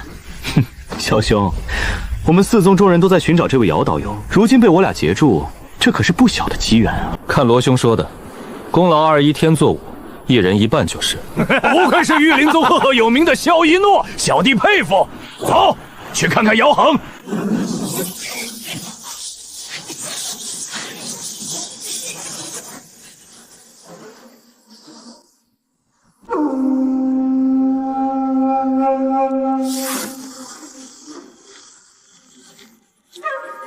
什么？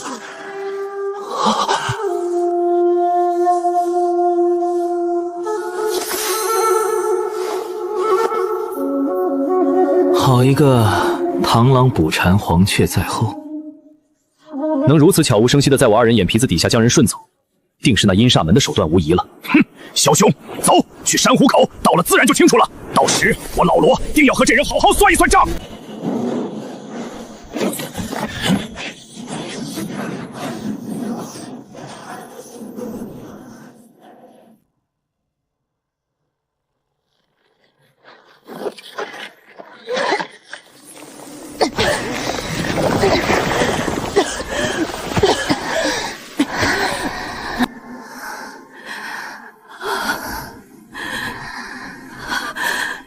陆月妹妹，你怎么样？若不是我当年离开旧宗门，卢月执意要跟着我一同离去，或许卢月今日也不会遭此劫难。恒姐姐，我撑不住了，你一定要好好保重啊！陆月妹妹。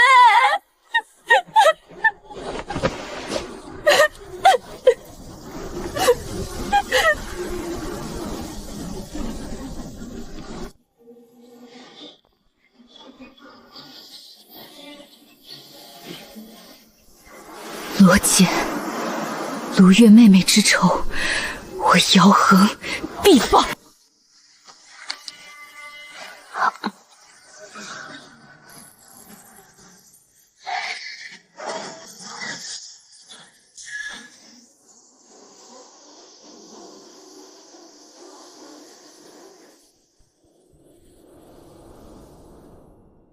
传闻雾隐内还有一座诡异的巨大古堡，受日月侵蚀之下，从古堡之上脱落的尘埃颗粒，经过无数年的聚集，才形成了这片恐怖的异脉。而那古堡，据说很多年才出现一次，平常即使刻意寻找，也根本找不到它在哪里。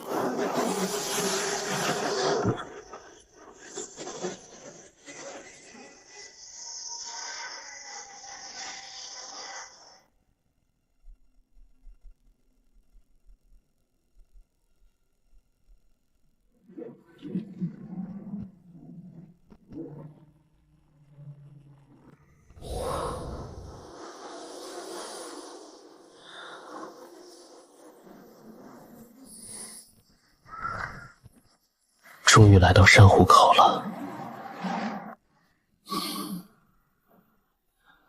如此惹眼的一个地方，我实在不明白，为何正阳师叔会让我单独从这个入口进入？难道是一种另类考验？还是说，这入口暗藏着什么玄机？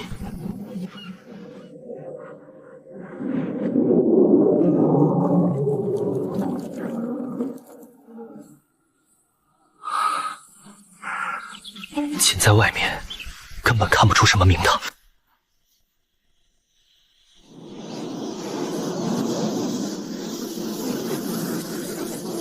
那就进去看看。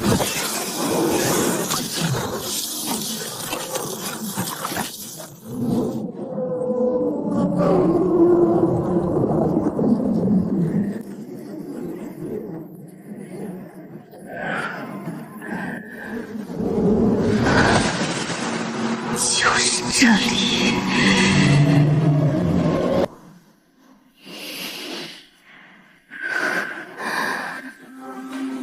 无论前方有什么，我都必须进去。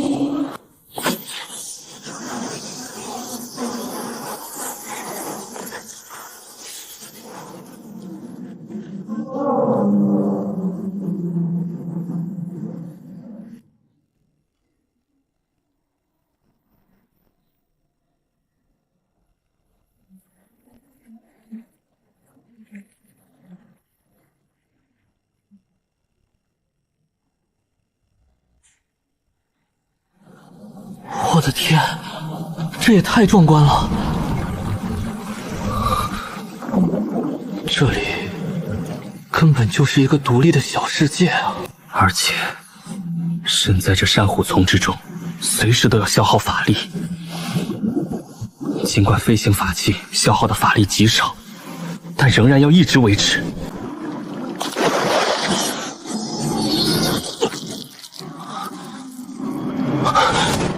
什么东西？不知名爬虫？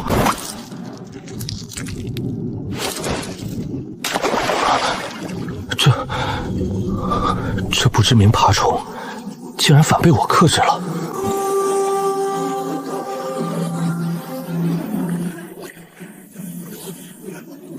哈哈，这里的爬虫竟然伤不到我！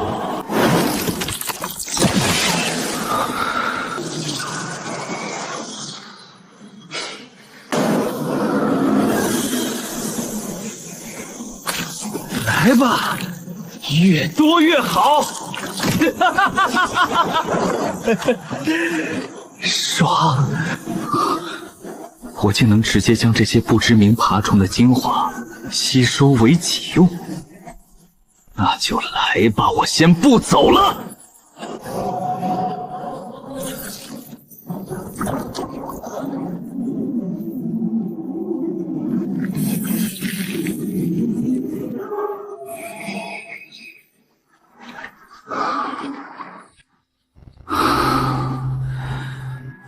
数日下来，我的肉身再度变强了，是时候继续向前了。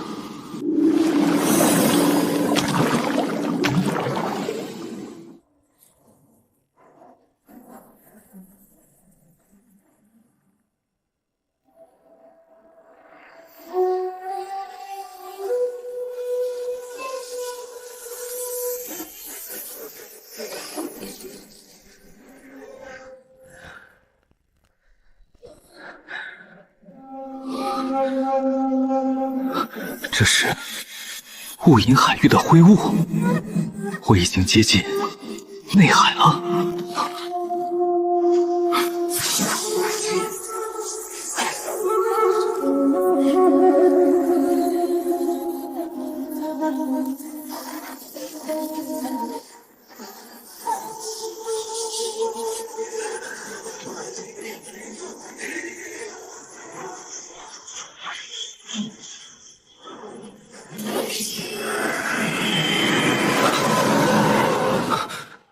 是他，魔道之人罗乾。阴老鬼，不要骗老夫了！能悄无声息把姚恒从老夫和萧一诺眼皮子地前顺走的，只有你有这本事。老夫说了几百次了，老夫压根儿没见过姚恒，你到底发什么疯？你天鬼宗的阴兵过境，谁人不知谁人不晓？那姚恒多半是你自己藏起来独吞的，怎么做了不敢承认？阴老鬼，老夫承认个屁！你再胡搅蛮缠，老夫这把血魂剪下，今日就先剪了你的阴兵，看看是你手里的血魂剪厉害，还是老子的阴兵幻术厉害。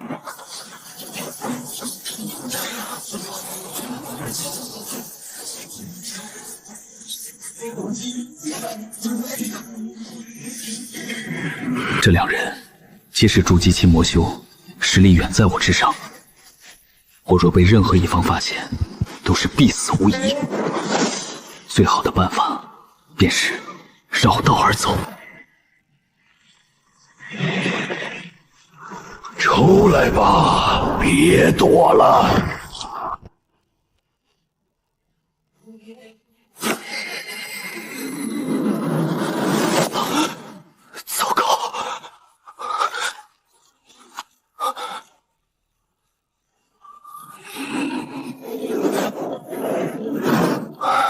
虚惊一场。不过，这阴老怪到底实在是谁？还不出来！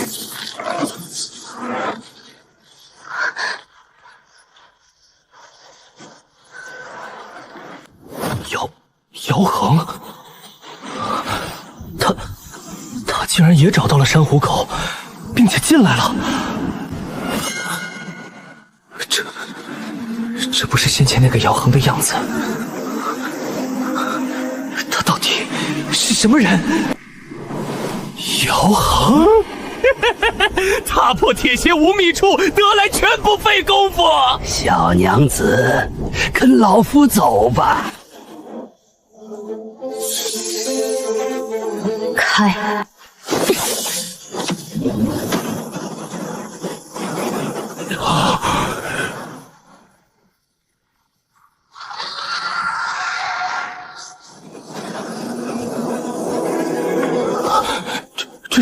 这下药身上散发的气息，竟堪比结丹初期。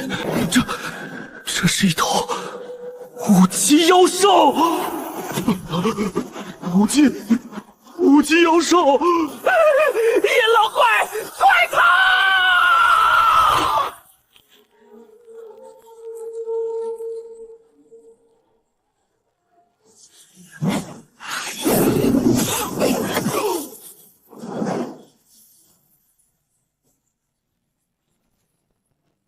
一个筑基初期的魔修，一毛之下便几乎没了挣扎之力。这就是五级妖兽的恐怖威能。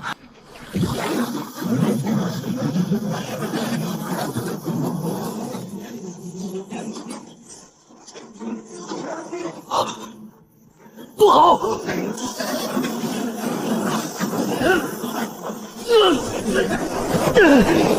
这漩涡有一种古怪的引力，我根本无法挣脱。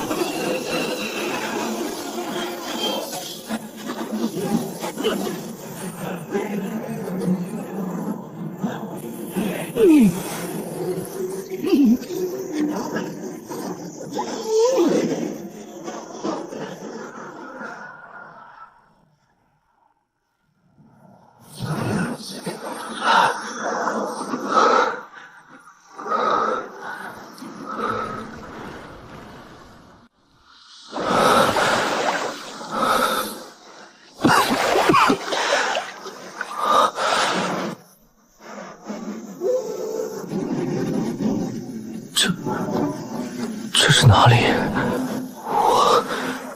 我到底身在何处？什么？法力无法调动，神识无法外放，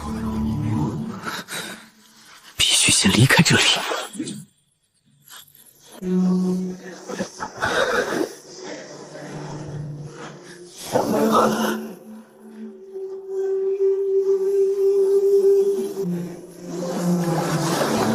是姚恒，这符饰似乎是姚恒，只是天光蒙茫，一时难以看清他的容颜。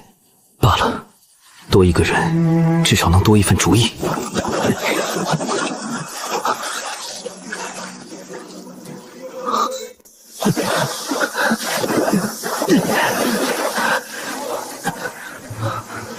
那是一座海岛，而且有座城堡。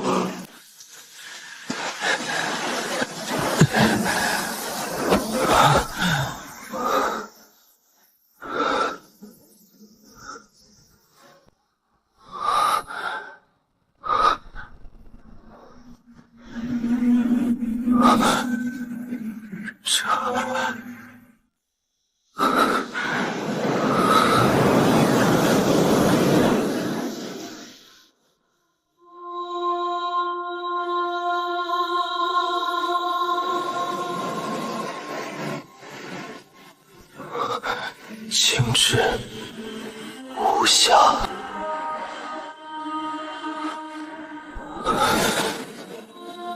掩饰。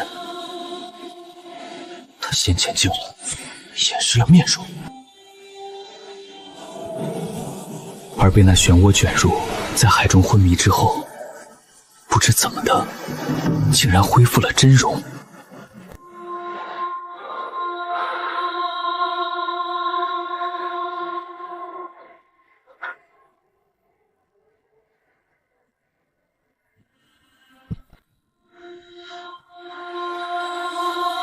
我可是一个不折不扣的童男，此刻血气方刚啊！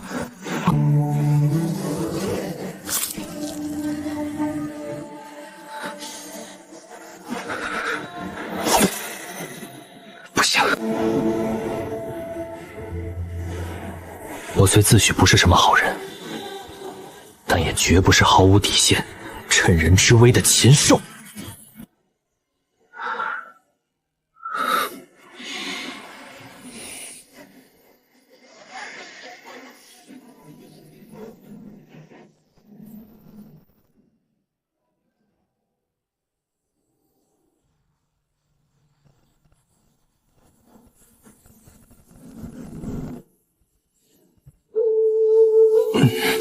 来雾隐海，我最大的目的是想找到那藏宝图所指示的宝藏。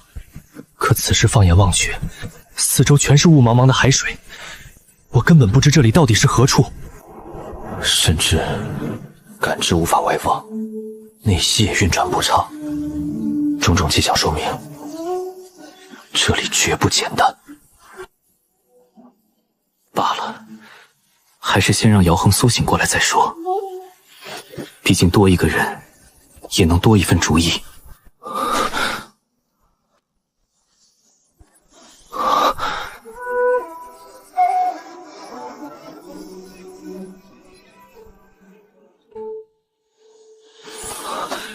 姚道友，你醒了！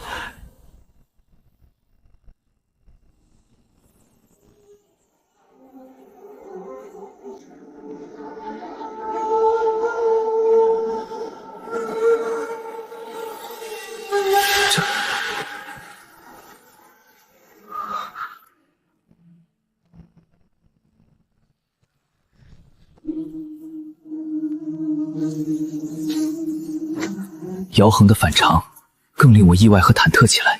这座城堡之中似乎有什么恐怖的存在，可偏偏我无处可去，只能硬着头皮跟在姚恒身后，一步步走入了城堡。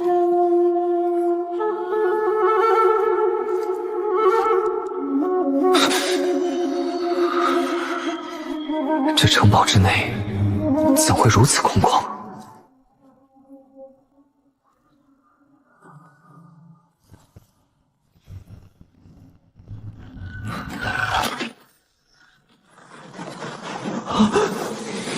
什么？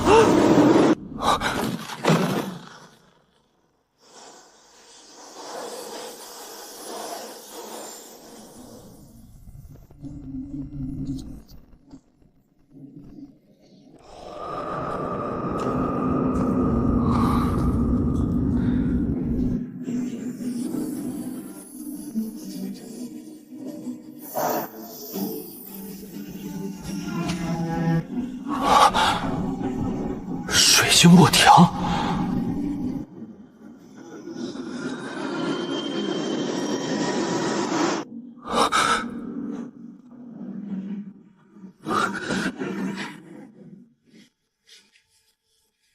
这少女与姚恒居然长得一模一样。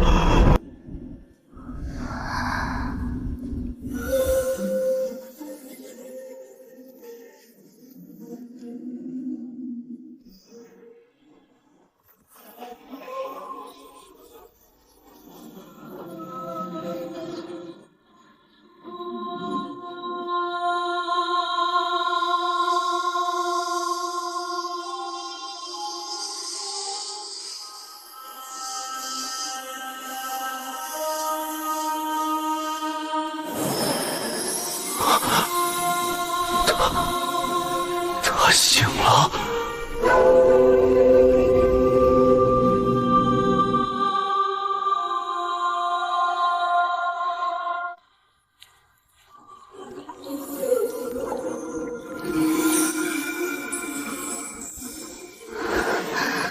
很好，你的任务已完成，归来吧。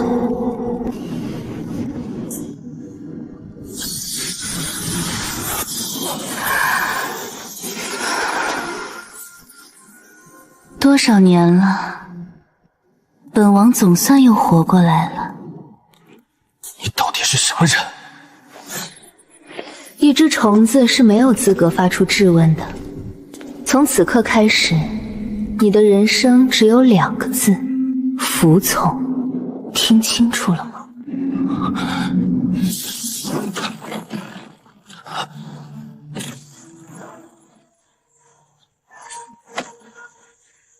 这女的肯定不是魏姑娘了，这是谁？好强大的力量！没想到这5行人界的灵气竟然已枯竭稀薄至此，看来这个世界也存在不了多久了。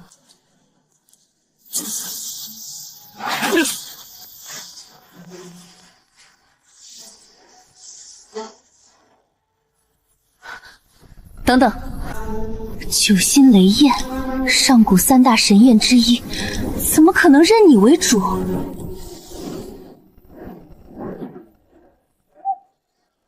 你叫杨彻是吗？居然叫我是一只虫子，怎么的也得给你一拳，管你长得美丑。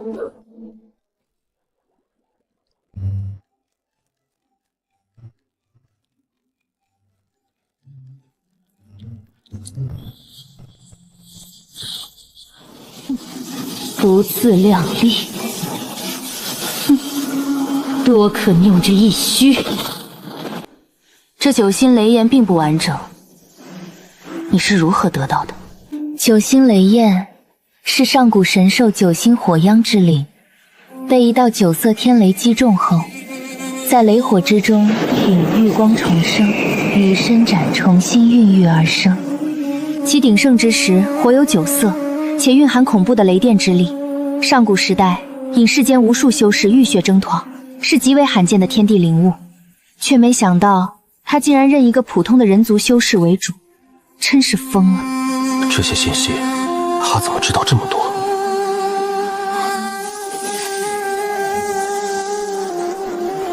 此刻9星雷焰也是我唯一倚仗。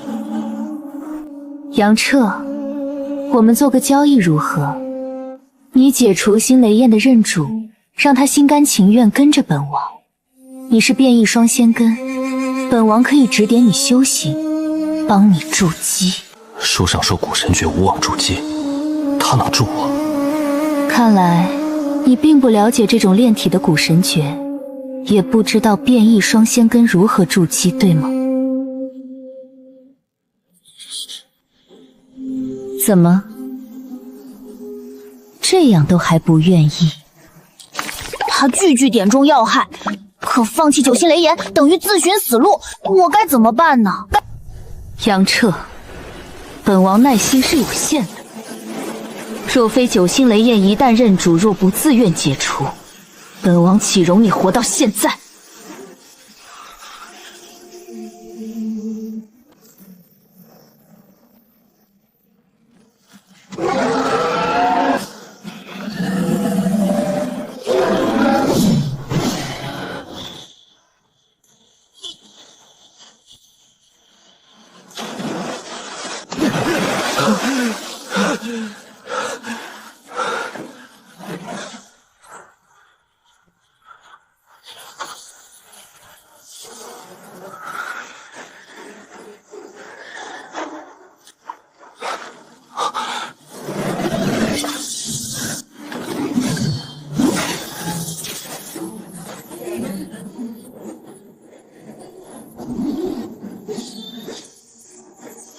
去死吧，你个畜生！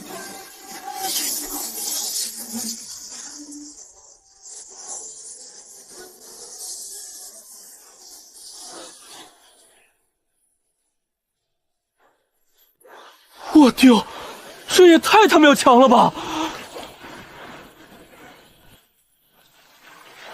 这一瞬，那巨妖丝被横刺了不知多少次，少女的强早已超出我的认知。这少女虽秒了下药，却明显透支法力，体内失衡。那我的机会可就来了。雷燕，等会儿帮我一把，助我逃离这少女魔掌。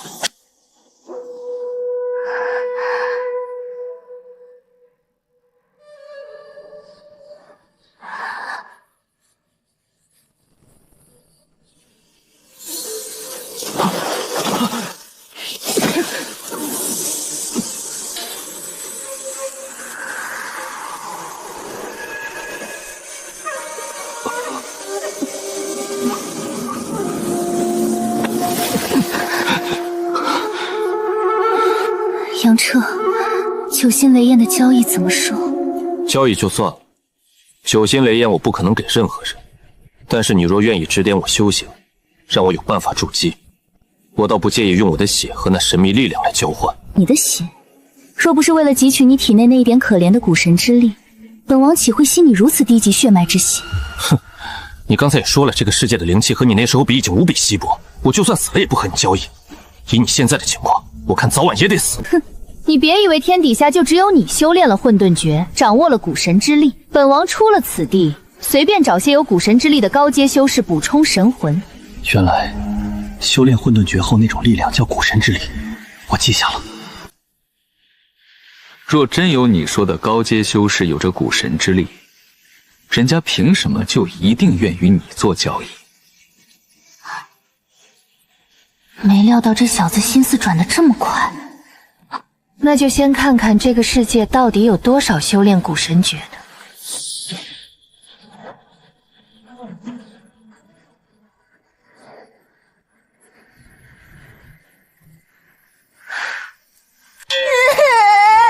竟然没有一个身具古神力的修士，还白白折损一张顶级灵符。哦，难道眼里那只虫子成了一只珍贵的虫子啊？什么？天下之大竟没有一人修炼了混沌诀？难道是天要亡我？我历经沧海重生，穿梭到此界沉睡数万年，醒来却撞上灵气枯竭，修行凋扈，连一个像样的古神之力修士都找不到的地方，再加上刚才任性斩妖的损耗，几乎无法弥补。杨热，既然天意如此，从此刻开始，本王指点你修行，你为本王提供古神之力。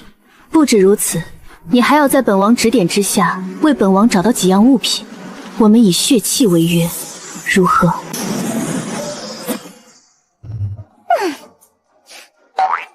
实在没办法，只能跟这个又臭又丑的小子签血契。能力如此一般，还长得一个衰样，气死老娘了！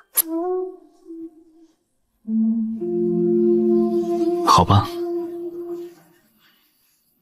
我既解生死危机，又能知道变异双仙根如何筑基，一举两得。看着我的眼，专注一点，伸出右手手掌。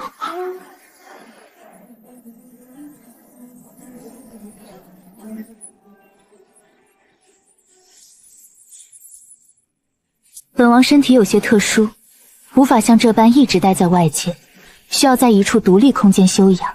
既已达成血契，走，本王先送你一份大礼。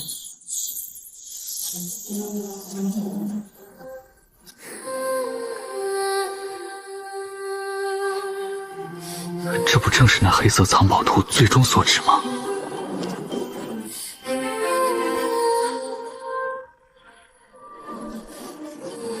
拿了此石，就要承担此事所有因果，你可想好了？没死就赶紧去投胎，留着残魂意识，你这虫子也不可能复活。这里所有沾染的因果，你看不到，更不可能影响到。而本王想要的东西，又何须在乎因果？你是谁？本古史，你还不配知道本王是谁。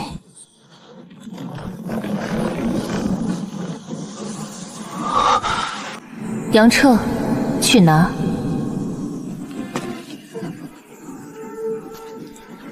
这小子修为太低，根本无法承担此事因果。你这是在害他。这石头这女子哪没事，我哪可能出大事？有本王在，因果又算得了什么？取一滴精血滴在这石头上，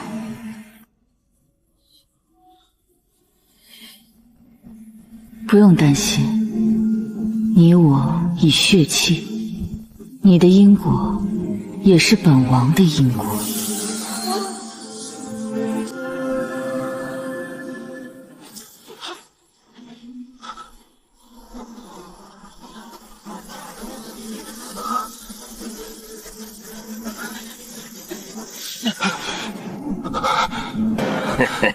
这小子拿了此石，到时上界魔首一定会来找他的，就等着血祭此石吧。死虫子，去死吧！你护不了他一辈子，护不了。走。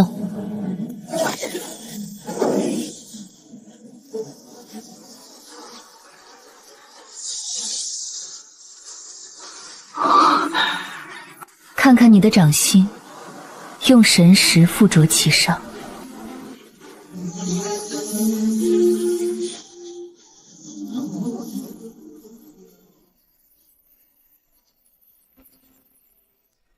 你可在此居住？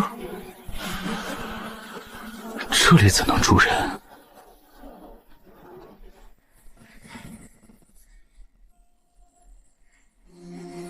你看那个地方，你止步。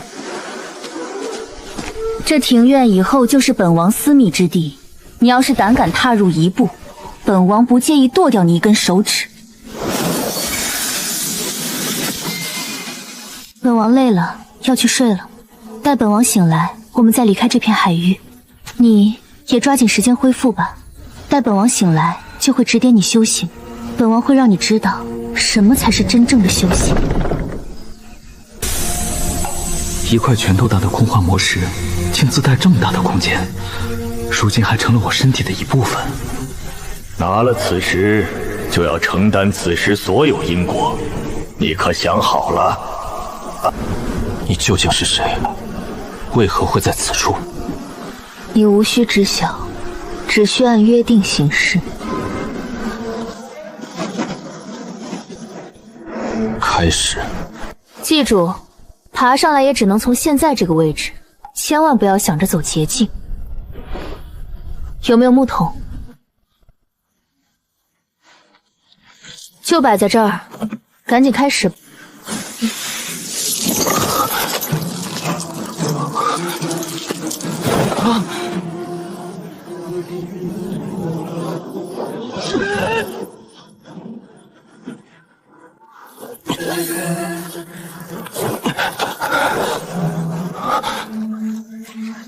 鬼骨藤、夜真草，30多种珍稀药材，7749日调配而成。那是尸骨灼心的剧痛，你根本不懂。要么忍着，要么滚，规则不容置疑。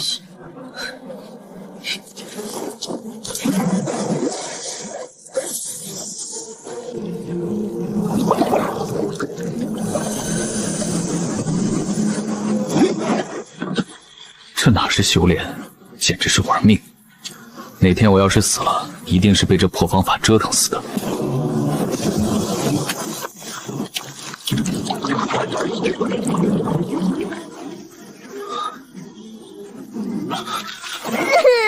此刻我已哭累了，不知不觉地睡去。你醒了。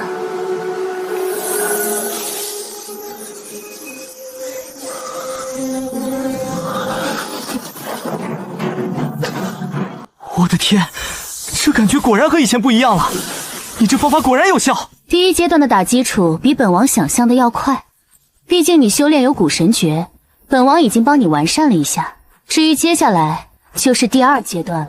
第2阶段正式开始。这第2阶段的修炼，当真要如此痛苦吗？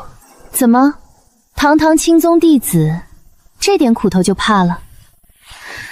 我会在这紫王阁长居，直至完成我的使命。此中密须，万不可为外人道。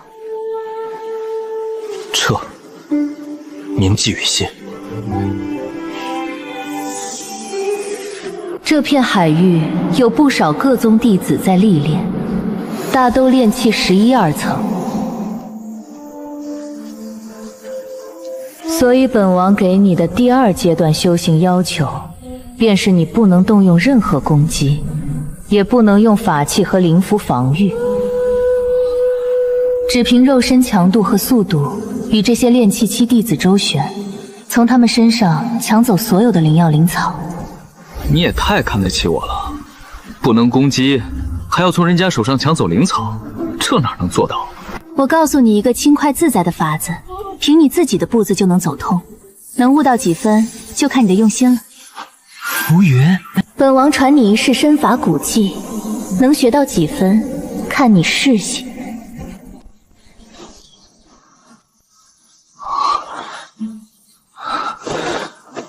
断风掠影。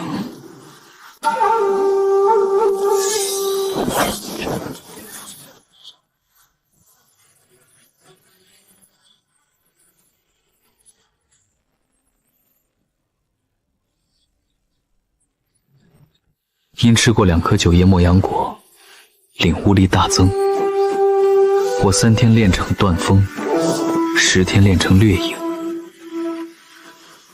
唯有2境合一，短隙难成。经过数日修炼，只剩下2境合一了，这个也着急不来。既然如此，我索性先下海岛，进内海绿炼之地。毕竟我可是还要采灵药回清剑宗交给正阳师叔。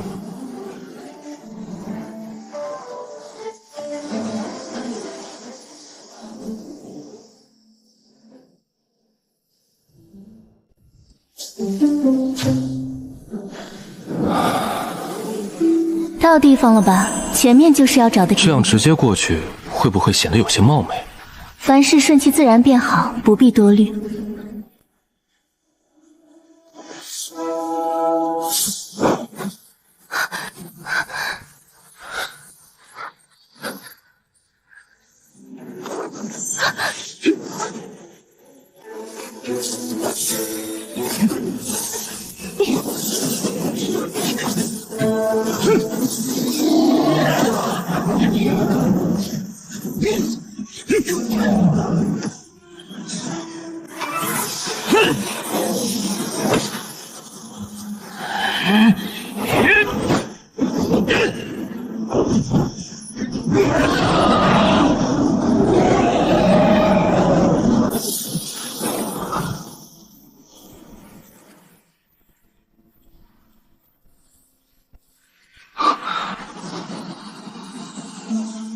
是你，竟然是你！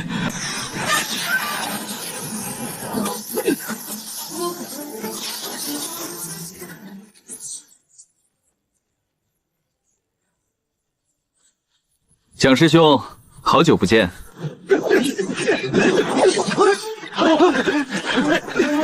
交出那株千年灵草，饶你不死。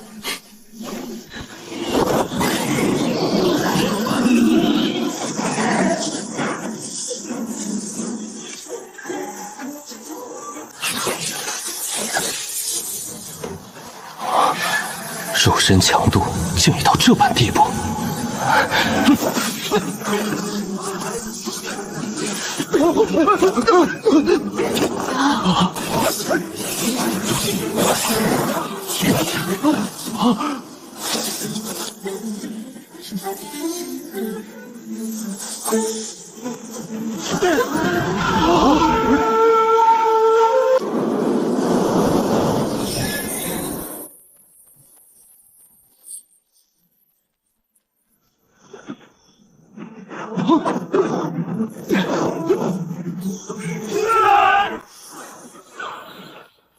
你们可曾见过杨彻？蒋师兄何出此言？我们一直在岛上历练，并未见过外人。不必瞒我，看你们的样子，储物袋应该是被抢了吧？不错，若抓住他，定饶不得此人。大家快追！他是我乌龙谷畏罪潜逃，被戒律堂下了通缉令的弟子。什么？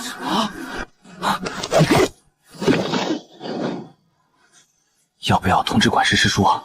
他也进了内海，大家一起出手，定能擒住这杨彻。若擒住他，交给宗门，可是大功一件。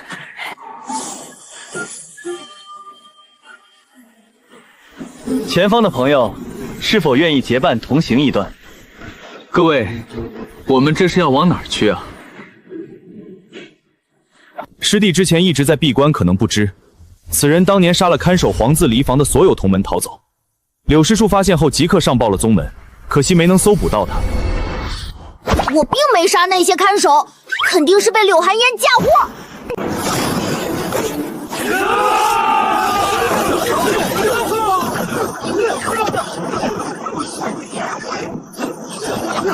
不好，快传讯！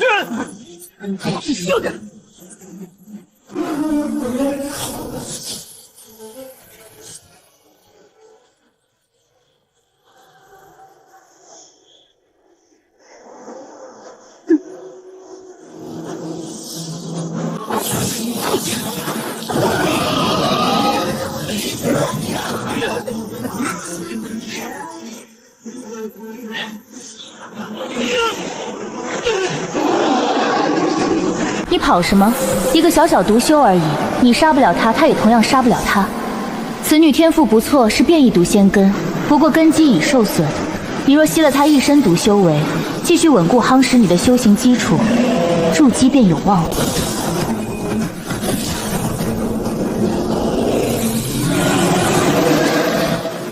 就这点本事？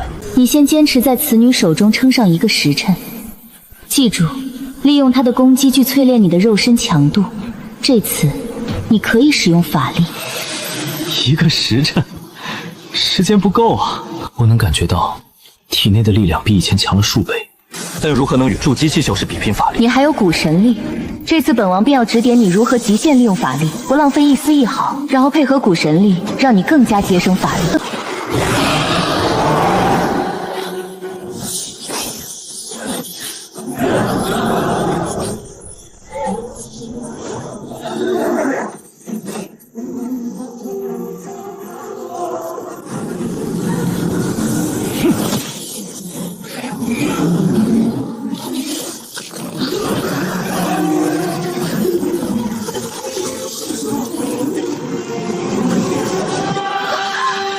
就是你，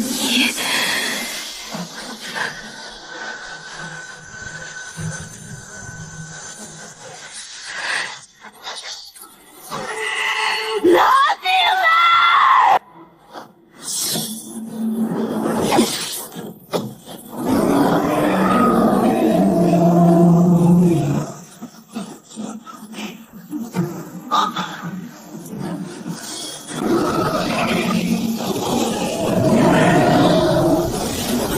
杨彻，别躲，引他攻击。什么？用你掌心的印记融合怀叶的生机，快！万风律，周身瞬间爆发出上百道手印。先分则力散，一合则神通。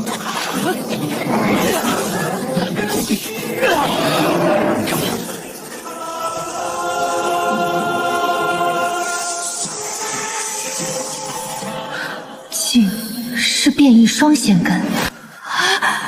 杨彻，我必定在你自筑基前将你斩杀，为我爱徒报仇！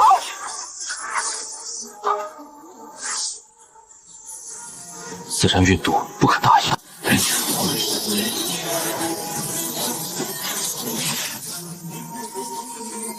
探玄荧光。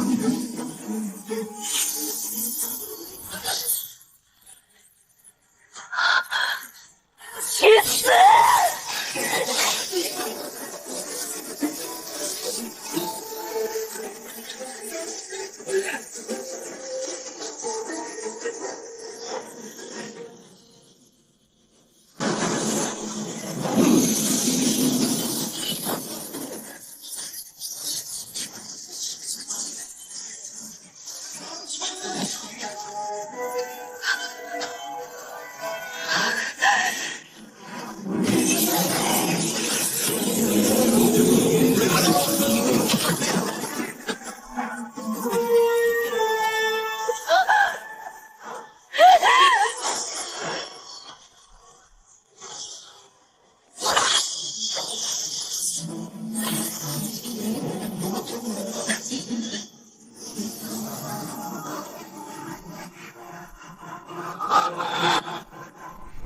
筑基期的毒修，符宝威力天差地别，这玩意儿能照出毒胶。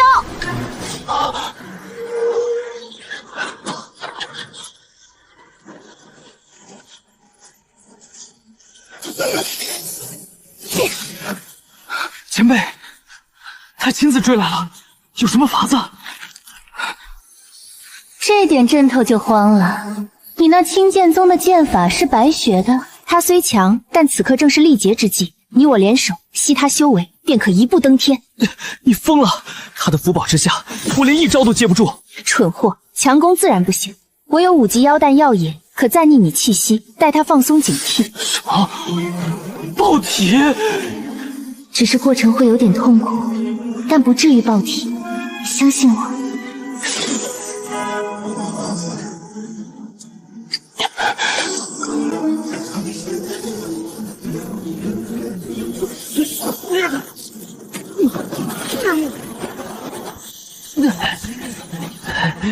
有点痛苦。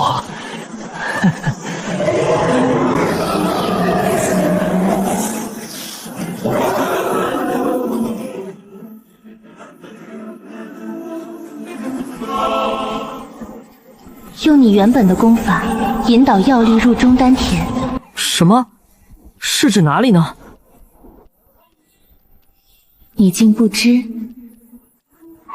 我只听说过一处要点，你说的这个究竟是？修行之基始于下丹田，乃元气之根，气凝为液，方得筑基，此为超凡入圣之时。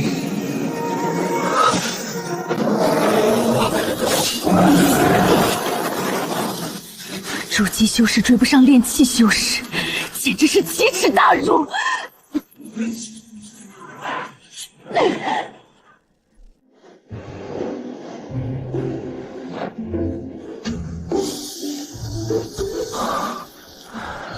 可否帮我把柳寒烟那边的感应舒缓一下？他那边一直有回响，我实在没办法静下心来。好，我传你。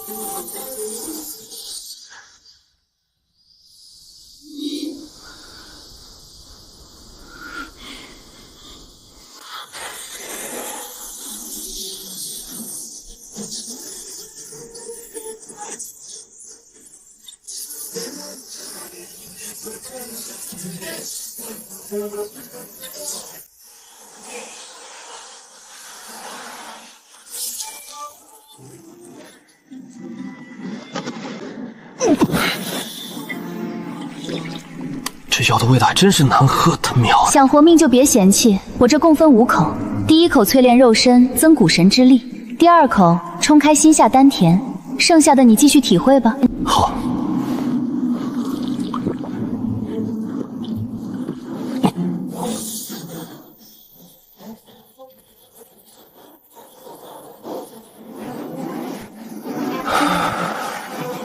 这药也被本王中和，但是其药性依旧深植于你体内，你只是初步吸收，实则相当大一部分只是潜藏起来。接下来要如何做？你修为还是太低，还剩5支其3的药液，只需初步吸收，就足以让你达到炼气12层顶峰。接下来你就全力冲击炼气巅峰。若你突破筑基，在今后相当长一段时间内，依靠这些潜防药力，你的修为依旧能得到非常大的提升。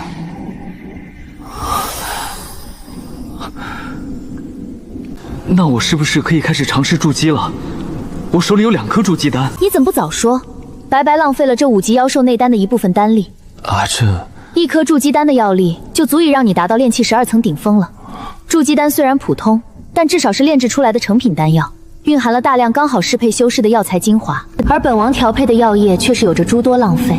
毕竟本王并不是真正意义上的炼丹师。原来如此。不过那妖丹浪费掉一部分就浪费掉，你稳固下修为，我们再去找那刘寒云。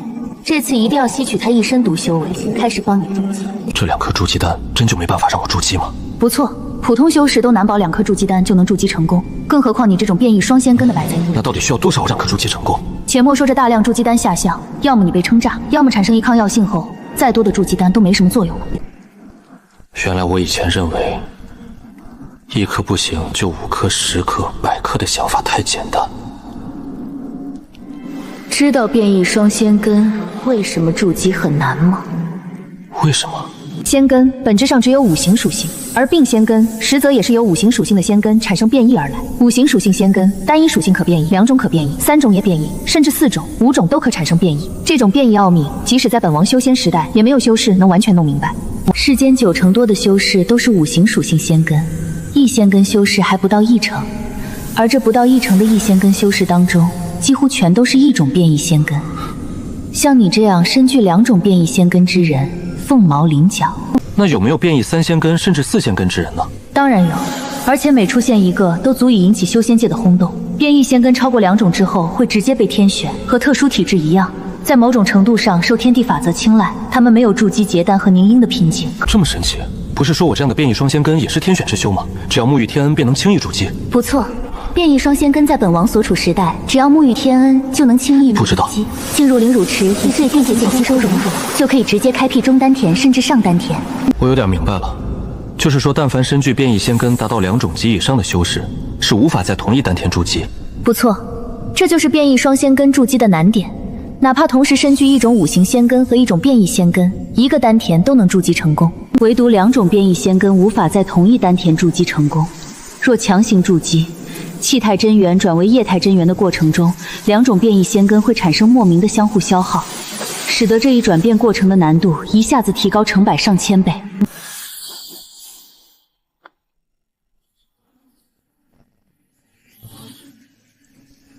那究竟为何会产生这种消耗呢？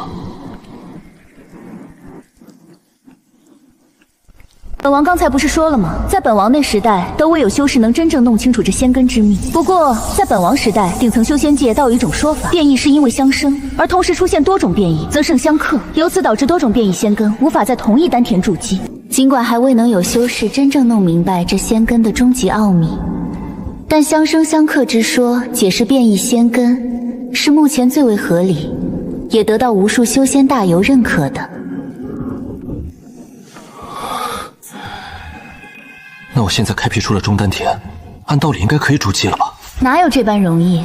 开辟第2丹田只是初步解决了你变异双仙根在筑基过程中相克的问题。除了下丹田，另外的丹田筑基是极其困难的。本王时代有灵乳池，灵气怕精纯到难以想象，直接就能帮助修士给它可并不容易，甚至说不可能都不容易。那看来必须如你所说，吞吸了那柳寒云一身毒修为，才能打好我这中丹田的根基是吧？不错，你修炼有一种古神诀。这古神诀正好可以吞噬吸收那筑基修士的修为，中丹田一旦根基打牢，你便可以用筑基丹进行筑基了。原来如此。杨彻，受死！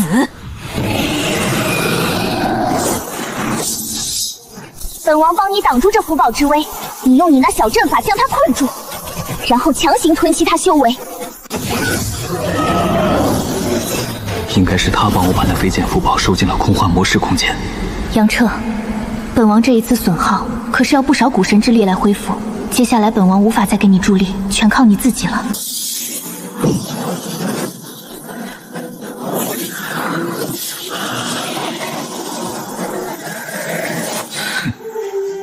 还想逃？做梦！杨彻，快住手！我们做个交易。他喵的，现在想起做交易了。老子要是回你话，我就是王八。杨彻，你若动我分毫，我柳家绝不会放过你。你若放我一条生路，我回乌龙谷帮你洗刷畏罪潜逃的冤屈。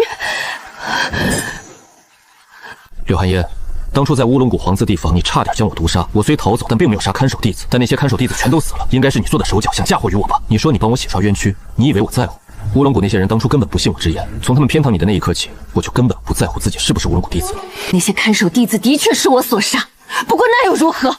我柳家是乌龙谷附属第一修仙家族，敢杀我，必将遭到我柳家无尽报复。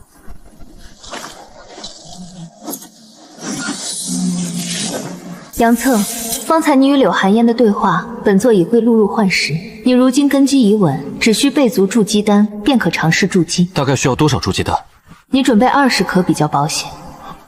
20颗。等采购5株千年灵药，结束这内海历练，我回乌龙谷我曾经的洞府一趟，或许能凑齐炼制筑基丹类的药材。等你筑基成功，就可以开始兑现当初我们的血誓之言了。这段时间本王需要好好恢复，没事就不要再打扰本王了。说不理人就不理人，算了，还是先去乌银岛采灵药吧。这次试炼还没结束呢，毕竟，等有机会再偷偷回乌狼谷吧。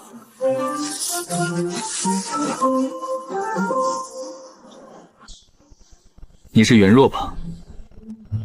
杨兄弟，你居然炼气12层了，这离开太玄门才几年吧？精进速度比我还快啊！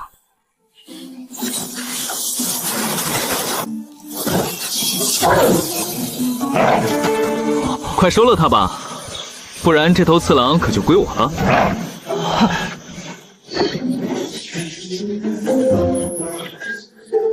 你我相遇还真是缘分。我此来是为了寻找灵药，完成试炼，就不多叙了。我先告辞。那杨兄弟，我们就此别过，有缘再见。替我向太玄门的长老问好。一定一定。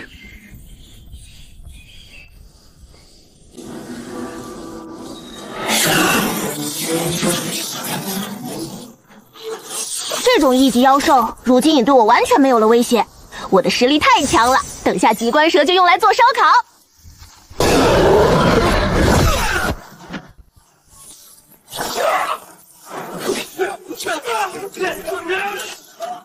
好家伙，我这次可谓是满载而归吧？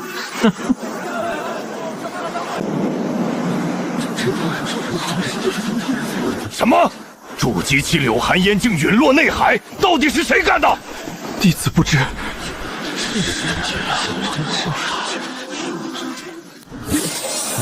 我操！你还是先躲躲吧，这乌龙谷的人还都在呢。你不是乌龙谷通缉重罪弟子吗？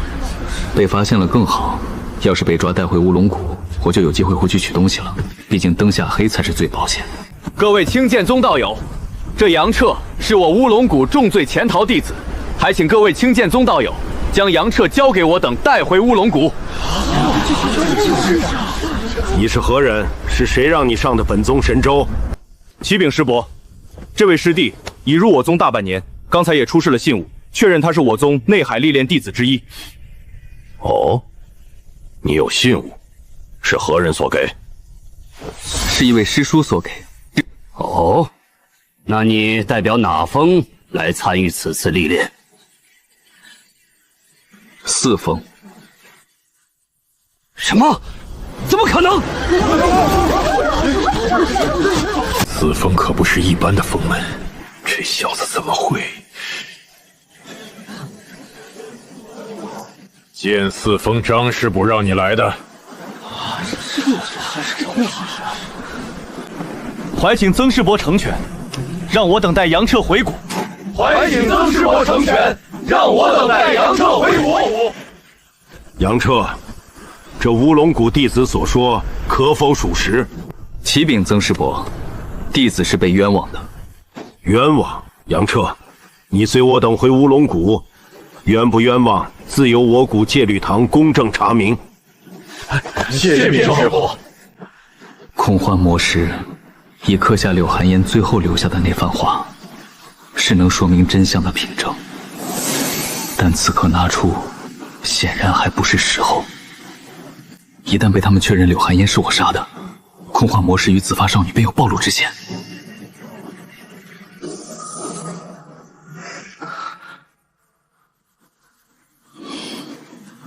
所以，现在不如顺水推舟，趁机去乌龙谷走一趟，一为自证清白，堂堂正正做4封弟子；二为取回通幽洞中所有之物，有紫发少女、九心雷焰、剑四、铁证，还有一枚重要玉剑，这些可都是我的底气。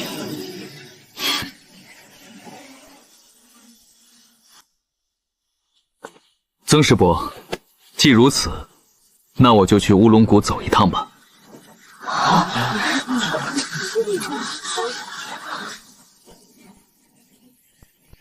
好，梁彻，就冲你这份气势，师伯相信你定是清白的。既然如此，师伯我就陪你去乌龙谷走上一遭，同时我也会禀明剑四峰张老祖。多谢曾师伯好意，不过我一人去就行。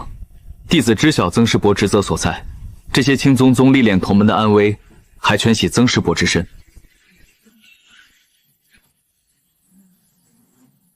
走吧。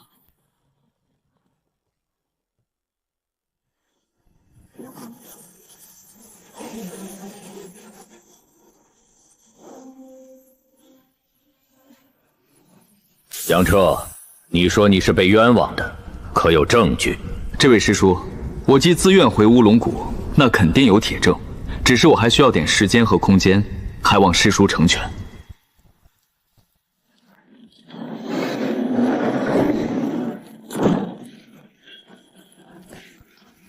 吴师叔，柳家来人，要求严惩杨彻，您看？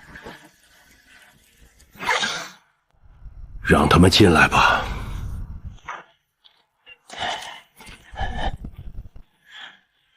柳啸师兄，本堂正在全力彻查，相信一定会水落石出。吴大师兄，此人杀了我柳家嫡系族人柳元，又在被关本地地牢时杀死所有看守牢狱的弟子，畏罪潜逃。犯下如此重罪的弟子，不直接处死，还要查什么查呢？柳通师弟，稍安勿躁。关于柳元之死一事，真凶是谁，当时尚未尘埃落定。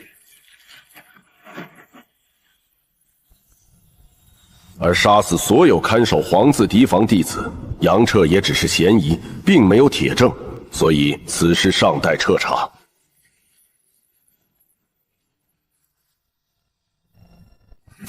查，这不明摆着的事情还需要查？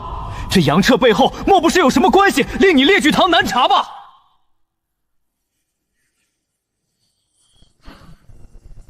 现在我柳家寒烟师姐都死了啊！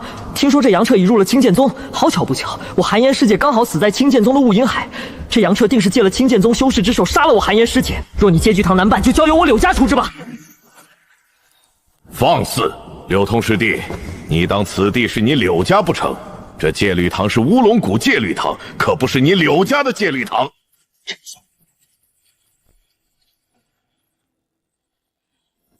吴大师弟，我这族弟因寒烟的死有些昏了头，说话有些谦细，还望吴大师弟不要放在心上。哼，杨彻，当初柳元之死尚未定论，说要等双月仙女回来再查明真相。可那晚看守皇字牢房，所有弟子被杀，你从牢狱逃走，此事你又如何辩驳？是有人故意杀死那些看守弟子，然后嫁祸于我。哦，有人嫁祸于你，可有证据？证据我当然有，只是我信不过你们。我要求见双月仙子，我会将证据交给他。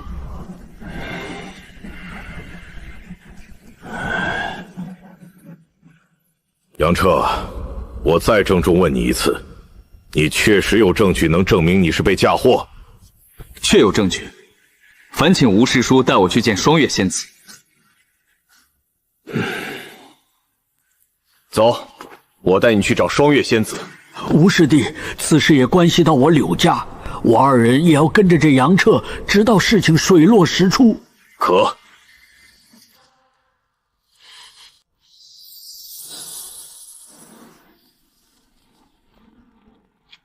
杨彻，陈师兄，能否联系到双月仙子？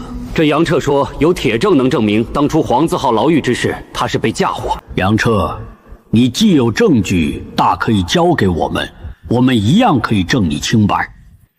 抱歉，陈师伯，我只将证据交给双月仙子。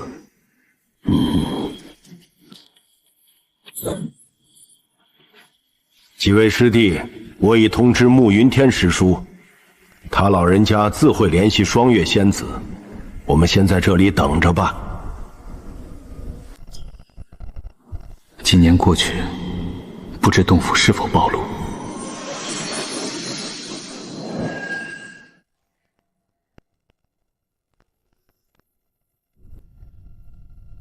走，一起去望月峰。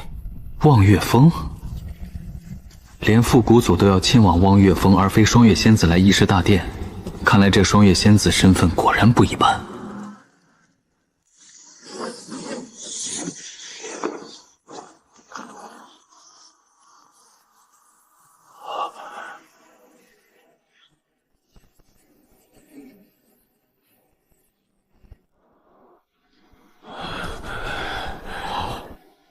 杨彻，听说你带来的这枚字简能道明原委。是的，仙子前辈，当初柳原与冷云峰在黑雾山起了争执，大打出手，最后同归于尽。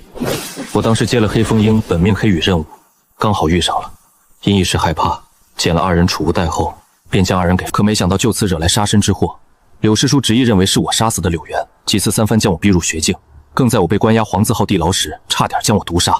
我侥幸未死，只好逃出地牢。但柳师叔后来又杀了看守弟子，意图嫁祸于我。一派胡言！仙子，他说谎。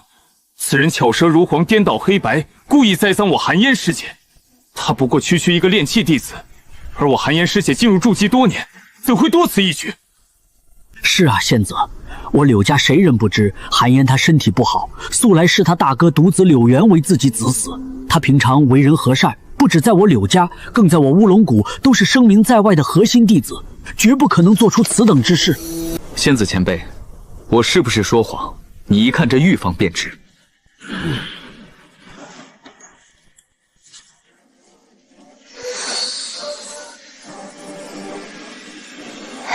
一个炼气弟子竟杀了一个变异毒仙根根的筑基修士，这杨彻不简单，生相玉简无法作假，尤其对低阶修士。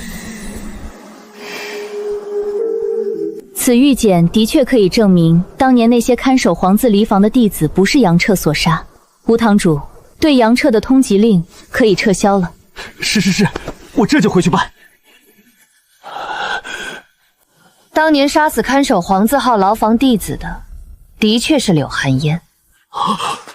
这玉简关乎柳家声誉，请让老朽一关。仙子，寒烟师妹固然有错，但这杨彻杀了寒烟师妹，是不是同样该受到惩处？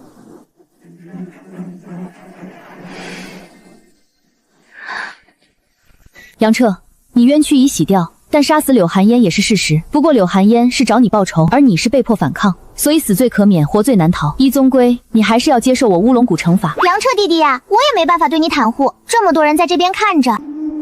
仙子前辈，这枚玉简中的信息，足够抵消乌龙谷对我的惩罚了吧？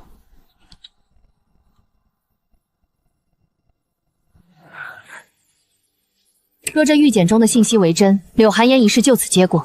这玉简里的情报足以抵消对杨彻的惩罚。你柳家听好了，以后绝不允许再找杨彻麻烦，否则我定然不饶。现在马上通知你柳家家主还有大长老前往本宗议事堂。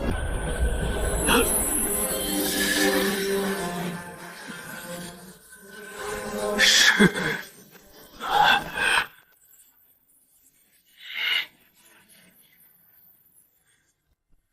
陈谷主，马上敲钟议事。是。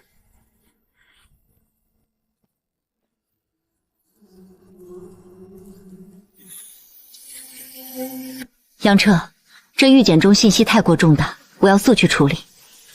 是去是留，你自己抉择吧。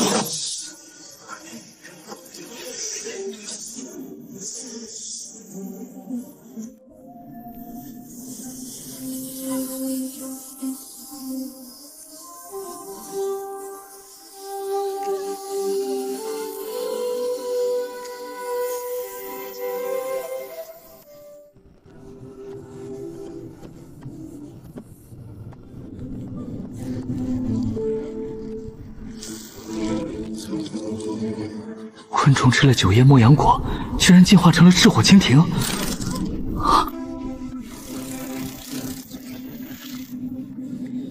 这不正是当初出那锦帕上不知名虫卵孵化而来的吗？看来这些年都无人来过，一切都还是从前的样子。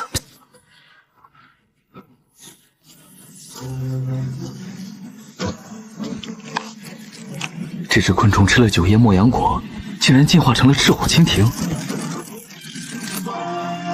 看来这些年都无人来过，一切都还是从前的样子。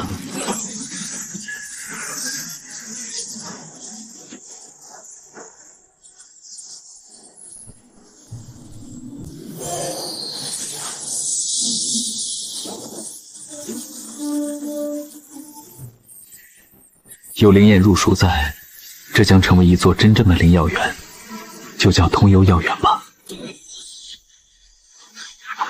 此乃乌龙谷重地，来者止步。我是来找文心瑶氏的，烦请通禀一声。找文师姑的？可文师姑1年前就已经不在这儿了。哦，敢问文师姑去了哪里？你不知道？我出门历练了几年，才刚回来。原来如此，难怪你不知道。文师姑1年多前就离开这药园了，如今调到巫山矿那边去了，离这儿可不近。难道文心瑶被罚与自己当年挖走灵药有关？不行，我得去查查。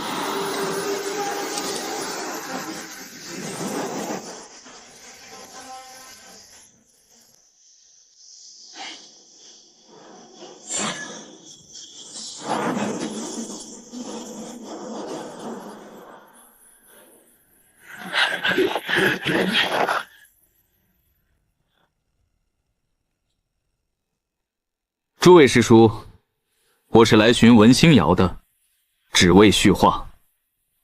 你是哪宗哪派的弟子？可有身份令牌？周师兄，此人叫杨彻，是本宗戒律堂下了通缉令的畏罪潜逃弟子。什么？石海师弟，你如何确定眼前这人就是杨彻？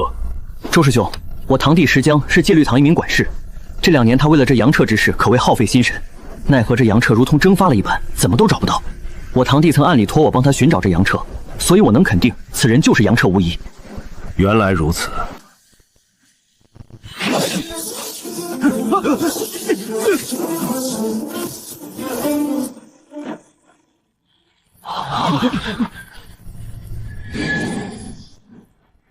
周师兄、石师兄，此人曾畏罪潜逃，可此时却忽然现身，定是那合欢宗魔头五禅派来的，想要以此混淆视听，好趁机再抢走文师妹。我看不如擒住此人，也好与那五禅换取解药。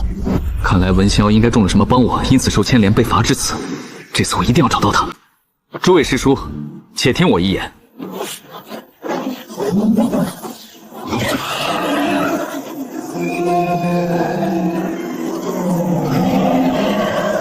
刘师弟，且慢。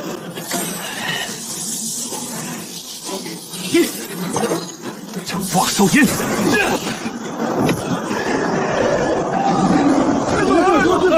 柳峰师弟这是怎么了？连终极出阶暴风符都用上了。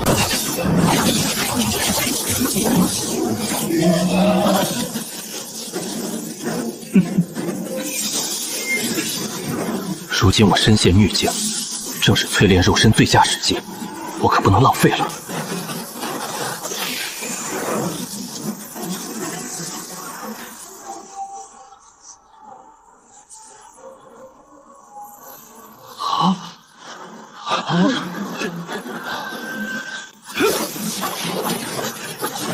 不可能，这不可能！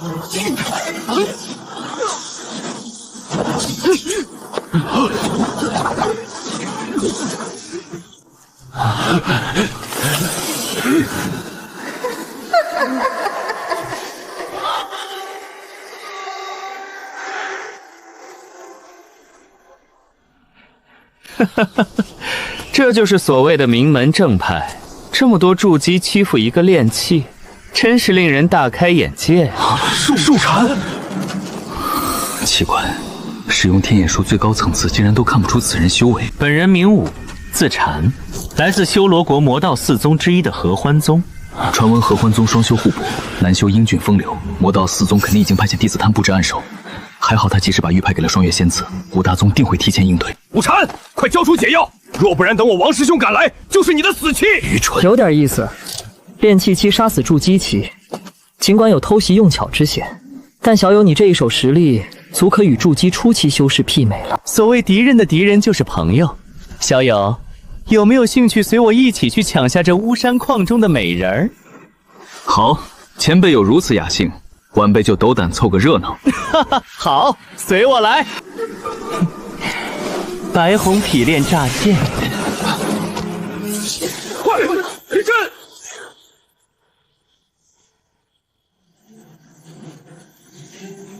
美人儿在那儿。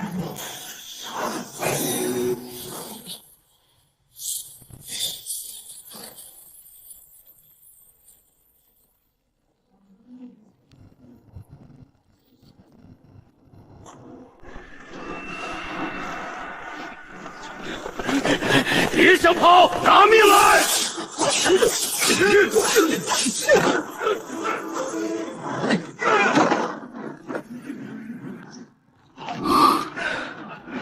果然中毒了。这是清心丸，你曾吃过的，不是一般解毒丹。你先服下，然后赶紧离开这石楼。你们认识？没想到我武禅也有看走眼的一天。给我死！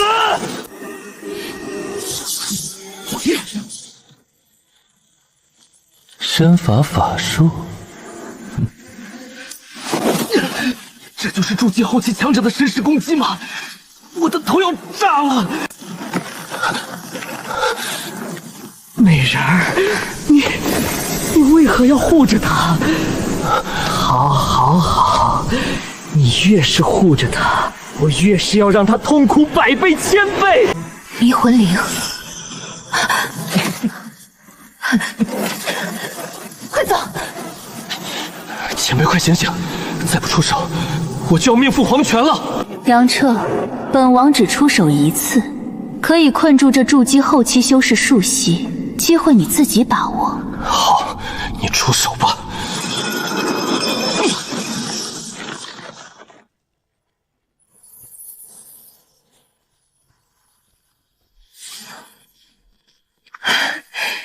是王师兄来了，杨彻，我们没事了。这些清心丸师姐留着吧，既然你安全了，那我得赶紧走了。对了，师姐，有一个满脸黝黑的筑基初期之人，你千万小心留意。回头你查查，这人多半有问题。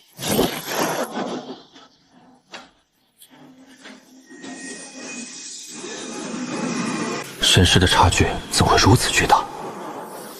杨彻，你这园子不错啊。前辈，有了这园子，没什么问题了吧？原本还打算去再弄些灵草，没想到文星又已不在，已被前往巫山历练。别一口一个前辈，本王重获新生，年轻着呢。那我该如何称呼你？本王名天邪紫英，你可称本王为紫王。紫王听起来俗气，干脆就叫你紫音如何？放肆！紫音岂是你能叫的？你说你重获新生还年轻，这叫紫王不明显把你叫老了吗？还有，咱们是平等关系。本王说了，你只能称呼本王为紫王，你只不过是一个虫子而已，懂吗？好，一个名字而已。我们还是赶紧回清剑宗，回去后我马上开炉炼制筑基丹。不是你说的吗？待我筑基成功，就能开始为你提供大量古神之力，并帮你寻找你要的那几样物品了吗？你这飞行法器速度实在太慢了，用这个吧。还有，这防法器你也一并拿去用，反正本王也用不着。紫音，哦不，紫王，在乌银海，你若将这飞行法器拿给我，我定能采摘到更多千年灵药啊！就算现在，本王也只是为了让你更快回到清剑宗，能更快筑基而已。郑师叔，幸不辱命。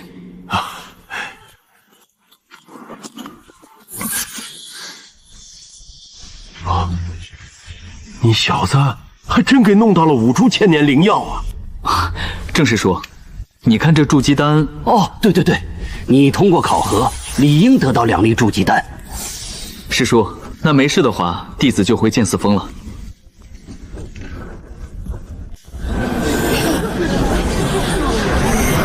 是杨彻师兄！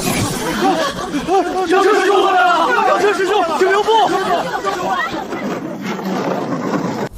还不错。修为不止恢复，还精进到了炼气12层巅峰。这是我四峰首席弟子令牌，从今起你就是四弟子，也就是大弟子。不过你虽是首席，但我剑四峰除了我老头子外，再无其他人，所以你并没有师傅。等你哪天结丹成功，才能成为我正式弟子。弟子谨记。去，先解决一下外面这些前来挑战你的弟子，这也是我宗一直传下来的规矩。既然你已成为剑四峰首席弟子，那挑战自然是免不了的。是老祖。记住，你既已是炼气12层巅峰，那面对所有前来挑战的炼气期弟子，你必须以碾压之姿击败他们。若是你能做到，剑四峰那些修炼宝地，你可任意选取一处作为你日后的洞府。要以碾压之姿击败他们，那可爽了。外封白莲峰弟子郭度，这次专门购得一件顶阶精品法器，他是实力已经列入前3了。郭度师兄这次挑战大有希望。郭师弟，出手吧。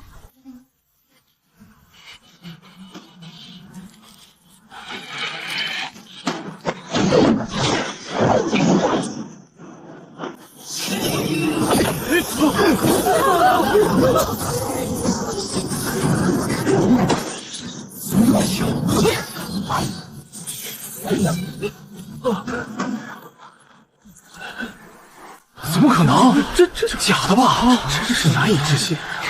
一定是杨彻投机取巧，不然怎么可能差距会如此之大？没错，不然根本不可能。在下不服。郭师弟，你下去歇着吧，我来挑战杨彻师兄。是华裔师兄，外封公认实力排名第1的华裔师兄，真的不是华裔师兄闭关，无法参加内海历练，怕是早已成了9峰弟子了。萧望峰华裔向杨师兄挑战。这黑衣小子倒有几分魄力，明明还在吸收筑基丹药力，却跑来挑战。杨彻，你小心了，说不定这黑衣小子打着就筑基成功了呢。这也不行，筑基根本就不是一蹴而就，而是一个慢慢变化的过程。毕竟法力真元从气态转变为液态，哪能一下子转变成功？杨师兄，可以开始了吧？华师弟，出手吧。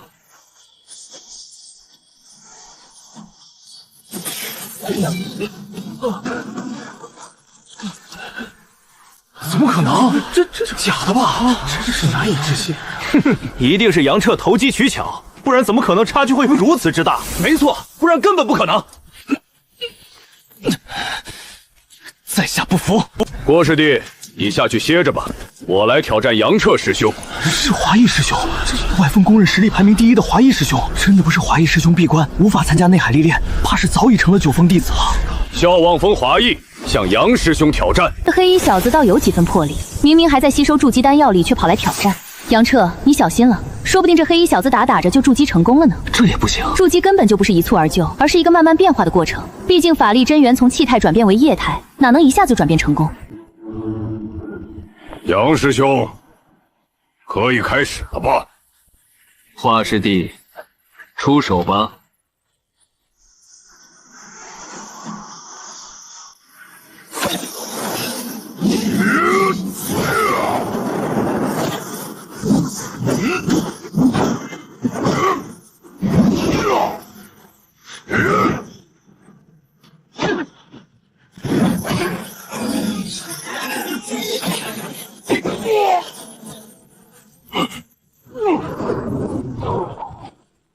杨彻师兄，你这是投机取巧，我们不服。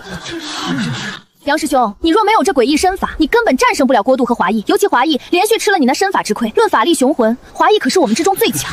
你们为何也却认为你会心中一9峰弟子挑战，比的是法力雄度，本命法器的硬碰硬，这样胜了我们大家才会心服取巧。别的方式硬碰硬就是投机取巧，有想继续挑战的就站出来，若没人再挑战，就速速离开剑四峰。杨师兄，今日我未出全力，1个月后我定然再挑战于你，你可敢接受？杨彻，这小子想要这成功后再挑战你，倒是打得一手好算盘。好，我接受。算你过关，不过1月之后，那华裔小娃娃必然筑基成功，你小子有把握战胜他。那就好，这第4峰几处宝地，你想选哪处？红蓝湖。你小子倒会挑，这是红蓝湖禁制的出入玉牌，握着它进入传送阵，就能自动传送到那里。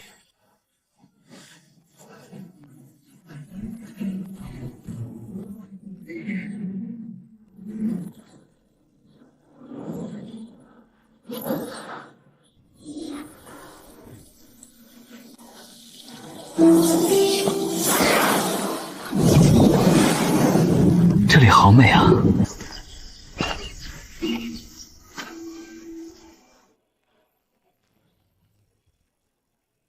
这是一口中品灵眼之泉，青剑宗的秘境，倒也别有几分景致。我选红蓝秘境，正是看中这口灵眼之泉。有了它，通玄药园若以此泉常年浇灌，想必也会引入终身士气。这一步你倒是走关并不轻松，你需先备好至少20粒筑基灵药。好，我先调息片刻，再着手备药。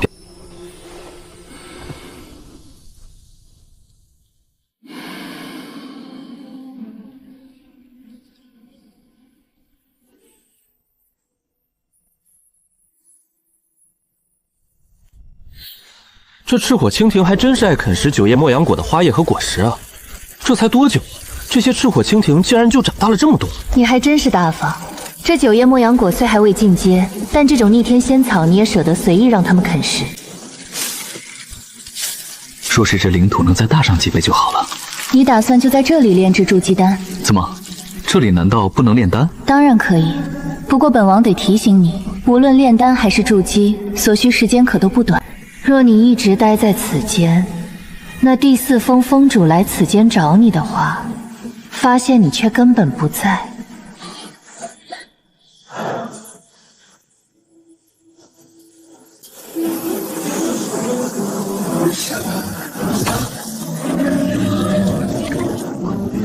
百年灵芝，千年雪莲，赤铜晶。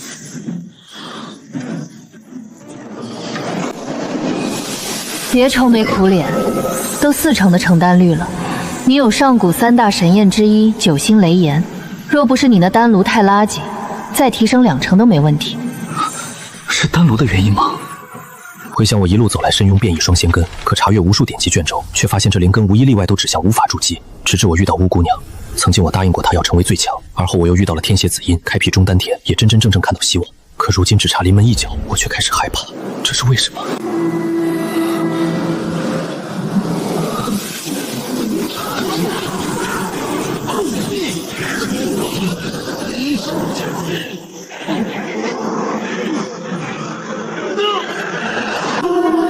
杨彻，杨彻！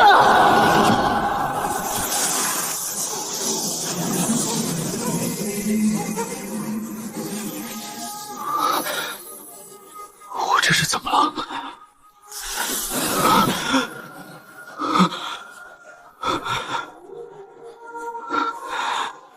你刚才差一点走火入魔。走火入魔，不过也算是好事。好事？你在这个时候差点走火入魔，总比你在筑基紧要关头走火入魔要好得多。既然域外天魔没能迷失你心智，那就全力以赴开始筑基吧。要如何做？你是变异双仙根，双丹田筑基需要同时进行。不得不说，你的气运还真是不错。哼，需要9星雷叶的帮助，它非常关键。你需与他提前沟通好。雷燕，我变强也就是你变强，可千万不要出错。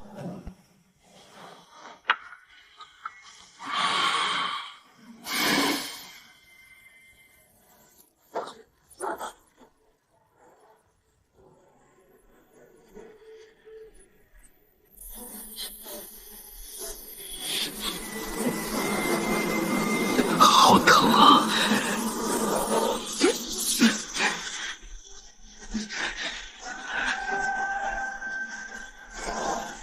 洗精伐魔吗？还真是埋汰，赶紧去洗洗。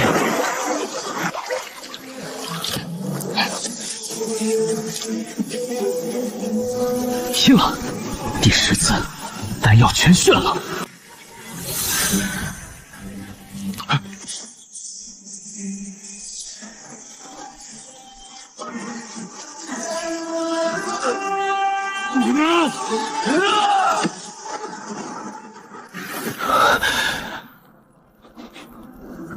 你的紫元诀已无法再继续修炼，有没有契合你属性的其他功法？先给本王一关。天雷经，这竟是最顶级且完整雷属性功法，没想到这种极品功法竟会被天蝎紫音称为垃圾。雷云术、雷闪术、闪炼雷枪，这3种功法简直是无缝衔接，配合起来战力逆天啊！赶紧修炼，时间不多了。杨彻，时间差不多了，别忘了你还有一场约战就要到了。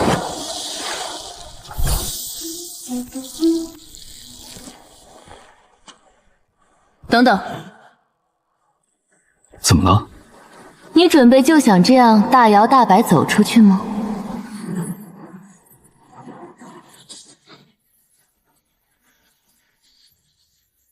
你是不是有什么可以遮挡修为好办法？你的气运连本王都越来越佩服了。此秘术一旦修成，除非自愿主动解除，否则会一直作用极深。不过禁忌人受不到滚落。这么神奇？这秘术修炼并不难，你修炼成功再出去吧。神隐术，这是古神术，你身具古神之力，修炼自然事半功倍。原来如此，成了。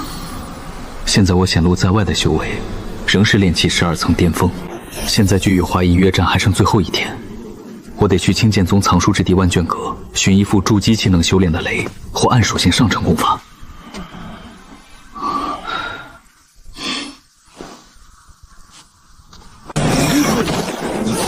杨彻师兄，就是那位用了什么见不得人手段才当上剑四峰首席弟子的杨彻师兄。我可是千丝都不服气，马上又要挑战他了。就在明天，要是没事，我看着他一定会。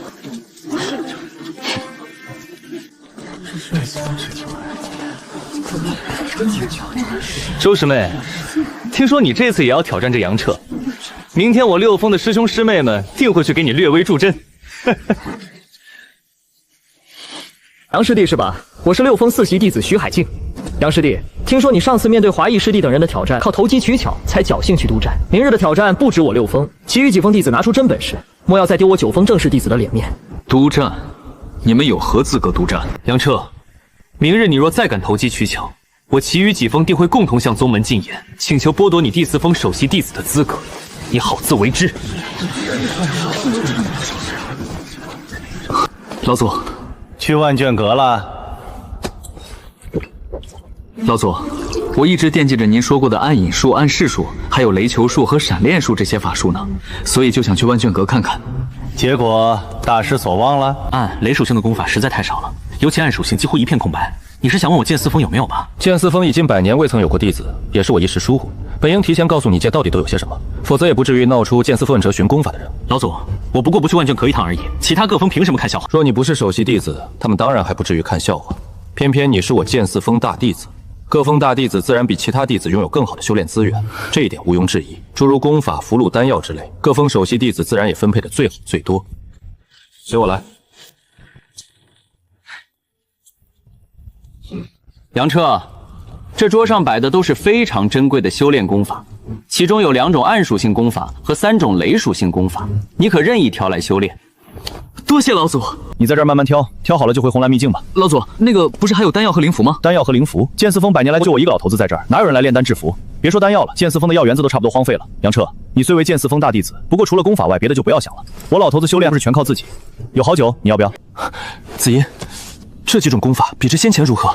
不错的不错，你就选那部暗属性功法暗烟剑诀。你有双丹田，必须各修炼1种功法，而且毫不冲突。下丹田修炼暗烟剑诀，中丹田修炼天雷经。等你结丹以后，就可以勉强修炼本王的功法。另外，回红蓝秘境后，把你那古神诀拿出来给本王瞧瞧。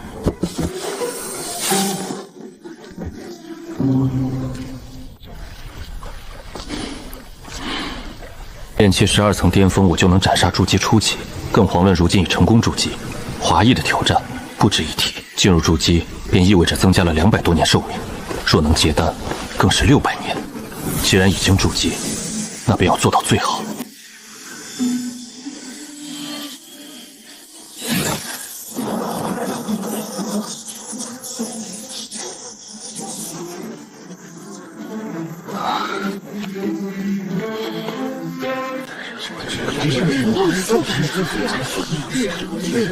杨彻，你到广场中央去。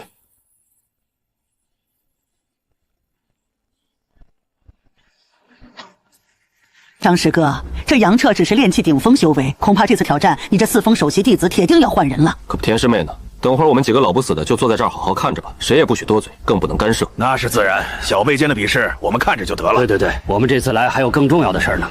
此次挑战原本是外封弟子华裔与四封首席弟子杨彻的约战，不过临时增加了数名欲挑战杨彻之人，故而由我简单主持。按照挑战老规矩，除本命法器外，可以使用灵符和丹药，修为从低到高，依次上线。叔，这太麻烦了，能否让他们挑一个公认最强的和我打上一场？杨彻，这是宗门规矩，不能破，不然有大毅力和展示潜力较晚的低阶弟子，哪有出头机会？不过你也不用担心恢复问题，每打完一场都会给你丹药和时间调息恢复。挑战位。杨师兄，请赐教。陈师弟，我有一事不明，你应该很清楚，你并不是我的对手，但为何又要来挑战呢？宗内皆传言，师兄你是靠投机取巧战胜的郭都华一位师兄，所以即使落败，也能将潜力展现给九峰各长老看看。陈师弟，出手吧。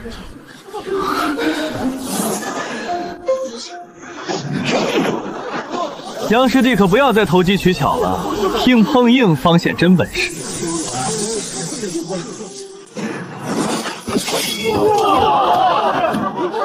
陈师弟，还有什么招，全都使出来吧。杨师兄，传言是假的，师弟佩服之至，我认输。这样够不够硬？杨师弟，你若能一直这样硬下去，而不投机取巧，我徐海剑才真正服你。徐师兄，敢不敢打个赌？打赌？你想怎么赌？就赌50块中品灵石加5000块下品灵石，一共听清楚了，必须包含50块中品灵石。我若就这样一硬到底，战胜挑战之人便是徐师兄你输，反之则是徐师兄你赢。当然，徐师兄若怂了不敢赌也无所谓。杨师弟非我不敢赌，而是这赌注实在太大，你应该也拿不出1万块灵石，尤其还有一半是50块中品灵石。老祖，赌不赌？1万块灵石，发财的大好机会啊！你小子要是输了，这四封大弟子名头可就是别人的了。老祖放心，若我输了，自愿离开剑四峰。这赌注敢不敢加一个我七封？我七封愿赌。5封也愿参与。6封会带徐海静出这1万块灵石，赌了。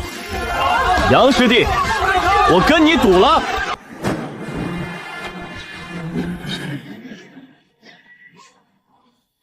好，这1万灵石我四封出了，赌。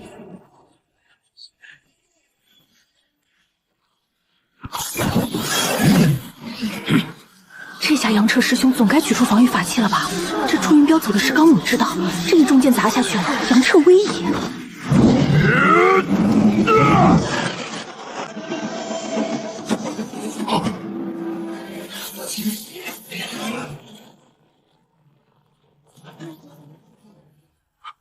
杨师兄够硬，我祝云彪佩服。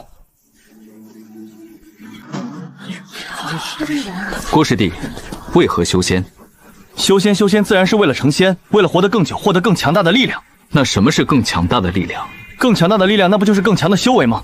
杨师兄，我是来挑战的，为何要说这些奇怪的话？郭师弟1个月前你挑战我，如果是在青众宗之外，如果面对的是魔道，是外来宗门之人，郭师弟此刻已经是个死人。什么活得更久，获得更强大的力量，都不过是笑话。那时郭弟想必只能在黄泉之下抱怨师兄我投机取巧了。不用比了，我认输。等等，郭师弟，刚才的赌约你也看到了，不论是为了这赌约，还是了却你心里那口气，今日我都跟你硬碰硬。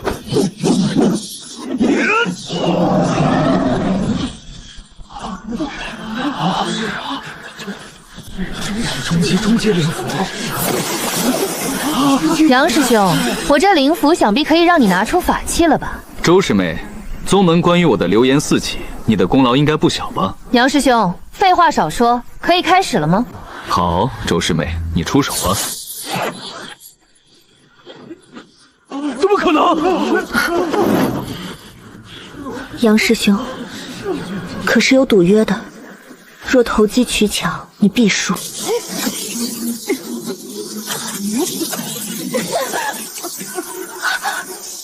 难道这杨彻是变异雷仙根？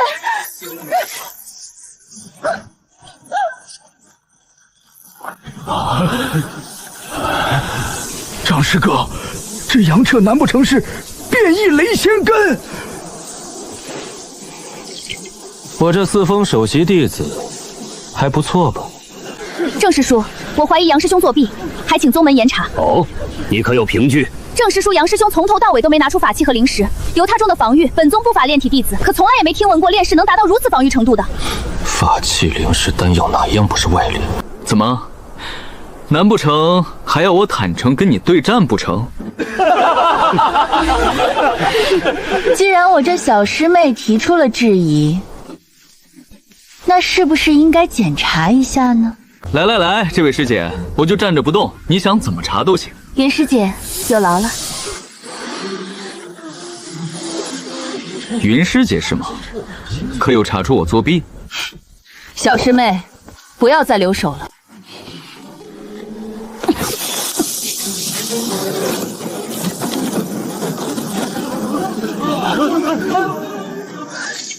有三。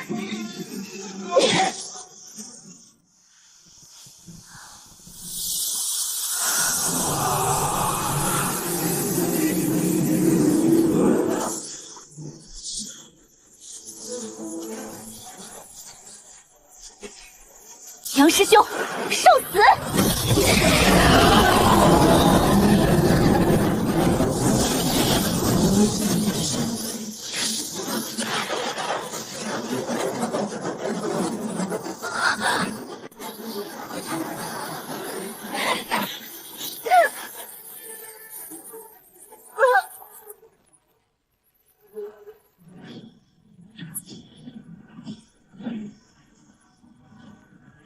是雷云术！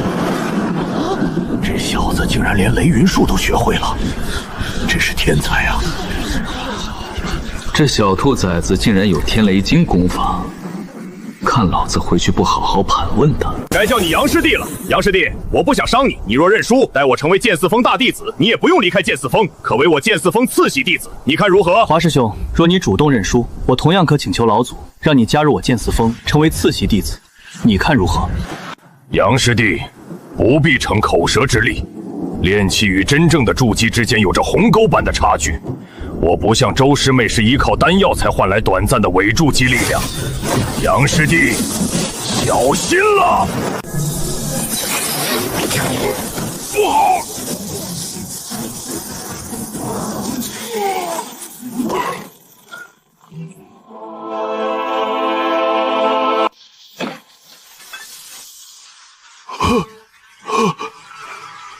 不可能，绝不可能！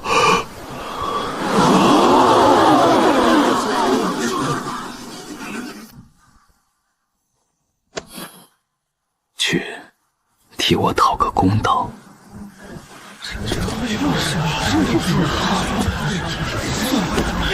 弟子愿请战。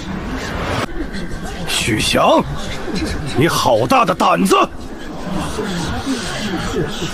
正师说，弟子不敢，只是宗规有云，擂台之上，点到为止。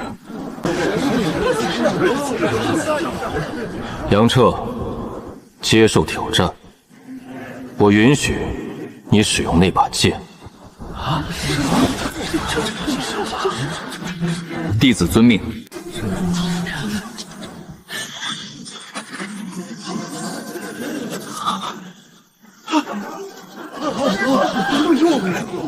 什么？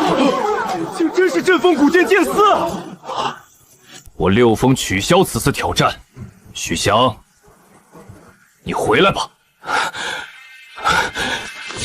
等等，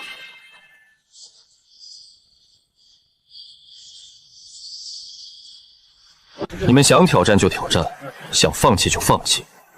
敢问六峰，你们是不是根本没把宗门放在眼里？杨师弟，休得胡言乱语！若他不是胡言乱语，那是不是欺我四峰无人呢？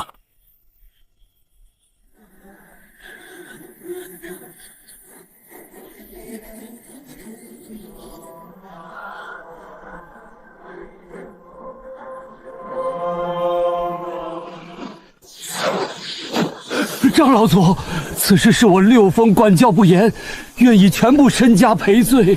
全部身家？六峰的全部身家，怕是还不够赔我剑四峰的一根寒铁剑齿。老祖息怒，愿再添3成宗门灵石，以表我宗诚意。哼！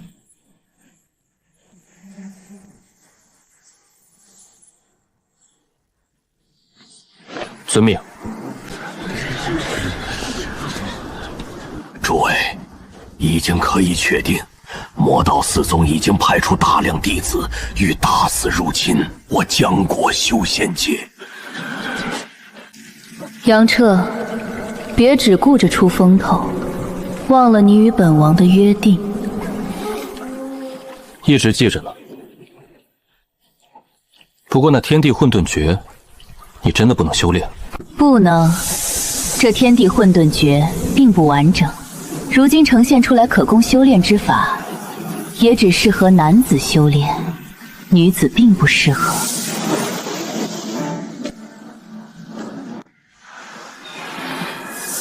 今后你不止在青剑宗只能显露和使用雷属性法术，甚至杨彻这个名字也只能一直顶着变异雷仙根天才之名。这一点想必你能明白吧？从我先前施展雷属性法术那一刻，我已想到这一点了。只不过青剑宗除了老祖和正阳师叔，还有那剑门殿殿主外，我不清楚是否还有人知道我是变异双仙根。你放心，除他3人外，青剑宗应该没有其他人知道你是变异双仙根。子怡，你为何如此肯定？就在你施展出雷系法术那一刻，这四峰峰主就已秘密传音正阳和那剑门殿司马殿主了，让2人务必保密，绝不能再让任何人知道你是变异双仙根。紫音，连老祖的传音你都能得知？这四峰峰主修炼功法应该也是相当不俗，你没发现但凡这四峰峰主在的时候，本王根本都没与你心念传音？是啊，我还正纳闷呢，你都没有任何回应。四峰峰主的不俗，尽管他修心念想要修炼神识吗？你可以找机会让这四峰峰主教。只有元婴后期，只要他们不知道你已筑基成功，那就用不着理会；若知晓，一律杀之。杨彻，你记住，若有知晓你是变异双仙根的人怀疑你筑基成功，你就果断杀之。以本王对现如今修仙界的了解，一旦你变异双仙根筑基成功之事被知晓，多半会掀起腥风血雨。那要是老祖老头知晓，若你能提供足够的蛊神之力，本王可以帮你杀了他。算了，老头待我不错，还是尽量不让他知道我已筑基成功。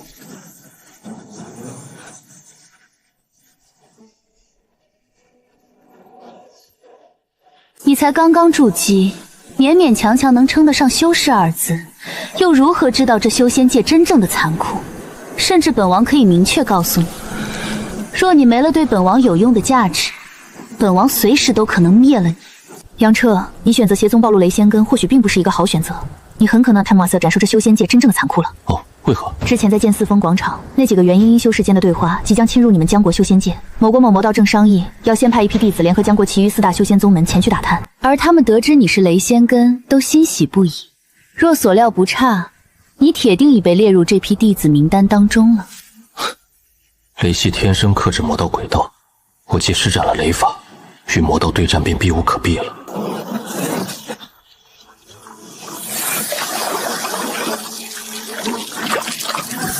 别天真了，真正的修仙残酷，怕是要来了。还请老祖笑纳。杨彻，这些灵石既然是你赢得的，你就全部留着吧。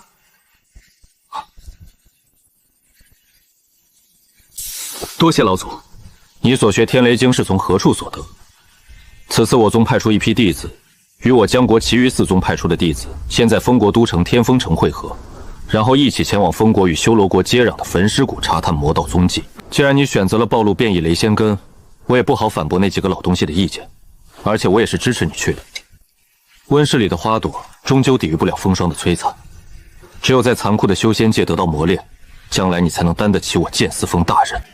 此去，老祖我只有一言，那就是要你时刻记住，保命第一，不要在意其他人的任何看法、说法，以保命为第一要。这紫葫芦里的酒，若遇危急关头，你可以喝上1小口，切记，一次只能喝1小口，千万不要喝多。去吧。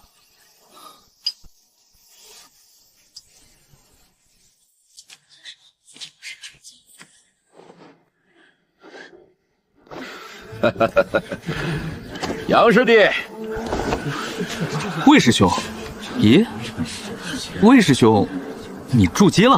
哈哈，杨师弟，听说前几日你在剑四峰可是大出风头啊！可惜师兄我正在闭关冲击筑基，遗憾无缘得见呐。杨师弟，那日剑四峰挑战，我听我九峰一位师姐说了，你和六峰四袭徐海静有点小矛盾。是有点儿。魏师兄可是听到了些什么？那杨师弟可要小心了。我听说此次带队的是六峰一名长老，叫徐东元，而徐海静是他本族一位晚辈。多谢魏师兄提醒。徐师叔，徐师叔，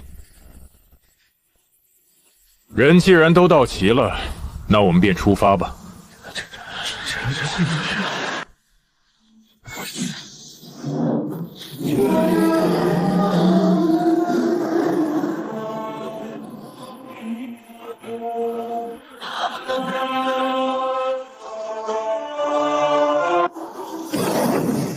都上来吧。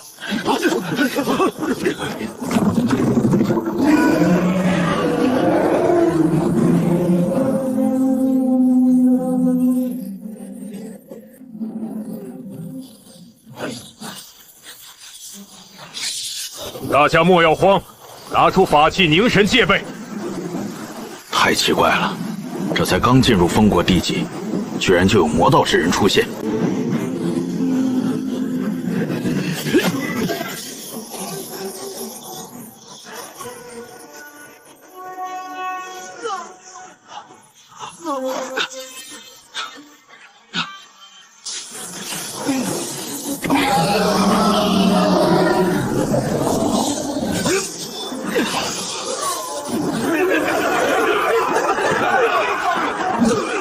姚师弟，多加小心！阴煞门哪位道友在此？何不速速现身？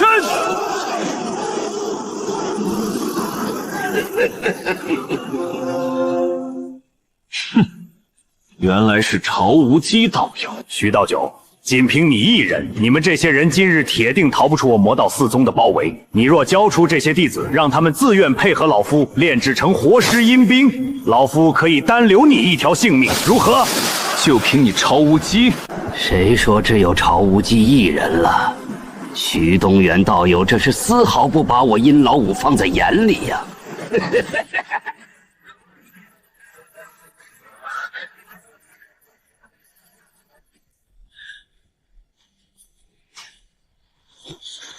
清宫宗众弟子听令，我来拖住这两个结丹期，你们想办法各自逃命。愚蠢，还不快走！留下来拖我后腿吗？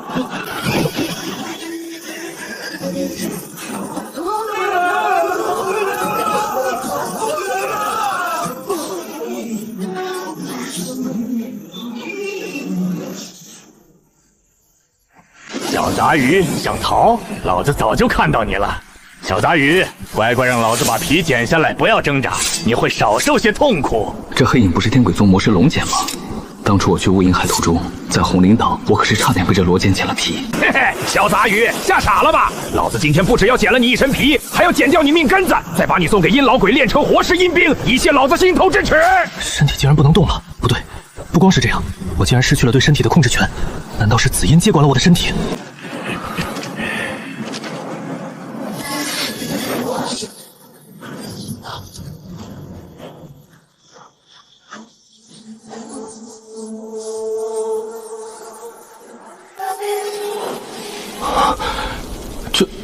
这紫音太可怕了吧也，不过确实牛啊！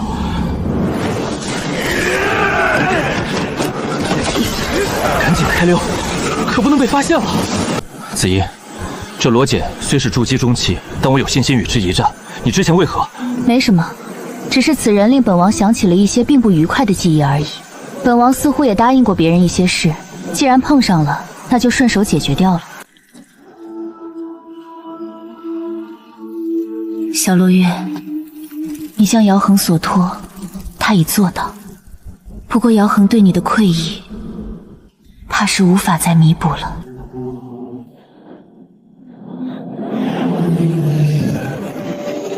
先在附近修炼些时日，待你再给本王提供些古神之力，再下去一探究竟。杨彻，这七重繁殖力本就惊人。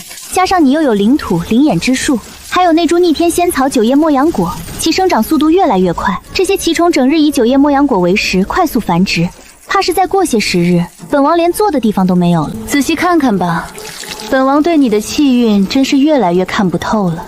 哼，有灵眼之术，又有中品灵泉之水。这些泥土若是最后不能变为灵土，那才叫奇怪了。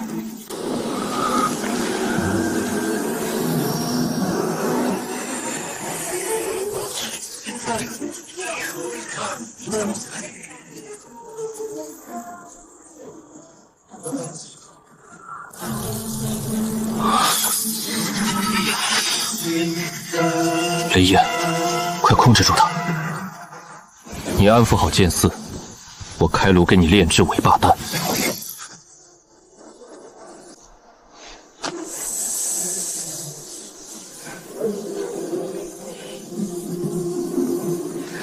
走，去那江底，我察觉到那里有好东西。杨彻，本王要附身了。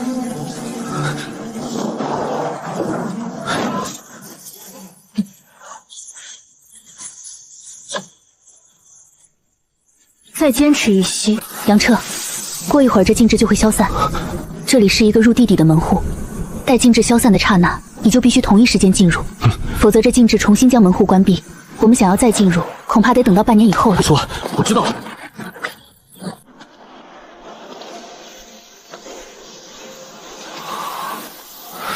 杨彻，你最好暂时不要下去。本王终于知道这个世界为何灵气越来越稀薄了。子怡，你是说现今修仙界灵气越来越稀薄，跟眼前这些血棺有关？不错，而且像这样的血棺地穴，应该不止一处。你知道的来历？本王可是上古修仙时代的人，岂能不知？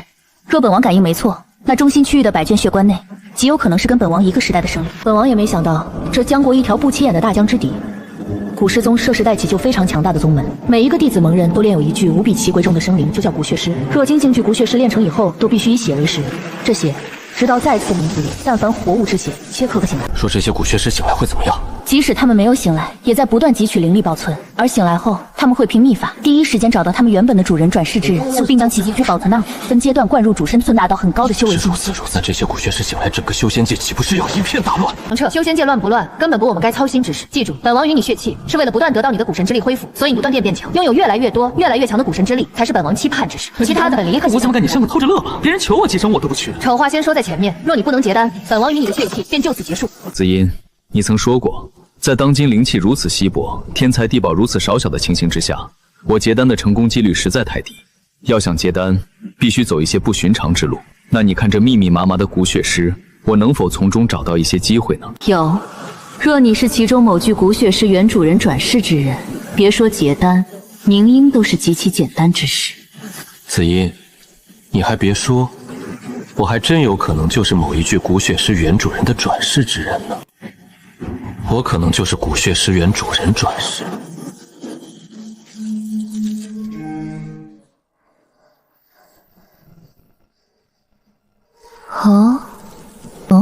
你一只虫子想成为古血尸主人，还真是敢想。本王佩服你的勇气。子怡，我是说真的，我隐隐感觉到这其中一具血棺就是我前世的古血尸。我刚才之所以想下去一探，就是因为有这种十分诡异的感觉。当真？如此重大之事，我岂敢胡说？那你能感应到是哪具血棺，在什么位置吗？当然能，不在中心区域，但紧挨着中心区域的那一片血棺之中。杨彻，你可要感应清楚了。本王告诉你，中心区域内百具血棺是王级古血尸、兵级，以他们为中心，性使佛子向象境四周扩散。那王级底古血尸旁边，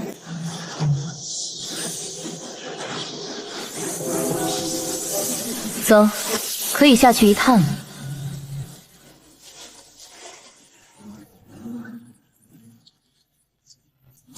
子怡，这些降级以上古血尸真的没办法彻底灭掉吗？可以斩下他们的头颅四肢，但彻底灭杀很难。任意一具炼制成功的古血尸，除了冰级，都不知存在了多少岁月。只要其血不灭，他们便能沉睡无尽岁月。本王所处时代，古师宗是顶级大宗，统治上界一片特殊领域，不知多少个万族。上界，就是你说的那个存在仙门的世界。不错，修仙之人想要飞升成仙，都必须进入上界。找到仙门之所在，才有望飞升。不过这些离你实在太过遥远，你现在知道这些也毫无意义。子英，依你之言，这些沉睡的古血尸灭不掉，只能等他们醒来，祸害整个修仙界。若非本王并不是这个时代的人，你以为凭现在修仙境能发现这上古禁制？真的吗？而且本就算是有事要发现，一旦等到净土差，尤其国内百具王级古血尸吸食足够的鲜血后醒来，若按正常时间醒来，这方小世界很可能不复存在。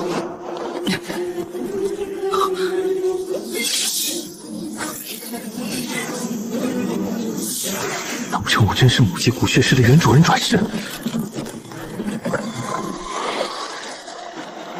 开关，别担心，无论出现何种状况，只要本王附身于你，就能迅速离开此地。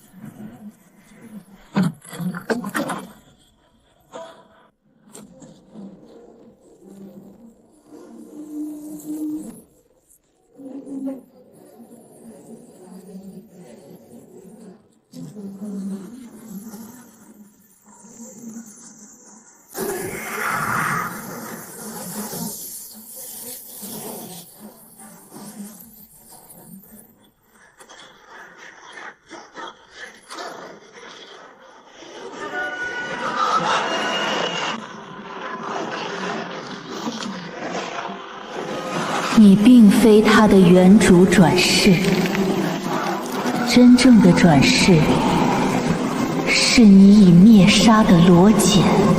这下有意思了，无论是你们江国还是其他修仙国度，都要迎来巨变了。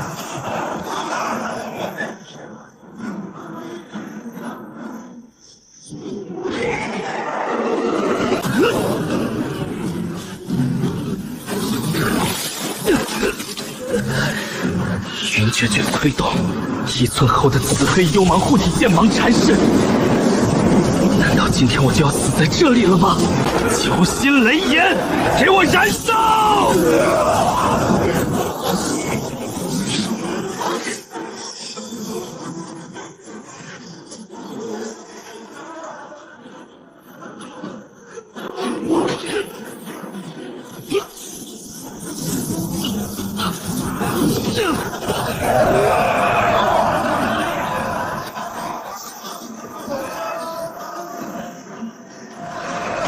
杨彻，别冲动，能进入此处地穴的门户应该不止这一处。你现身体被打出裂纹，本王也不敢轻易附身，你可安排出此地。而本王附身这3息，一定要留在最为关键的时刻。我们现在位于西北角飞，朝东南也有一处禁制，且那里似乎还有修士气息波动。走，你把变形缩度推到极限。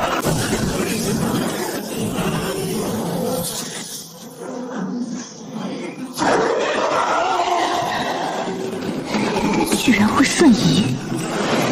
原来是这双散发着诡异光芒的云靴。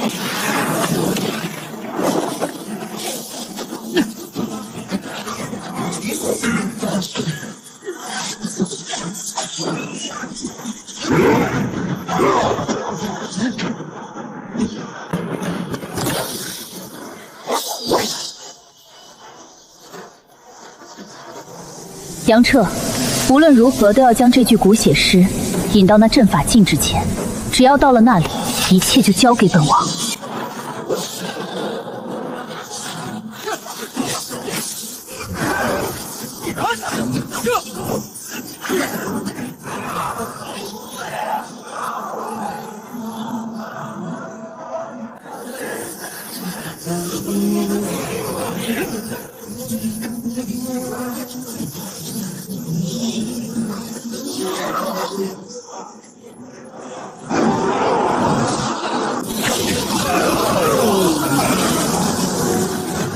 我就知道这赤火枪挺不一般，却没想到这群飞虫还能救我一命。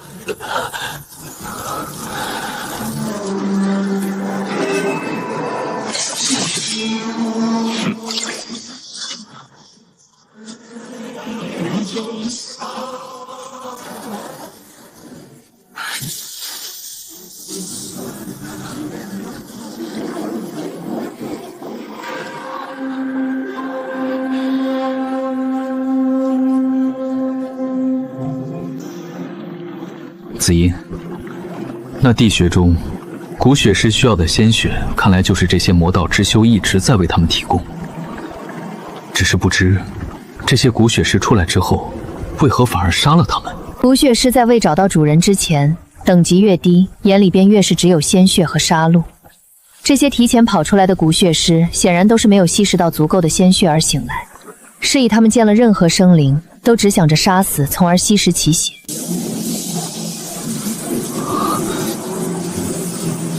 紫音，你没事吧？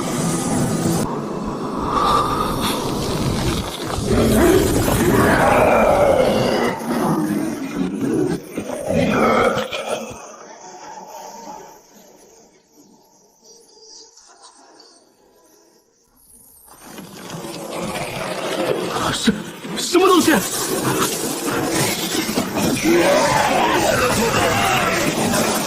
我操！怎么还有吧？对付1具都够呛，一下子来了7具。杨彻，万不可暴露空幻魔石。可是灵级血尸每一人一性信息传给他们的主人，你将再无宁日。此次，既然是本王主动让你来此，就让你身陷险境，那也自该是本王带你脱离险境。杨彻，待你离开此地后，本王将会陷入一段时间的沉睡。本王交代你之事，以及如何唤醒本王，都一一刻在那几枚玉牌之中。本王累了。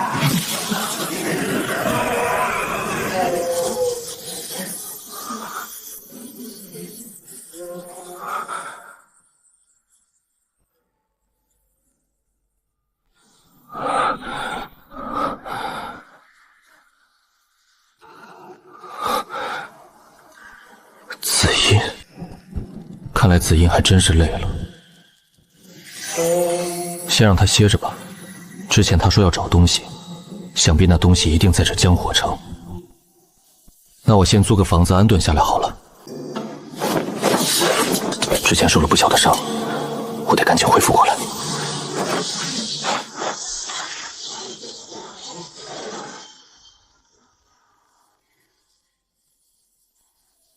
恢复的差不多了，我也得去看看这灵级古尸，说不定还有利用价值。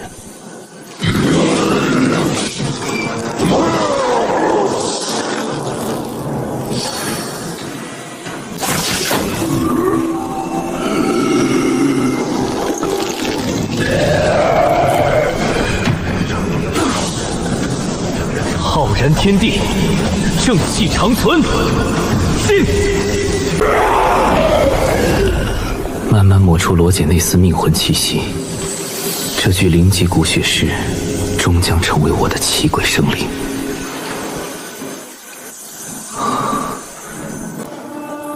把靴子脱下来。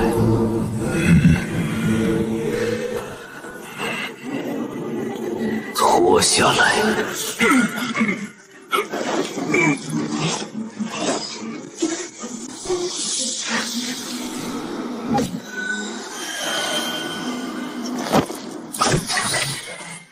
看来我是成功了。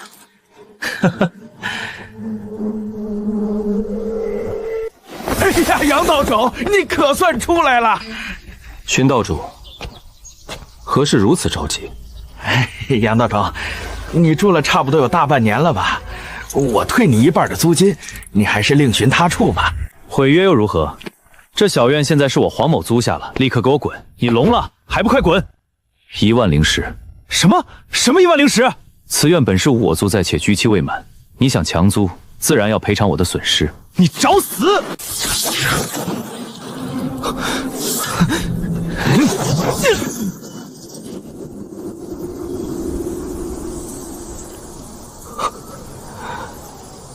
哼，冷眸一闪。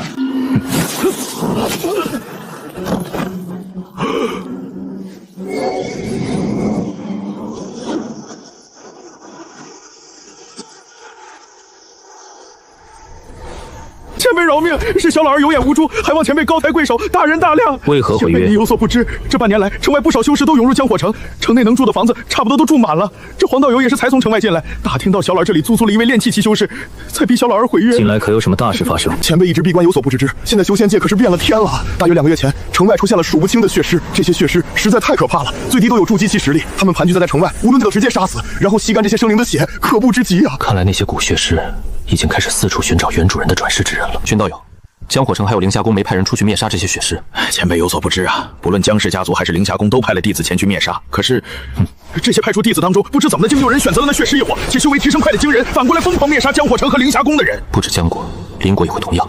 给你2个选择，吃了这丹药为我办事，或者我杀了你。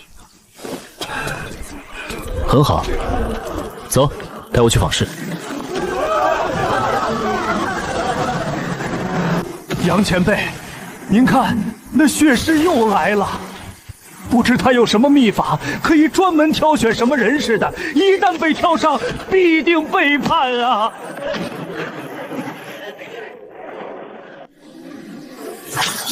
去！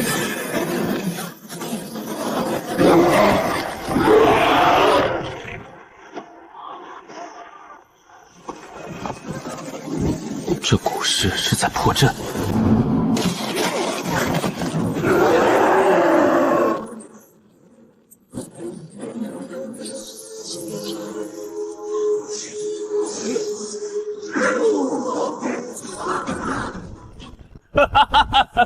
我刘松入赘你秦家多年，为你秦家当牛做马立下多少功劳，可你秦家是怎么对我的？辱我，骂我，个个大肆嘲讽我，欺我刘松只是一介赘婿。刘老，别犯糊涂。你一矿奴出身，怎么可能是什么古强者转世之人？快跟我们回家吧。好，你个秦四，别以为我不知道你让我入赘秦家的目的，不就是看中我手中那本血灵经吗？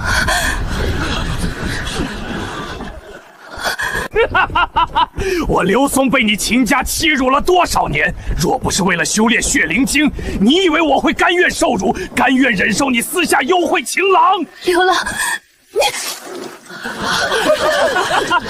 一个低贱的赘婿，我秦家能收留你已是最大的施舍。你这卑贱的矿奴，滚去做你那古强者转世之人的春秋大梦去吧！秦贤叔，快把这卑贱之人剁碎了，拿回去喂狗。哎，切勿动怒啊，兄台。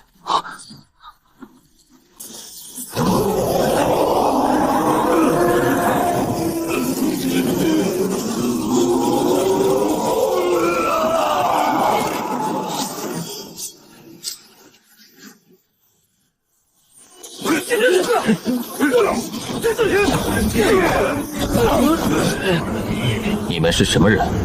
咱们先来吧嘛！他喵的，太嚣张了！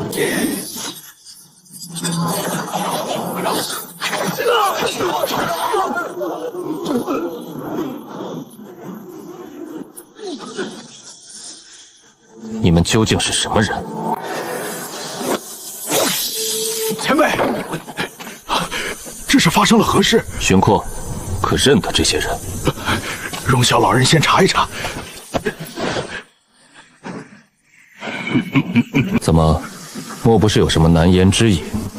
荀阔，荀道友，还请前辈杀了此人，小老夫定一一详细告知前辈。你直说便是。暗花，此人身后是整个……再问你最后一次，你是何人所派？又是如何发现我的？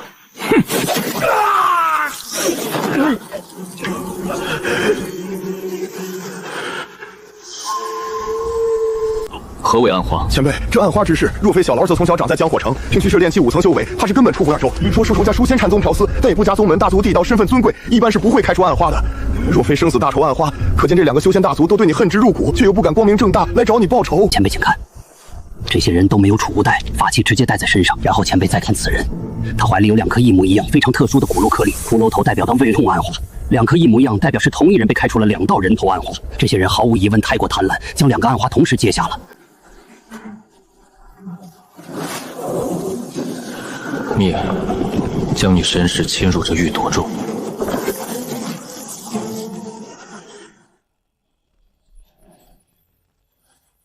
情报有误，快走！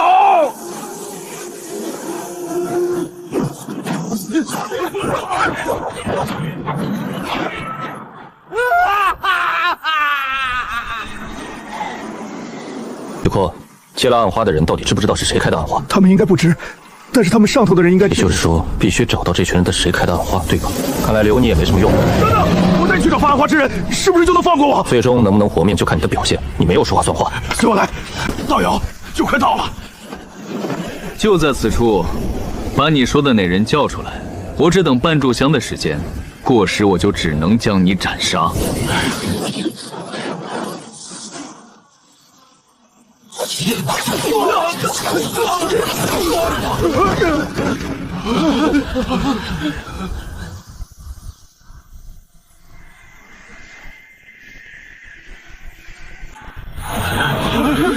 杀了他！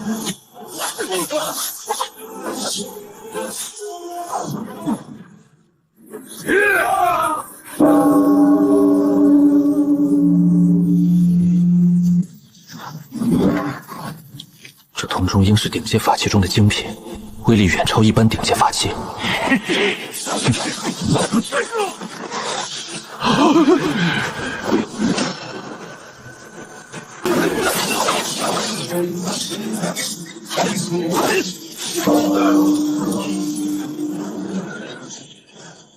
我这飞剑速度极快，我就不信你们躲得过。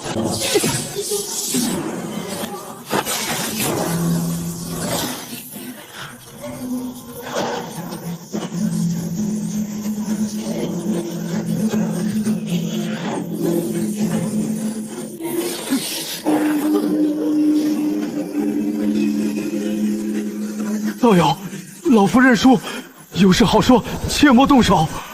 那你可知是哪两个修仙家族开出暗花要取我人头？是江火城江家和乌龙谷柳家。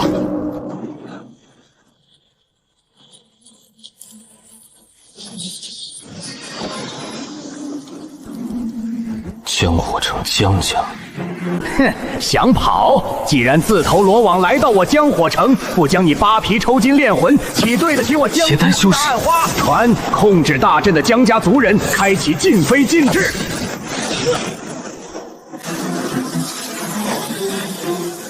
回家，不远了，5时星了。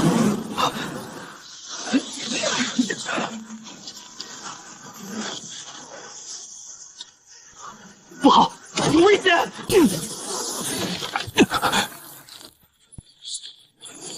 咦，居然躲过了！杨彻，真是没想到你竟敢来我江火城，老夫还真有点佩服你的胆气。不过既然来了，那就死吧！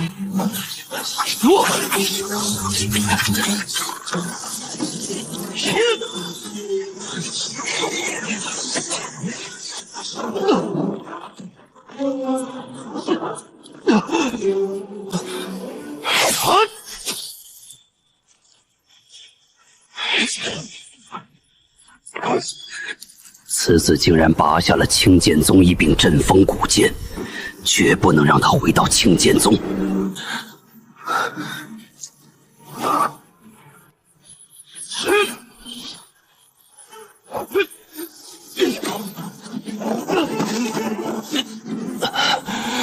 这都还不死！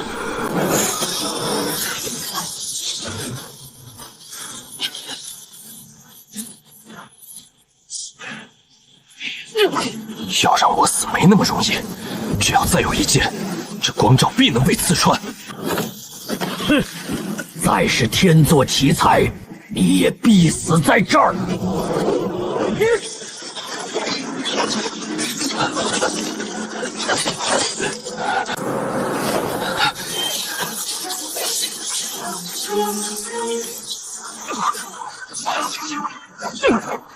杨彻，真是没想到，你竟然敢来我江火城！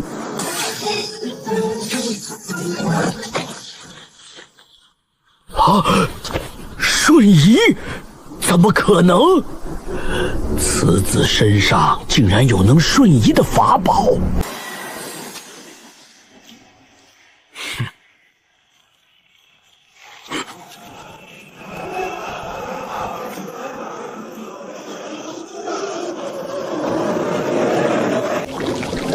我在最后关头利用闪云穴发动了一次瞬移，然后施展可以避开神识的逆袭术，最后再加上9星雷炎，我这才抱住一命。可尽管如此，我现在全身骨头尽断，也是生死难料啊！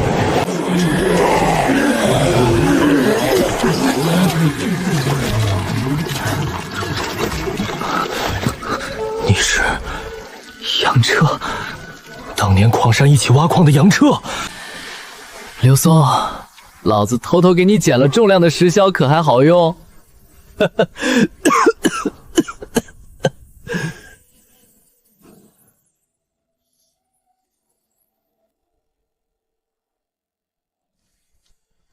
杨彻，你这身体可以啊，那么重的伤这么快就好了。那还不是仰仗你大鱼大肉的给我补得好？你可拉倒吧，我看你就是个怪物。原本我以为我们几个孟然这家伙的修炼天赋已经够变态了，却没想到论实力，你居然比孟然还要猛啊！你有孟然和胡狼他们的消息？当初从新山矿逃出之后，我就一直躲在深山中。后来新山矿暴动，我刚好看到孟然和胡良2人也逃出来了，于是我们3人结伴游历，侥幸遇到一个发现我们3人竟都有散仙根。散修老头子说，这种几率他一辈子没遇到过，于是就收我们3人为弟子，各传了一部修仙功法给我们。走散了。后来散修老头仇家找来，老头护着我们几个分开逃走。在那之后，我就再没见过他们。那现在他们2人呢？杨彻，你知道吗？我们3个后来经常聊天，都认为当年去星山矿路上，在马车上那几天，是我们这辈子最快乐的时光。不错，胡来一路给我们讲故事和笑话，我们都带着赚取银子的美好憧憬。那几天，赵明那狗日的也没提前露出真面目，还管吃管喝。那几天还真是无忧无虑。不过，宋兄，我可能要先走一步，好久没有回去了，我得回去一趟，看看师姐师弟。好吧，那咱们来日方长。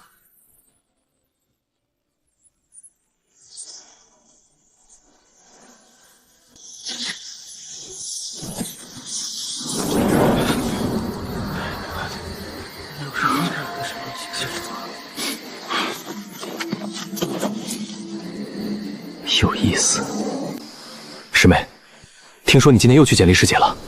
简历师姐手上还有一粒筑基丹，她已经筑基成功，自然不再需要了。而我却已经服了2次筑丹，却都没能筑基成功，我不甘心啊，师兄。所以我想求简历师姐将她手上那筑基丹卖给我。师妹，可还记得那位江无师弟吗？江无？怎么不记得？成天跟在简历师姐身后那个眼高于顶的人呗。对，就是他。这位师弟被简历师姐忽悠了很多灵石，到现在这位师弟连人都找不到了。好多同门私下都在说，江无师弟很可能死在了他的床上。嘘，师兄可不敢胡说。我哪有胡说？那江无师弟是南部某个修仙大家族送过来的，身份可不一般，身上灵石多得用不完，最后全被这简兰师姐给忽悠去了。师兄，无凭无据，我们还是不要。师妹，好像有人来了，快走！简师姐，我们错了，不该在背后议论你，求你放过我们。南师妹，本来还想放你一马，只杀这马秋生。不过既然你认出了我，那就一块儿去死吧。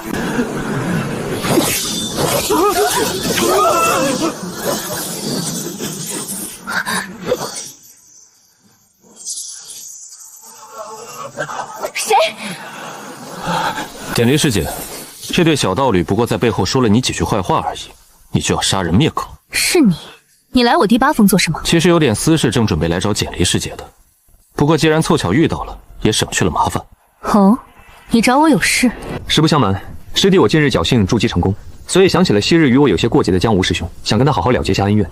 那可能要让师弟失望了，我也不知江无去了哪里。杨师兄，求你带我们一起走。那就走啊，还愣着干什么？地上那个不想死就赶紧起来走了。